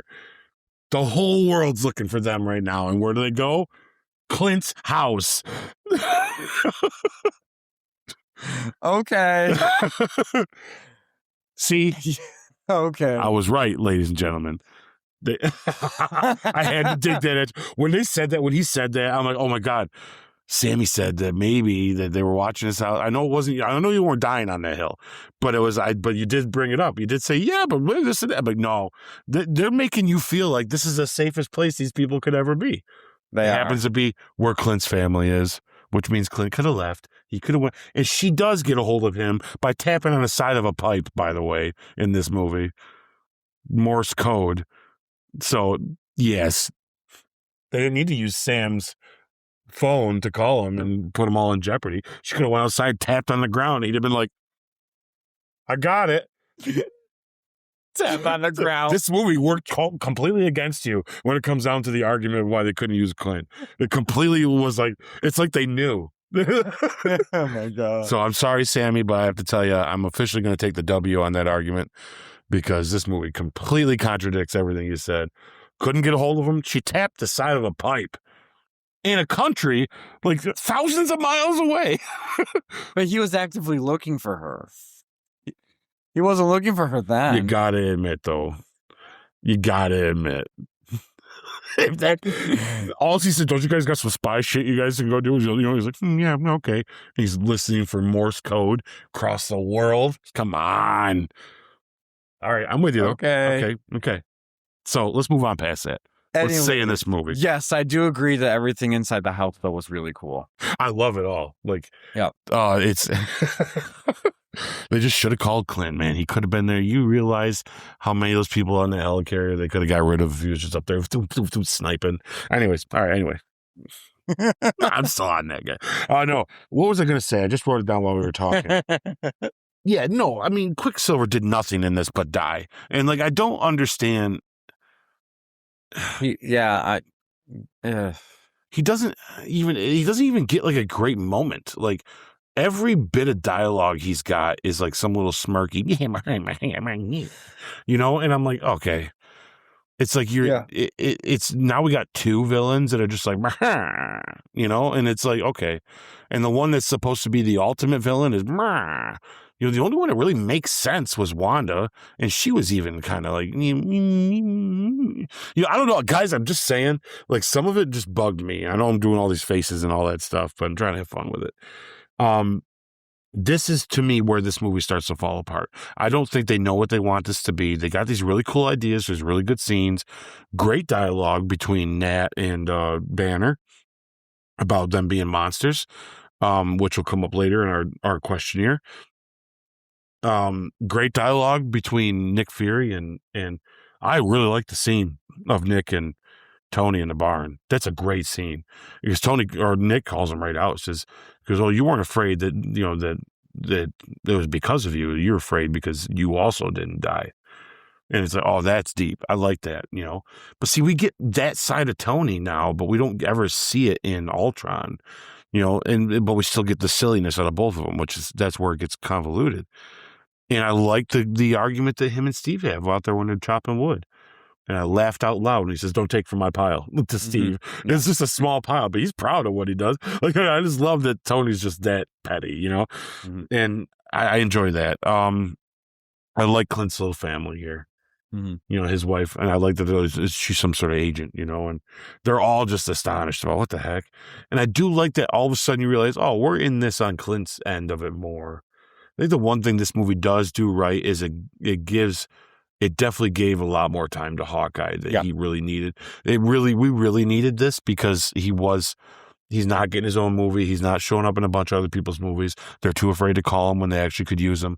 And you know, here he is though. He's actually getting his moment to shine. You know what I'm saying? Like to have these awesome moments. And I appreciate that a lot. That's where I put my best character moment for Act 2 is everything to do with Hawkeye.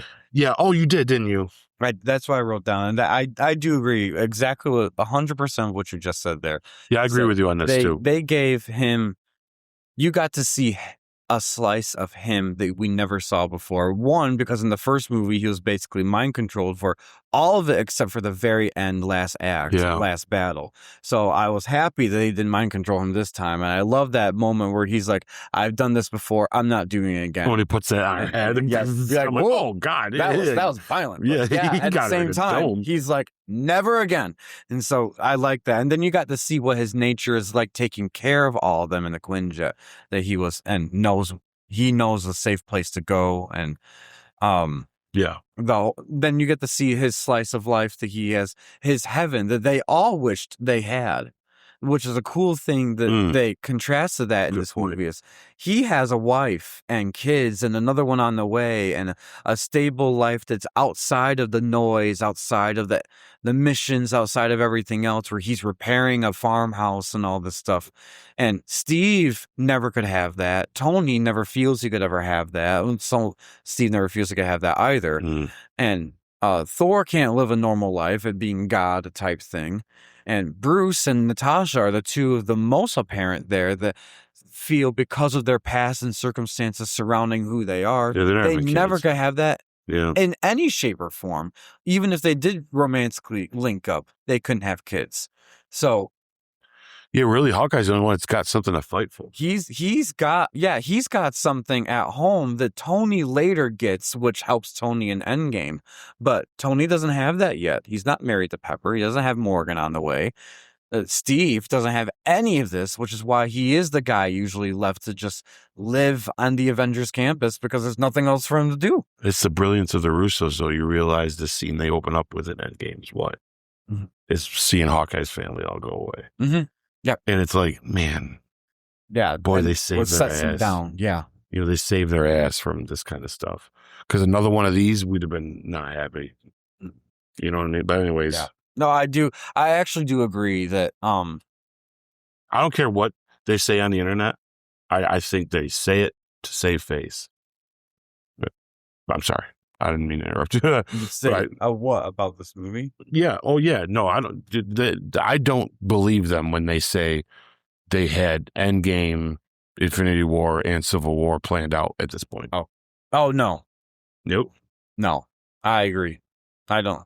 Because to do Civil War was their biggest swing, and then when they finally did it, that's when they said we have an idea for the rest, and then you could tell the subsequent movies after that reflected what they were planning. Because the only part of this they knew was going to be coming later was the Infinity Stone stuff, which they didn't really even quite explain in this movie. They just gave a little more taste of it. You know what I mean? Like, which was they didn't know what to do with Thor. So, what do you give this act?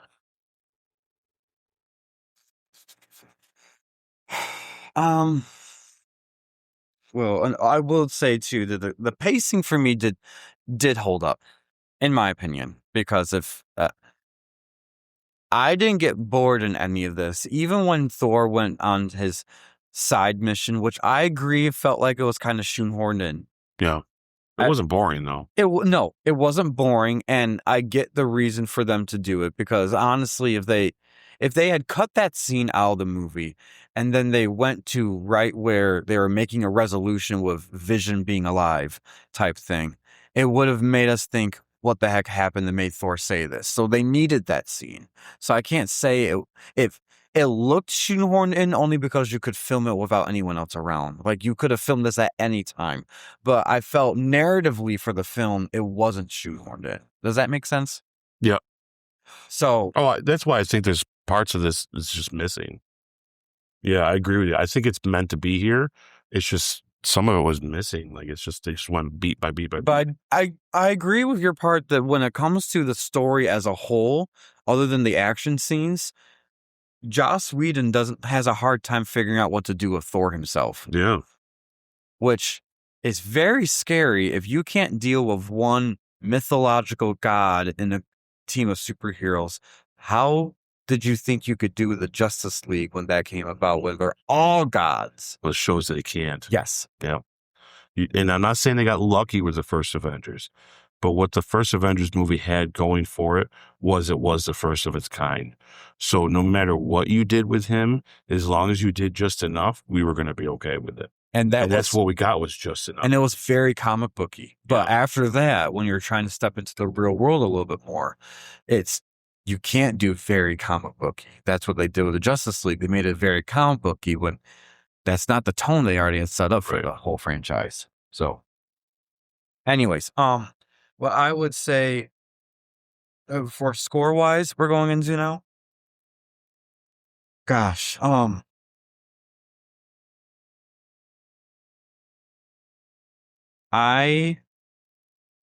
me just double check one thing. I want to make sure I'm staying consistent with myself. I'm going to give this a 7 out of 10. Ugh. Maybe that might be a little too generous, depending on it, because when I was first initially doing this, I was going off a gut feeling, writing things down. But some of these I left blank on the form because I didn't know how to say it, and I didn't want to say it wrong on here, then it get misinterpreted. So I will make my final score for Act 2 7 out of 10. I give it a 6. Okay. So we are close there. Yeah, we're close there. But we have similar feelings, at least about Wanda and Pedro, for sure. Yes, I hated that I had that feeling because part of me thought, okay, I get to see their origin in this again, and part of me is like, I didn't need to see. There is no origin to a degree. Like, I didn't. That's one of the frustrating parts about these two characters as a whole. To be honest, is that their origin is mutants. For goodness sake. No, I couldn't agree their with daddy is Magneto, and you can't even say it in the movie. But yet, it really worked against them in this. Why did they feel the need to put them in the movie? And I'm only complaining about it for this movie because Wanda in Civil War, fantastic. Wanda in Infinity War, fantastic. Endgame, one of my favorite scenes when she came back. She's even good in this. She, actress, great. Yeah. Fantastic. And yeah, she's good in this, but her appearance is almost irrelevant. Yep. And that's such a disservice to the character as a whole. But she already was introduced in the post-credit scene of one of the greatest movies of the MCU, Winter Soldier. Did we need to get this too? I don't know. I feel like they could have done something different. I feel bad about thinking that way and feeling that way about this movie. But they're the only part of this movie, for me personally, I can handle the Ultron part because I've learned to come and accept of how his origin is different. And yes, it is watered down compared to what we could have gotten, probably should have got, honestly, for an Avengers level threat. But the threat level was still there with what Ultron ultimately was doing when we get to this next act. So I'm forgiving him for a couple of things there, and the origin is different, so I have to let go of the comic book part of me for that part. But it's those two that it doesn't make sense to me. They team up with a robot, and the robot would somehow have feelings for them. I don't get that. Yeah, they quickly just kind of go along with whatever. Yes, I don't believe any of the turns they take. The turn, and I think this is in this act. So I'm going to say it before we move on to Act 3. When it got to her being able to read Vision's mind, it was still Ultron's mind technically going into the Vision body. And now she has a change of heart because they're going to kill everything. What were you doing this whole time? You were literally helping him. Sorry, my throat's now getting a little crazy. You were literally helping him to do this global extinction without knowing it was global extinction. What did you, huh? You're part of this terrorist cell from Hydra. That's how they introduced you in this movie. As you're radicals that brainwash into a terrorist organization. That's what they do. Yeah. But now you have a change of heart. I don't get it. You didn't have a change of heart in the beginning of the movie when you're working on behalf of Hydra to fight them in that field. Yeah, there's stakes for them, or their curves and arcs. There just wasn't. It's like I said, it kind of fell apart, and it feels like there's a couple movies here, and they're trying to mesh something together, right? Like it's them that I there was no point really of them being in this movie. We did not get enough of Quicksilver to care too much about his death at the end. I didn't care at all. Yes, and I know that they wanted that to be a gut punch emotional beat because you could tell how they played it off. And yeah, the only part of it that I can't talk, guys. Sympathize with is Wanda losing her brother. I could see that where that would be an emotional beat for her. But again, we haven't had these characters enough for us as the audience to get connected to feel the same way this movie's trying to convey for it. And that's funny. It felt honestly, worse for Hawkeye in that situation. Believe it or not, Quicksilver was the bad part in this movie. Yeah. So I didn't even think, we lost a great character. I didn't feel that bad for Wanda. I felt bad for Hawkeye because he kind of had like a respect for him. And at a moment there, and then he sees him. So when Hawkeye lays down on the bench, all hurt, and he's laying next to his guy's dead body, it was almost like, oh man, it's like a soldier thing that soldiers do. Yeah, I kind of felt like there's more emotional beats there than there was anything else. Yeah. So what were we about to talk about? Are we on Act 3 now? We are. Yeah. Okay, guys. So I'll read Act 3 then. Ultron's plan culminates in lifting the city of Sokovia into the air using vibranium technology, intending to drop it and cause global extinction-level impact. The Avengers reunite, and with the help of Wanda, Pietro, and Vision, a new synthezoid created from Stark's AI, Banner's intellect, Thor's lightning, and the Mind Stone, they battle Ultron's final vibranium form. Pietro sacrifices himself to save Clint and a child. Wanda destroys Ultron's primary body, and Vision eliminates the final Ultron drone.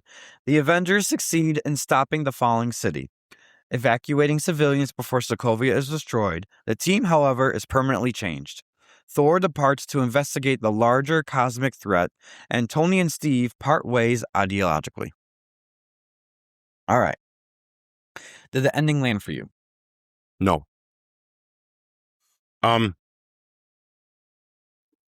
Well, yes and no. I think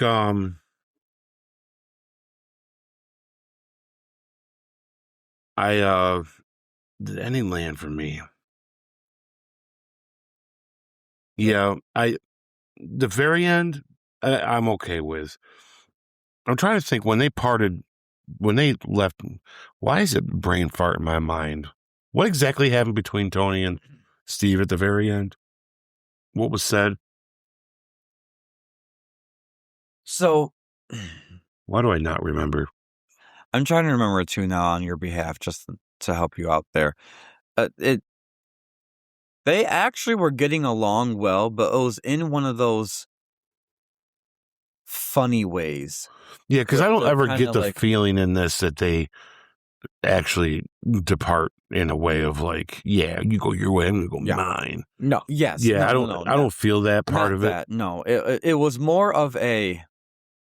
I think honestly, the most of an ideological difference here was during that scene. I got you. Yeah. With the wood chopping. Mm-hmm. Other than that, it was more of a brother and brother type thing. Like, they were joking about Mjolnir, who was worthy, who was not, is the elevator worthy, all that stuff. Then when he leaves, when Thor leaves, Tony says that man has no care for lawn maintenance or something like that because of what it means in the ground. And then he says, I think I'm going to take, as he's walking back to his really cool orange car, by the way. Yeah, that's right. Now I remember, yeah. He says to Steve that I think I'm going to take a page out of Clint's book and start a farm for Pepper, which it actually does happen later on. But I don't remember what Steve says. That's the part I'm having trouble with. Yeah, I don't think he says anything nasty, though. I think it's all... No, I don't think it's anything nasty. I think he wishes him well, the basically. Next scene, literally after that, is Steve saying to Natasha, that's a beautiful wall. You're going to keep looking at it, and then that's it. Yeah.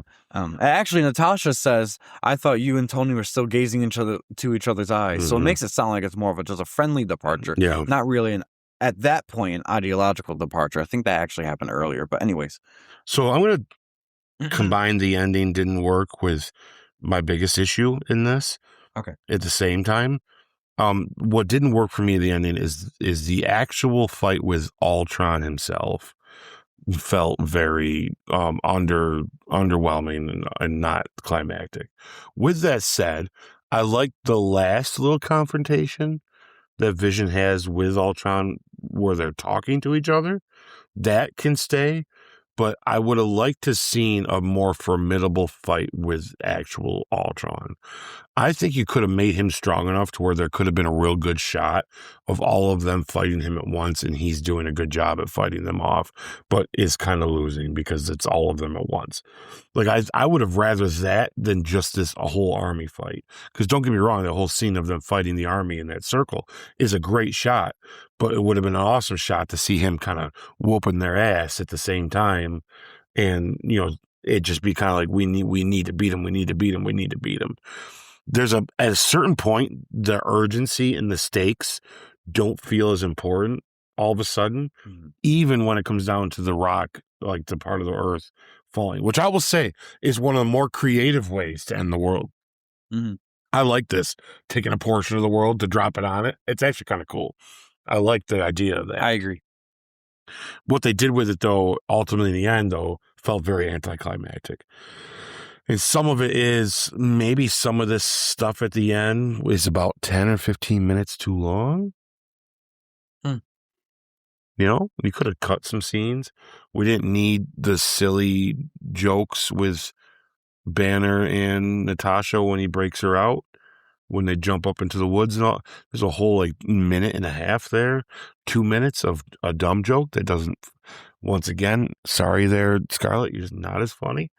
It's like, now we're even. I don't know what she's even talking about at that point. There's certain things it's like, I know what they're trying to say and what they're trying to do, and I don't know. But there's like in the scene that we're seeing right now, which would have been in the previous act, of them doing this whole highway scene and all that. There's 3 or 4 minutes in here that you could cut. And this movie could have been a little shorter and tighter and not feel like it was trying to go different directions, And that's what this ending of this does for me too. Because once again, it's almost like they still struggled on where they wanted to put Thor. in a lot of this, because really, let's be honest with you, Thor could just take Ultron on his own. Well, I did like that moment where Ultron sees Thor actually whipping a lot more butt than he anticipated, and he says, "Thor, you're bothering me," and he goes and just starts fighting him. I thought, okay, that's pretty cool. Yeah, I agree. But I didn't see a follow-up of epic fighting after that, which could have been cool. It could have been sick. Yeah. No, that's my problem with this movie. There's a lot of these little things that, and it just, so my biggest issue is it's a little longer than it should have been, and it made it anticlimactic, and then the choices they make in those fight sequences made me feel it's not as urgent all of a sudden. Like, it didn't feel like as urgent like the New York City thing felt in the first one. This felt like something was going to happen, but we knew it wasn't. When in that one, there was still a question of there's weird things that could still happen here. We don't know what's going to go on. So this didn't make me feel that way at all. I didn't feel like I was on the edge of my seat. You know what I'm saying? Mm-hmm. And I think I felt that way the first time too, but I excused it. But this time I definitely did not feel like I was on the edge of my seat for sure. So. All right. So, how I view the ending, if it landed for me or not, is this is kind of a hard question, because did the ending land for you, and what was the climax earned? And part of me almost feels like some of them are one and the same to a degree. Yeah. So I'd have to, in our review form, I want to really differentiate what does this one specifically mean versus the other, because for me, I interpreted the ending landing well as setting up for the future of the MCU, meaning that payoffs are going to happen later on with Infinity War, with Civil War, and things like that. So yes, it did start that. So I put the ending, or landed for me in that regard. For the climax earned, the whole point of the climax is to stop global destruction. And how did you feel when you were watching it? Did they succeed? And even if they didn't succeed, do you feel like the climax that was made and built up, was that earned? And to me, it was, because and one of the reasons why is because I loved the problem-solving dilemma that they had in this. I loved Tony actually. Yeah. I liked him verbally. What's the right wording I'm thinking on top of my head? Thinking out loud. That's what I'm thinking of. Him thinking out loud on how to solve this problem, because that's what he does. He solves problems the best that he can. That's why he created Ultron, because he wanted to solve this problem of protecting the world from aliens, because we get it, the trauma that he's had and everything.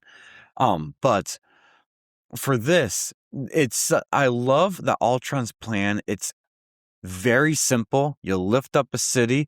When it's high enough, then you force drop it down, and it causes the whole world to break apart. Yeah, it's pretty creative. That it's creative and very simple to do, and then introducing vibranium in this manner, showing how multifunctional it can be. I love that. I think that's really cool. I also love all the armies that he's making. But now I'm getting into what I like about it.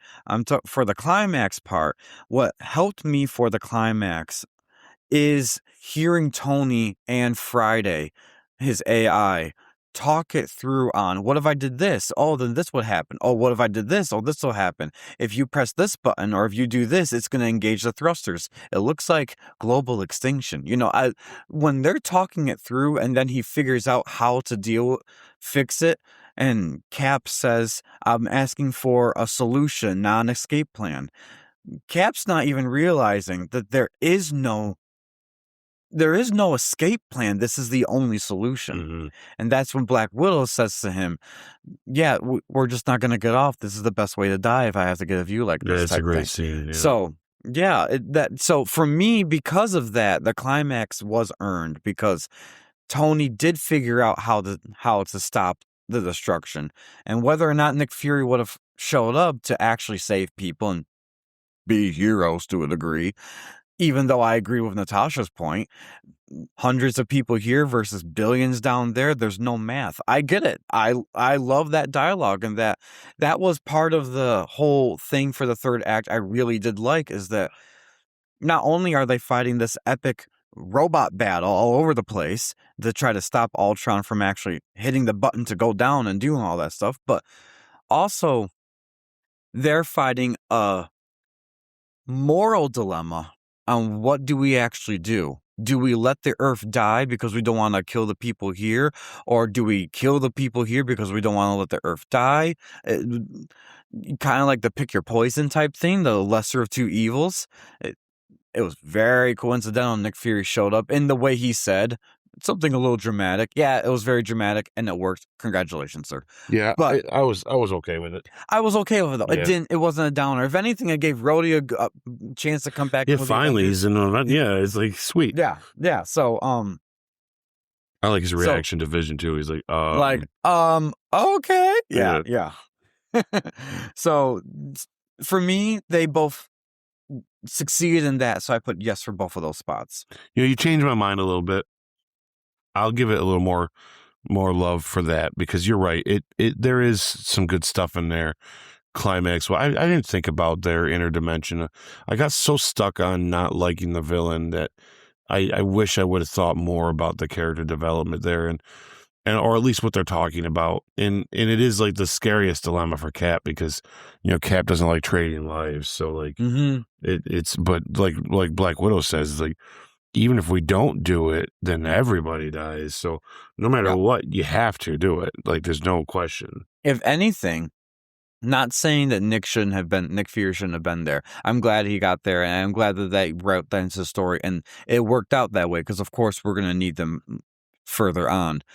I would have almost argued that if they had gone that opposite way of them destroying the city with everyone on it, including themselves, that would have been quite an emotional ending. Oh my God, for that'd the been Avengers. wild, wouldn't it?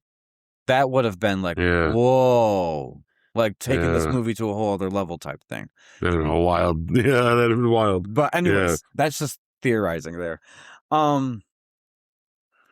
For me, I did not have too much of a problem with the villain with Ultron in the third act, except for one. There's one part of the Ultron thing I did not like, but the rest of it I was okay with. I liked that he created an army, and they were fighting an army of them, and then he was picking certain Avengers that he wanted to pick a fight with, and he was fighting Thor because he is the strongest. He was fighting all. I liked how he ended from Wanda with that whole thing of, he says, "You're gonna die." I don't like that he cared about her, but I like that.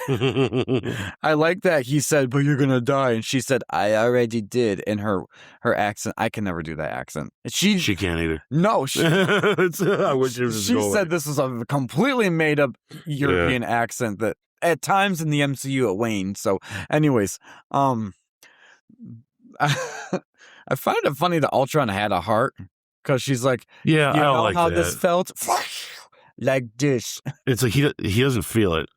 He's a robot. Yeah, exactly. He's not going to make feelings for that reason because it would suck. Yeah. So she is the one who ultimately kills him. The part that I didn't, or at least kills that body of him, whatever. Right. The thing I didn't like about Ultron is, well, before I get to that, what I did like too, I'll mention that because it's like one of the last things before I get to what I didn't like about Ultron in this act, is I loved them, and I wrote this down as the best moment for me in Act 3. The Avengers circle fight was really, really cool. I loved seeing that, seeing everyone in their shining moment doing cool things, keeping them from getting to that and all that. And I loved when Vision and Thor and Iron Man were blasting at Ultron so much with so much power that it started, even his vibranium couldn't take it, which is kind of a continuity error for vibranium that we find out later in Black Panther. Just saying. Anyways. Yeah. But whatever.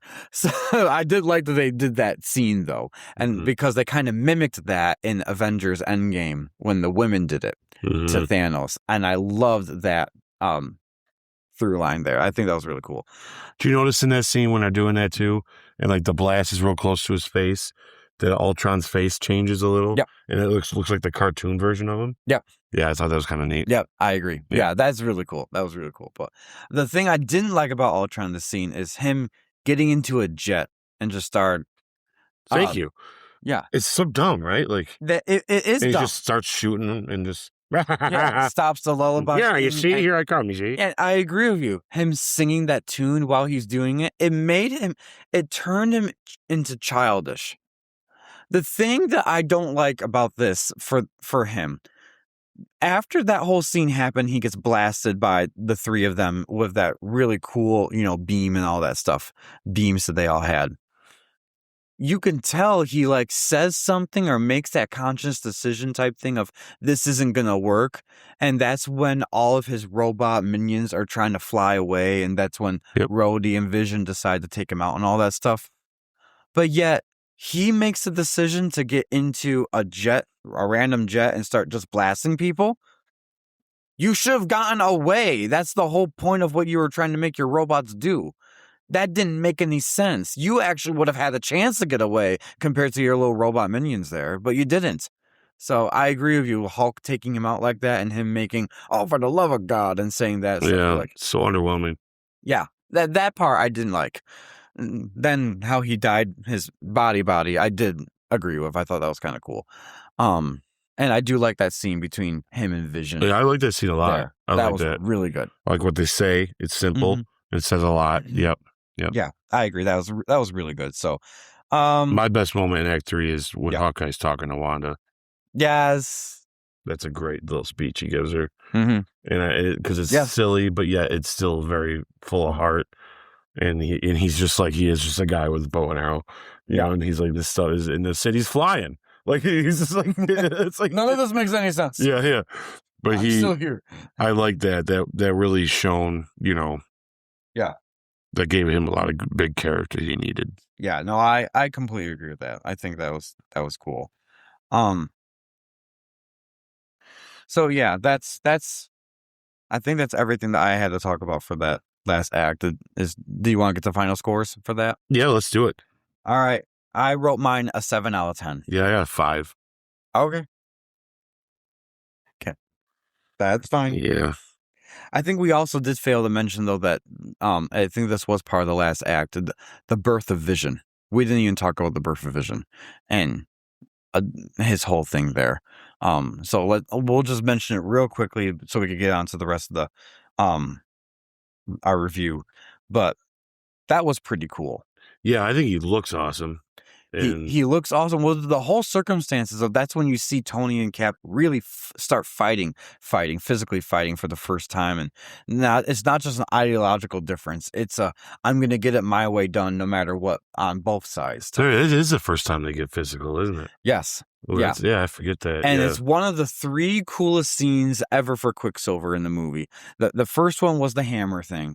The second one was Hawkeye shooting a bullet up. And then he falls down. That's in that scene. And he's like, didn't see that one coming. And he says the same thing to him at the other time.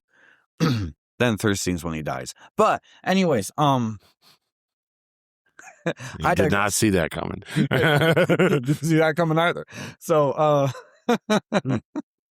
but that was just a really cool scene. And then when Thor shows up and he's like juicing him up and then he breaks out and all that stuff and everything. And I do like when he gets thrown and he like stops himself at the window. Oh, that was a really cool stop. Yeah, right there, smooth, and then how he's just like watching everything. I enjoyed that. I thought it looked really good. And then he changes his color. He's all purple. Then he realizes like he's naked, so he gets on green. Then he sees Thor's cap. That's when he makes the cape. Yeah, cape. I'm sorry. Yeah, and that's when he makes the cape. I will say, did I write this in here? No. You know, I'm going to save that for. Okay. Yeah. That was really cool to get for Vision and his whole thing and all that stuff. And I love when Ultron says, "My Vision, you really did take everything away from me." When it says that to Tony, you'd be like, okay. Yeah, I kind of did like that dialogue. That was kind of cool. Yeah, oh yeah. So sometimes he has good dialogue. Sometimes it's a little too cartoony. I get it. Yeah. But for me personally, I do forgive a lot of that because I've gone a little softer on Ultron himself. I'm curious on this Vision Quest show when Ultron returns. How are they going to portray him? Is it going to be just like this, corny, funny, or maybe this time he'll be a little more menacing? I mean, even if he's not, at least make if the dialogue's good, the conversations. I don't think he's going to be. I don't know. We'll talk about that another time. Yeah. I don't think he's going to be a main villain in that. I think it's going to be more of a conversation that's being done. But And yeah, I also will say I don't like that we're supposed to believe that Ultron is he couldn't escape from the internet. yeah, I don't buy that part. I really don't. I know the film wants you to believe that way, and they go an extra effort to make sure you feel that way. But there's artificial intelligence the way he is. Maybe in that moment he was burnt out of the internet, but he is too smart to not have a carbon copy of himself somewhere. Oh yeah, Sorry. Yeah, I agree with you. So I just don't know where he's been this whole time though. But maybe we'll find out in Vision Quest. All right. Maybe he still is just Vision. It's a part of his personality. Because he is somewhat downloaded into it. That's true. Yeah, he's been laying dormant. Yeah. Yep. Maybe this new Vision's like a split personality. Oh, okay. Yeah. Where he's fighting back against Ultron. It's like shingles. Just gonna show up. Anyways. Bad diarrhea. Yeah, least expected. Yeah. Oh. Anyways, all right. So Vision can't eat Chinese food anymore. All right. Mid-credit scene. There was no post-credit scene for this guy. So the mid-credit scene is Thanos dons the Infinity Gauntlet and declares he will retrieve the Infinity Stones himself. Love it. Yep. Purpose was to set up the Infinity War. Lots of hype. Very important because it gave us a glimpse on what was to come. So yeah, and we saw the glove. Everybody knows now. Oh, this is coming. Yep. 10 out of 10 for me. It was just simple. Same. Yep. And at this point, Thor already explained, and we got a little glimpse of what the gauntlet would look like with the stones on. So now we know they're actually coming. Right. So, anyways,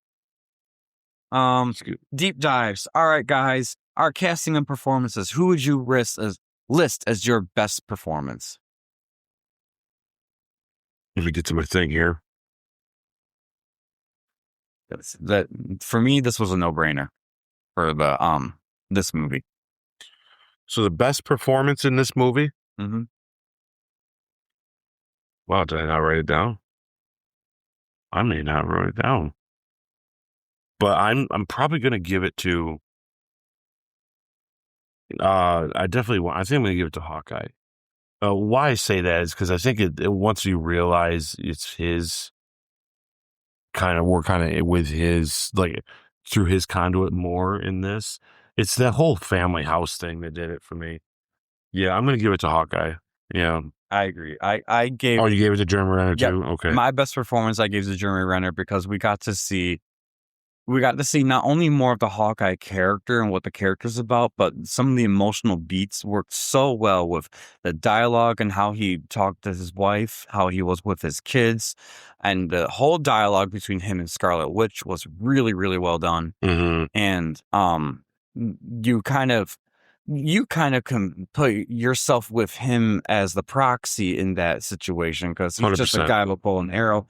All this dialogue makes sense. His delivery was perfect for it. So he finally got his due for his time in the MCU now. Yep. And so I definitely gave that to him for best performance. Yep. All right. Most surprising performance for you? Surprising performance. I did write this one down, I do believe. Yeah, I actually gave it to Bruce again. I gave it to Mark Ruffalo. I like a lot of the stuff with the Hulk. Which I'm going to give it the performance for him too, because I know he did a lot with mocap. And I also like the after stuff, like when he's listening to the music in the beginning, or when he's got the blanket because he's upset after everything happened, and their dialogue in the upstairs there where they're talking about leaving. Yeah, I think that all that sets really well. I was very surprised on how much I really like him as Bruce Banner still. So I gave it to him. I can see that. I give my most surprising performance to Scarlett Johansson for two reasons. One is very similar to most of her scenes that surprised me in her trying to go for more of the emotional depth and learning about her and her ceremony and all that stuff. I thought was very compelling for that. and also what the actress herself had to go through and being part of this movie still when she easily could have been written out by anyone's standards, finding out that she was pregnant in the midst of filming, is that they could have cut her role shorter or anything, but she dedicated herself even in the midst of doing that. I know there's other things that they did to help facilitate her to stay in that role, but still that took a lot for someone in that state to be like that and be there and be as present as she was. So I'm giving it to her for that reason alone, because there are a lot of, I feel like that could be a character trope in Hollywood a lot, that if a woman becomes pregnant in the middle of filming, either filming's on pause or the studio won't go the extra mile to make sure that they're there type thing, and they could be cut or slimmed down for the role, and they didn't do that with her and she stuck with it. That could have been part of her advocacy on her own behalf and saying, hey, I'm still Black Widow, I still want to do this movie, and it paid off for her because there was no complaints about her throughout the whole movie at all. Interesting. All right, yeah, I get it. Anyways, right, cool. that's my 2 cents for that part. Yeah. All right, weakest performance. I'm going to give it to James Spader as Ultron. Because he's just a quirky, funny kind of guy. And you know what? The thing is if I didn't know that he was that kind of guy already, because this is the thing, like he's done a couple TV shows. I've seen him in other movies, and he's that snappy kind of, just in the Ultron voice. He just isn't, there's nothing there that's looked like was like, I don't know, a lot to work with. Like, I feel like they really fell short on this character. So I got to give it to him. All right, so I gave my weakest performance to Aaron Taylor Johnson for Quicksilver. That's fair. And I honestly don't think it's too much of a reflection on the actor himself. Yep. I think it was the cards that he was dealt. Yeah, that's fair. And but even then, it's hard to come up with a fake accent the way they had to both of those characters had to do it. Hers was a little more believable to me than his. Not just accents in general, but accents as in the believability of the performance being that way. And so, I just had to list him as the weaker performance. I think he could have been better with a better script. Casting wins or misses for you? I'm gonna give it to Elizabeth Olsen because she is an awesome Scarlet Witch. I just wish the character had more purpose to be in this film. Yeah. You said it perfectly earlier. Look at what we're seeing here. It's awesome. She's great. She knows what she's doing. She's a great actress. I love the way her expressions are. Even when she was like doing the vision and Tony was seeing what he was seeing, like she was even shocked at what she was seeing, like, because she just sees a lot that's going on too. And I just think that she's very good in this role. And this is a great casting, and unfortunately, I think it pays off more in future films, but it is clearly fantastic in this. So yeah, no, I completely agree with you there. I put her as well as my casting win too, and I did like James Spader as Ultron personally for myself. He could have been written a little bit better, but I liked the voice that he gave for him when they tried to make him sound menacing. Though rarely they did it in here, but when they did, I could believe it. There was a couple moments in the movie, and it's kind of hard to gauge this because he really is just the voice acting and maybe the motion capturing, but you never see James Spader himself for the acting part. But yeah, I don't think he's motion capturing, and I think that's why it feels like Transformers to me. Because I think it's purely a CGI thing. I don't think he's motion capturing, to be honest. I might be wrong, but I don't. He feels Transformers to me. Yeah. Yeah, but I did like his casting for it, so I'm for myself at least. Yeah, they couldn't have cast someone better. I just wish they gave him something to chomp. Yeah. All right, and then for missed opportunities and wasted potential, that's my missed opportunity. It's the missed opportunity in this is you could have kept it where it was designed from Tony, but we needed to see a different side of Tony that we don't see all the time already. And I think that's the problem I have with it. So to me, that's a missed opportunity. For me, I would actually agree with you to a degree for the Ultron part. I have, like I've said, I've gotten a little softer on Ultron since in my retrospective version of him, but there is still that part of me that wants to see a little more menacing. He's a robot, darn it. We see Terminator. We know how vicious they could be. Why don't we get that for the Avengers type thing? So I do wish we had that for him for Ultron. But also, I would also add for the missed opportunity or wasted potential is both Scarlet Witch and Quicksilver in this movie. And that give us a little more reason why they're there in a better way. If you have to introduce them here to continue them onward, give them a little bit more depth or a little bit more of a reason why we should care enough about them being there. Couldn't agree more. So those three characters in particular, I would even put the Maximoff twins above Ultron for that reason. But even then, I wish Ultron was a little more menacing and a little less jokey. But that's that. All right, direction and production. For me, most of this for me is about the same. Everything's pretty good. Yeah. I didn't have too much to complain about. So I think the CGI can be sketchy at times. The action's good. The cinematography is good. The music is MCU has learned their lesson, so they've made sure the music stays at least consistently fun, which is good. I dig that. The directing style, though, I do feel is combative. Mm-hmm. I feel like some of the problem with this film is your director. Mm-hmm. Personally, so no, I do agree with that. I'm Anyways, what is your hot take for? So my hot take, I saved portion of it.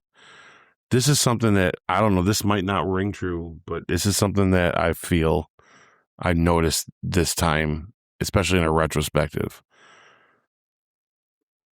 Something that really doesn't work that this movie needed, and that I realized is my least favorite version when it comes to Iron Man, is this movie. And that's the absence of Pepper. Without her, I didn't think it was a big deal, but the absence of her in this is very noticeable. I think, I'm not saying Tony's not good alone, because he is, and Civil War shows that, right? But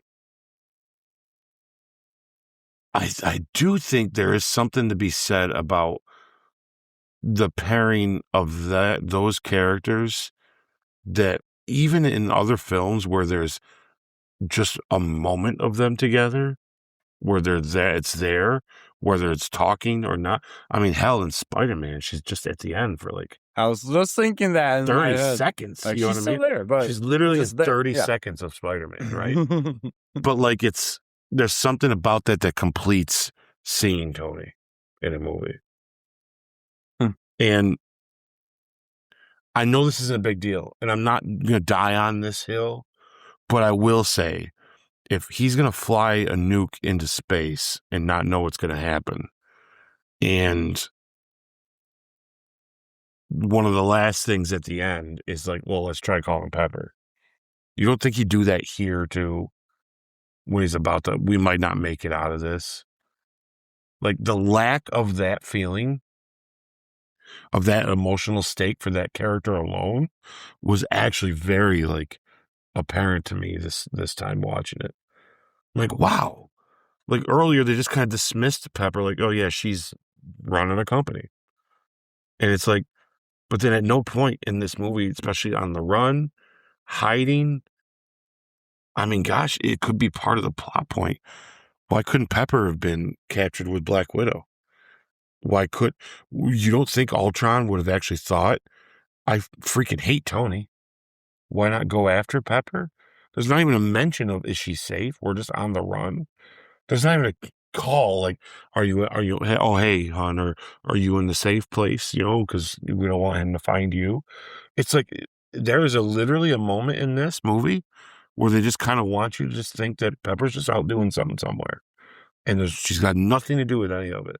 And you know what? I gotta be honest with you. I'm a little butthurt about it. I think it's very much a sore spot that I don't like it. I'm like, oh no, this might be that one little thing that makes me kind of go, yeah, this movie really dropped the ball on that because she's involved. I mean, like I said, I know it sounds nitpicky, but folks, I really want you to think about all your Tony Stark moments, all your Tony Stark movies, all the things that go on, emotional stuff, the big things. You even said this would be a hell of an emotional way for the Avengers to die like this. Mm-hmm. But would it be if he doesn't call her and say goodbye to her? You know what I'm saying? Like, mm-hmm. And we know why it doesn't cross our mind, because they make it like she doesn't exist in this movie. In fact, when they bring up her name, it's at a party, we're laughing, we're smiling, we completely just forget about it. It's like he's not once at their house. You can't have that one scene. Even when Nick Fury come in with the tractor, he could have been like, he's like, how's Pepper? He goes, don't worry, we got her in a safe place. That's all we needed. Like, that's one of those things that you'd be surprised how far something like that goes, but it doesn't even cross Tony's mind again. The other time he brings her up is the farm thing at the end with Steve. The lack of Pepper is very apparent in this. And I gotta be honest with you, I don't like Stark without her around. I don't think this might be a bigger hot take on that character in general, but I think she kind of completes who he is. Which I think is why the Russos put her in so much in the other ones. And he's doing the thing. I mean, hell, he's about to die in Endgame, and he leaves a message. It's always her. He's not going to call her when he's at the bottom of this thing, about ready to blow it up. You know what I'm saying? Yeah. Like, yeah. So that, my hot take is that rubbed me the wrong way, big time. And I realized, oh man, this movie's lacking one character, and it's Pepper. Believe it or not, I think she's essential when it comes down to the Tony Stark experience. I think there's one exception, but I think she's still even in that movie. Is she not in Civil War? No. But see, in Civil War, she's not in danger either. And also, there's no reason for her to be. You know what I'm saying? Trying to say. I think a common through line between this movie and Civil War, with her not being there, is you see a side of Tony that you wouldn't want to see with Pepper. You know what I mean? I don't get that from Civil War, though. In Civil War, when he is on the stage at MIT showing off Barf, and it says on the teleprompter, Pepper Potts, and they say, I'm sorry, you could tell it hits a sore spot, like they're on a hiatus at the moment type thing. And I think that he's a little more self-destructive without her. Yeah, I don't get that, though, in Civil War. But I don't want to get too far into it because we haven't watched it in a while. Yeah, we'll do that when we get to our retrospective. I definitely don't feel in this that it's not, even if they're on a hiatus, if you're about to maybe die, like that's his one, that's the one for him. Like, I feel the absence. Does she need to be there? I guess not. It's hard to argue whether she should or not, but boy, it really felt like, yeah. Yeah. I mean, how cool would it have been if they showed up and she was at the farm? If Hawkeye's wife. Yeah, or if Nick Fury brought her with him. Yep. And then she's left there sitting on the porch with Hawkeye's wife when they take off. I mean, to me, that'd have been like, okay, cool. Yeah, I can see that. But doesn't even mention, like, and God, if I was Ultron and I want to draw Tony out, who do you think I'm going to take? Exactly. No, that's something that I would have. It's a big plot hole to me, personally. I mean, not that I would want to do too much in this movie, but that is something that I'm surprised they didn't do that was part of the comics already when Ultron wanted to have a wife. In the comics, he took Janet Van Dyne, Hank's wife, to try to make Jocasta and we've talked about this character before on the podcast. That would have been Ultron's wife type thing. And use her essence, basically her brainwaves to make her. I'm surprised that they didn't go that route with this type of thing. Like, he lost vision And so his next best thing is to create a partner for him because like Tony can't live without Pepper.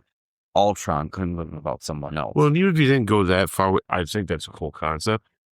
I would make a movie. Even if you didn't go that far with it, it'd have been neat if he had taken Natasha like he did. And then when she's in the cage there, she turned and there's Pepper. Yeah. So then when she does get a hold of Hawkeye can turn into Tony and be like, oh shit. Yeah. And then that makes Tony be like, oh shit. Raise the personal stakes for him a little bit. Yeah. I mean, because why not? Right? Like she's such a big deal. You know, and like I said, I might be eating my words. Maybe when we watch Civil War, I'll realize I feel the same way there I have about the war. Yeah. But I don't think I will, only because the stakes are different there. Yeah. You know, she's not in danger in Civil War because it's not that movie, right? Yeah.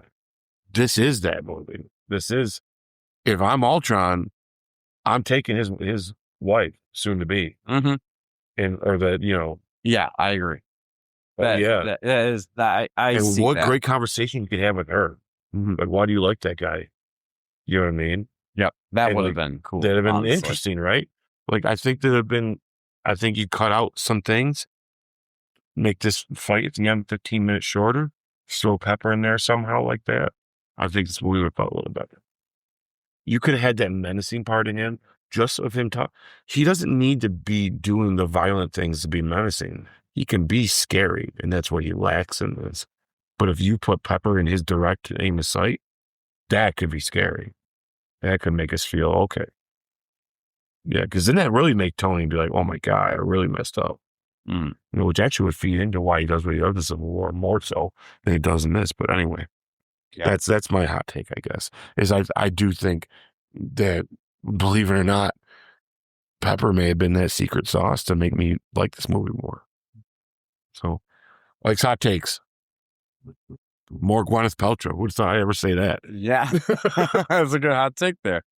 I honestly don't know if I could be able to give a good hot take on this movie. And this has been going back and forth from my initial walkthrough of this movie. I liked it so much. I wrote a whole bunch of stuff down that I'm watching it, and then doing the retrospective review and everything. And it's as I read what you wrote, though, you sure you don't want to tell him what you? You don't have to. I'm surprised that you felt like this at that time. You feel differently now. So if I had to compare, like, this is the second Avengers movie. If I had to compare the first Avengers movie to this Avengers movie, the stakes were definitely there for the world ending type thing. The villain was definitely lacking in this one compared to the first one. And the thing that I would say that I like most about this movie, this isn't really a hot take, but this is going along with this, is that this is one of the few times, well, should I say few times? Maybe not really.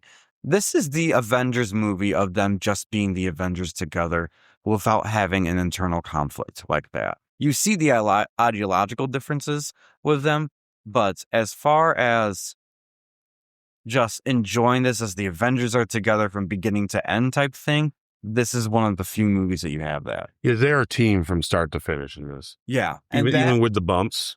Yeah, even the personality bumps, which you're bound to get that anyways with how each one of them is different. I enjoyed this movie for being a sequel that it is. I would you stand by the statement you say, though, or no?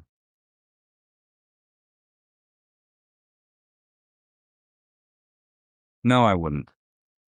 You'd slightly change on that. I am slightly changed on that because the missed opportunities of and the wars with the potential for some of these characters that could have been there differently. I think throughout this whole retrospective, when we get to the parts we don't like and we say what we would have done differently inside of those that would have fixed it, like what you said about Pepper, like what I said about Ultron's, some of his character traits, what we've talked about for the Maximoffs. Yeah, you nailed it on the Maximoffs. Yeah, sure. If that stuff would have, if those were corrected the way that we thought of, that statement would have been true. Do you want to tell them what the statement is just for sweet? Okay. It's okay. I will. They just might never go, what are they talking about? It's like, I initially said Avengers Age of Ultron is better than the first Avengers film. Yeah. And part of my reason for it was I did get a little softer watching it through watching Ultron, understanding where he's coming from now in his creation, and therefore it made sense for me, the rest of his acting throughout the rest of the movie. Do I still want him to be a little more menacing? Yes, of course. But I was able to forgive that part because Tony is not a menacing guy. So even in his darkest times, I don't find him to be that menacing. It's just, and those are the things that were exacerbated in Ultron, which makes him bad type thing. So if anything, Ultron's a little bit worse than what Tony at his bad day would have been, in my opinion. So, and there's a time I would, in all defense to you, there's a time I would have agreed with that statement. Yeah. What you said for your hot take, but now it's changed. Mm-hmm. Yeah. Yeah. Some of the naysayers out there say that this movie is overcrowded. I don't think it's overcrowded. I just think that some of the characters in the movie are underutilized to their fullest potential, or at least to a reasonable amount that they should have been. Yeah, I agree. It's not the overcrowding. No. It's what they're doing. Yeah, exactly. That's the problem. Yep. Yeah. I didn't find it too funny other than the Ultron parts. Some of them could have been a little too funny, but then again, like I said, and I'm going to stay consistent with that, it makes sense for how they've made Ultron in the MCU. So I'm okay with it because of that.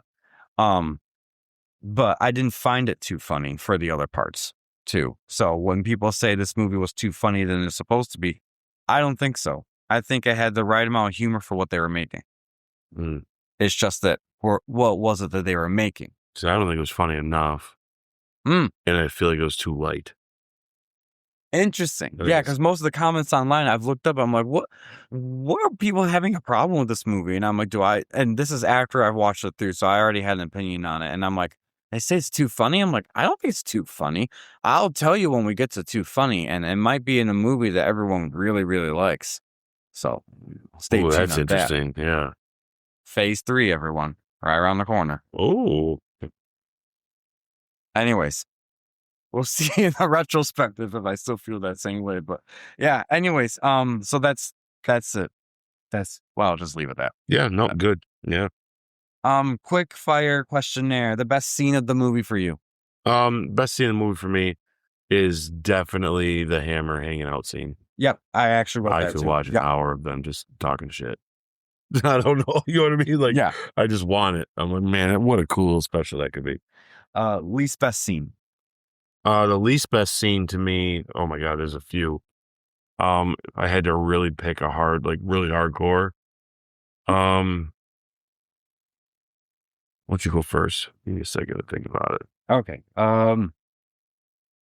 Well, I would say if I had to say least best scene in regards to like the villain thing, I don't like Ultron in the jet in the third act. I really, that's one of the main times of Ultron I do not like is that part. Other least best scene, I really don't have too many on the top of my head that I could think of. For like the whole scene in general, I mostly like the scene. It's just, yeah, that's it. Yeah, I'm not a big fan. We didn't really talk about it, which is why I'm gonna pick this too. I really don't care for the whole scene where he meets Claw. Oh, and yeah, I just don't. None of that works for me this time around. Even their interaction with the Avengers there doesn't really work. You know, because it just comes off it felt really campy, like over the top campy. You know, that's where that lightness comes in that I wish wasn't there. So yeah, that whole scene. Okay. Best villain moment for you? Definitely our introduction to him. Mm-hmm. Yep, yeah. I would. There's two for me in particular. The introduction, yes, and the second one is when he meets Helen Cho. in Korea, and she walks in. That's pretty and good. all you see is the red eyes, and he says scream, and then your whole staff dies. I'm like, yeah, that's pretty killer. that's the more of what I want to see on it. Yeah. Yeah, okay. I'm with you too. I like that. I forgot about that. It's a great shot. Yeah. If you had just released that like as a promotional thing online or something for us to see, we'd be hyped. Yeah. We would have been like, oh, this guy is seriously bad. Like he's good and bad, that type thing, you know? Anyways, most punchable face. Yeah, Claw. Yep, Claw. Sorry, Andy Serkis. I love you, Andy Serkis, but this is just not your character. He is great in Black Panther when we get there. And he's not bad in this, but man, I just want to knock you out. That's the one. Yeah. That's the one. The only other one that I will say, there's two equally punchable faces in this, and it's Quicksilver. Yeah. Every line, you just want to, it's his hair. That's his hair. It's his hair, and it's always the position he ends up in when he's done running too. He runs, and he's always in this one. Yeah. It's like, just punch his face. Didn't see that coming. Like even when he's back end, you know, even when he dies, he's like he had a couple seconds right there where he said, "Didn't see that one coming." He has expression on his face, and he just falls over like that. Be like, Hawkeye should just. Do you have no other? While he's dying, Hawkeye should just fall. I don't like. Yeah, I feel real bad that he got screwed, man, out of that. All right, one prop you take home. So when he puts the jet in autopilot, there's a sticker that says Jarvis is my co-pilot. Yes, I want it. I was gonna write that down, but I had a feeling you would probably write that down. So I wrote the Friday chip. That's good too. I like that too. It just says Friday. It's his handwriting and all that. And looks like it actually reminds me of the old PlayStation memory cards. Yes, it looks just like that. Like that'd be so cool. Also, a cool prop that would look good on an end stand. There is actually you can actually buy the statue of the credits here. Oh, there's a statue of the fight. Yeah. You can actually buy that. It's a big diary. It's like $4,000 they get. But I know it's not that much, but yeah, you can actually purchase that. And I think that would look good on the stage. So. That would look kind of cool. Yeah, I can see that. All right. But yeah, the sticker, I saw a sticker. And I'm like, there it is. It's so easy. Jarvis is my cool. Yeah. Most underrated moment for you? Most underrated. What did I put?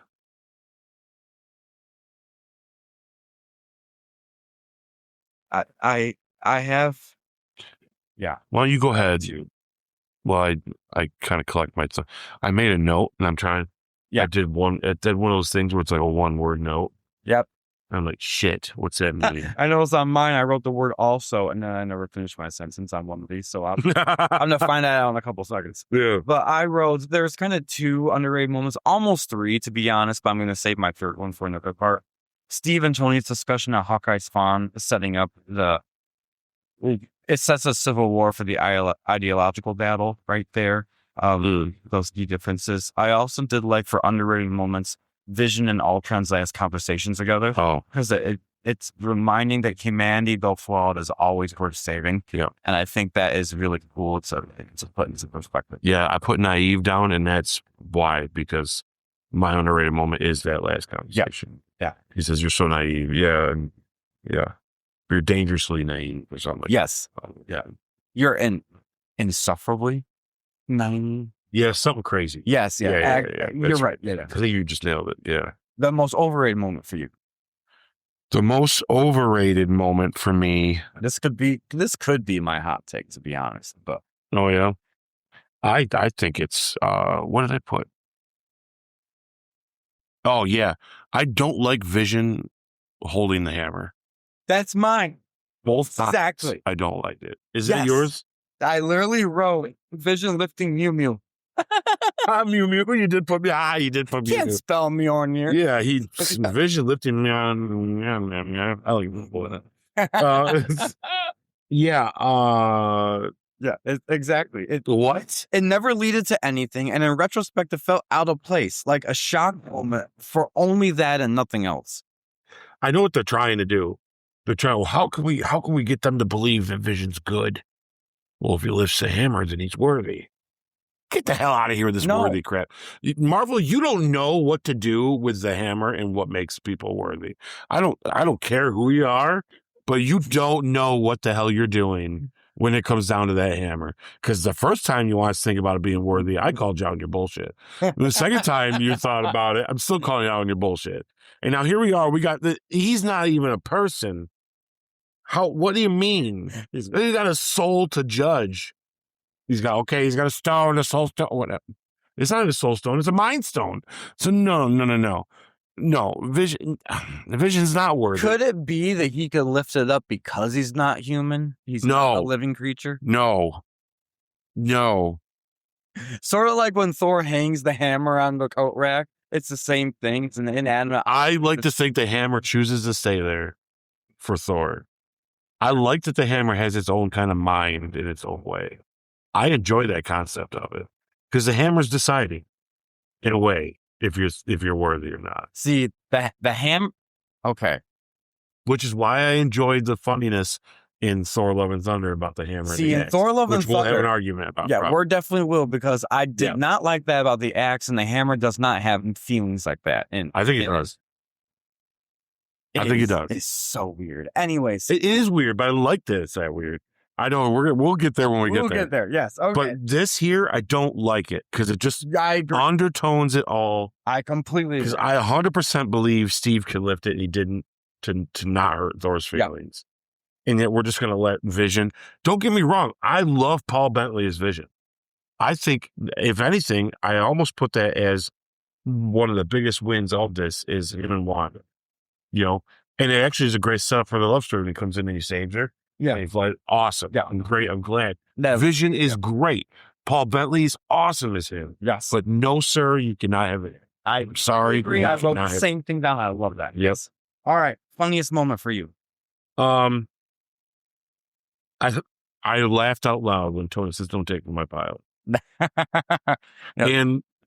And the guy in the helicarrier when he tries to sound all cool to Nick Fury, and he says something about them coming me, and he's like tries to re-say it, and they're just kind of looking at him. Well, yep, I laughed out loud there too. I like in the beginning of the movie when the Baron Strucker was saying, "Can we beat him? Do we have the ammo?" And the guy kept saying the same thing. The Avengers. Yeah. Duh. Yeah, I got that. But I also liked one of my absolute favorite parts, other than, this isn't gonna be it. But I'm gonna say Thor and Tony hyping their women up. Yeah. That's great for Thor, great for Tony and Thor together, because you don't see too many scenes of those two together doing stuff. So it's funny on there saying, she's going to get some sort of Nobel Peace Prize or something, or get whatever. And then he's like, she's running a Fortune 500 company with my son. They just going back and forth on saying who has the better woman. I think it's just really cool. And Thor just, in the end, is like, Jane's so much better. Like, he just says it. He outright says it. He's just like, Jane's so much better. Yeah. That's just so good. Yeah. All right. Most emotional moment for you. I'm going to give it to Bruce and Nat in the house when they're talking about her past. Mm-hmm. Only because every other time the movie fails to get there. And I will tell you this movie, though, does not have it's not an outstanding emotional moment. But that's the most emotional one I'm going to give it to. Yeah. No, I agree. I would give that to this, too. I wrote Black Widow's ceremony revelation and noteworthy. It's not at all like the comics, by the way, but whatever. For the MCU narrative, it does bring a levity of emotional weight for the character that we finally get to see. Yeah. For Black Widow in particular, so I do appreciate that. I also do like the scene. I don't know if you would call it an emotional moment, but I do agree with you. There's not many emotional moments in this movie at all, but if you would consider Hawkeye and Scarlet Witch's talk on Sokovia kind of emotional, of saying what it means to be an Avenger, and if you walk out that door, you are one. I did debate that. That is somewhat emotional to a degree, and then she ultimately makes that decision.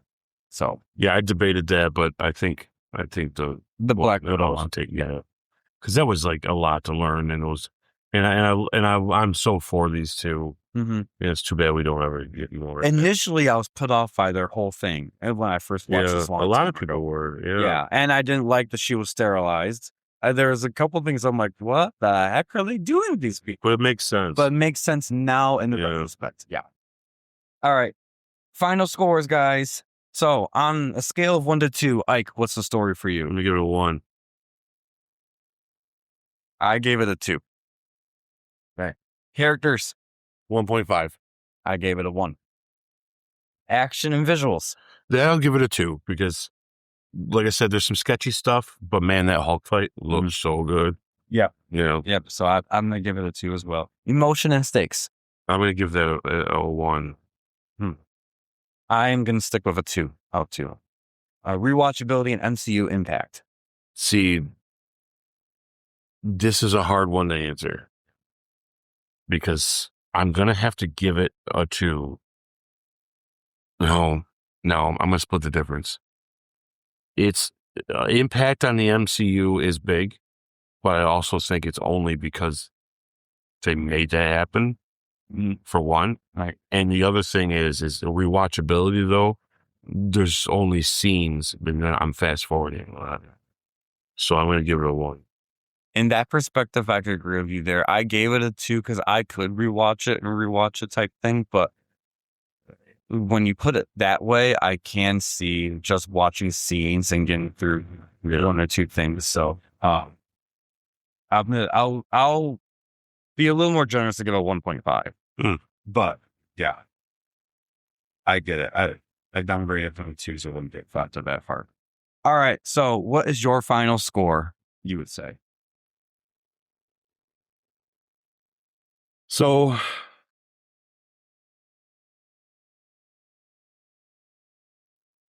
I strongly feel that they messed this up.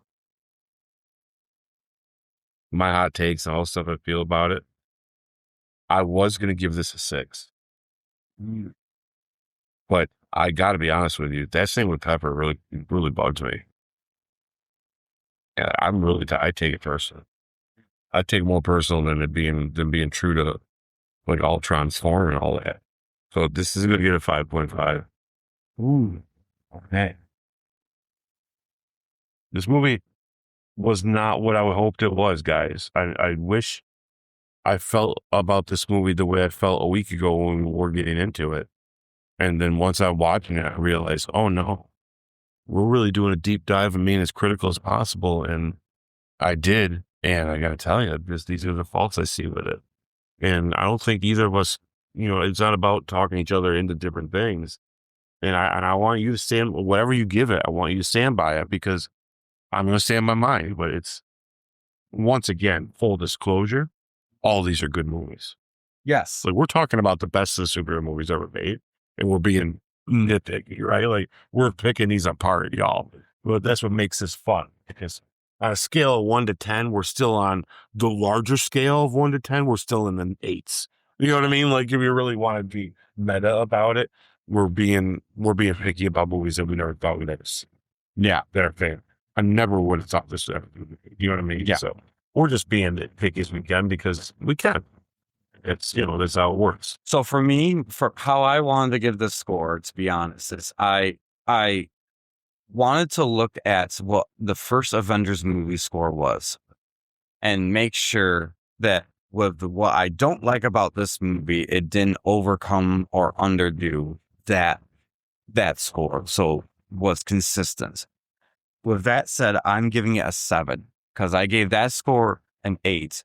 But if there's a couple of things that I said could have been changed between the 3 villains, so to speak, it would have made this on par, I would say, for that. So I'm giving it a 7. So, guys, the official Goodell Multiverse score is a 6.5 out of 10. Wow. Who would have thought? Yeah. I think this is our second lowest, honestly. Well, it won't be that long. I might be wrong because I think Incredible Hulk is lower than this, but I don't remember if Iron Man 3 is lower than this. I think it is. Maybe. I'll have to double check. That'll be what's fun. We should definitely keep record of where these are at. Yeah. Our separate ones and the average. Yeah. Let's make sure we're writing them down, because then it'd be neat to see which ones tied and where we fell on them, because I'm not looking back at what I did. I'm trying to stick to the same, intensity of each one. Yeah. But yeah, that's lower than I thought it was going to be. Yeah. Me too. And I'm sad about that. Yeah. I'm excited that we watched it. I'm glad we got to it, but I definitely am a little surprised that. Yeah. And this is definitely not the worst Marvel movie, of course. Oh, so, no. Not even within the top, not even within the bottom 5. No. Worst MCU projects. Yeah, no, that's the amazing thing about this thing is wait till we start getting to the 2s. Mm-hmm. There's a couple coming, guys. Oh, yeah. You think this is low for this? Wait till you hear about a couple that are coming. You're going to be very surprised. I'm going to be surprised how many I'm going to have 8 and above. That they're all just going to be in the same, and we have to just kind of like go through and pick which one goes above the next one. Yeah. But we'll have to go from 8.5 to 8.5.2 or 8.53, 8.54. You know what I mean? Like, but that'll be later when we make the final list. We have to make sure whatever ties, one has to beat the other, so. All right, guys. So we'll just use this as our final closing then. What is your one sentence review? Hey, still a great movie. Go watch it. If you haven't seen it, where the hell you been? And it is essential for future Marvel movies. Mm-hmm. I would say if you approach this movie with an open mind and not influenced by any of the naysayers you read online, I believe you will definitely enjoy and at least appreciate this movie. So. Yep. Couldn't have said better. Perfect. All right. We're going to skip the pitch your own version because we kind of did throughout this whole thing anyway. Yeah. Sometimes unless we have one that really got a great idea. Yeah. We kind of already do it anyways. All right. So thank you guys for tuning in to the Goodell Multiverse podcast. If you're just listening to us, we have a YouTube version. If you're just watching us, we have an audio version. You can find us on TikTok. You can find us on Facebook. You can find us on Instagram. Ike, what are we doing next? All right, guys. So next week, we're once again, we don't have a Branchpoint Breakdown. So we're going to be trying our game segment out.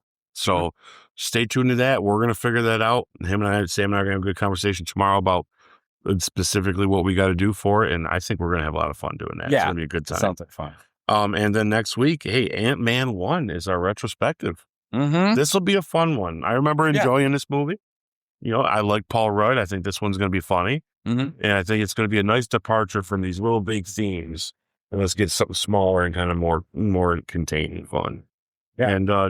And just so you know, guys, sorry for not having a Dark Dimensions episode out this last week. It's been a crazy week. I've had a lot of runs in my job. And it's just felt like one of those weeks. It's just a shorter week for some reason. The holidays were just recent. We just had a lot going on. And then obviously on top of doing that, we had an Avengers movie and we had the Spider-Noir. There was just my time at home got consumed. Mm-hmm. And so I'm going to do a special episode coming up, guys. Stay tuned for that. You'll see it coming on. There'll be 1, 2, 3, 4, 5 movies on it. So I'm going to do a normal review, and then I'm going to do the Halloween movies, and I'm also going to do a creature feature. So it might be a little bit of a longer one, not much longer than usual. I'll probably keep it about the same, but it'll be more content. I'll get right into some fun stuff. We'll have a good time. So they are coming back, and we're going to do a special edition. A couple of them coming up soon. So we'll have a good time with that too. So yeah. Plus, I'll also add to that, guys, that we are almost done preparing to film for the first special retrospective review of the X-Men films. That's right. We actually, I helped create kind of a cool logo for it today, getting everything all set up, and I'm really excited for some of that. So within the next week or two, we'll be filming it, and it'll be released to you by the end of June. So stay tuned for that, guys. X-Men 1. X-Men 1. Oh, that's going to be fun. Yes. Oh my gosh. So we'll have a special night just for that. Thank you so much for tuning in. Please like and subscribe. Please comment. Please share with a friend. Please share with a family member. Please share with an enemy. We need everybody's help. All right, guys. And so until next time, see you at the movies.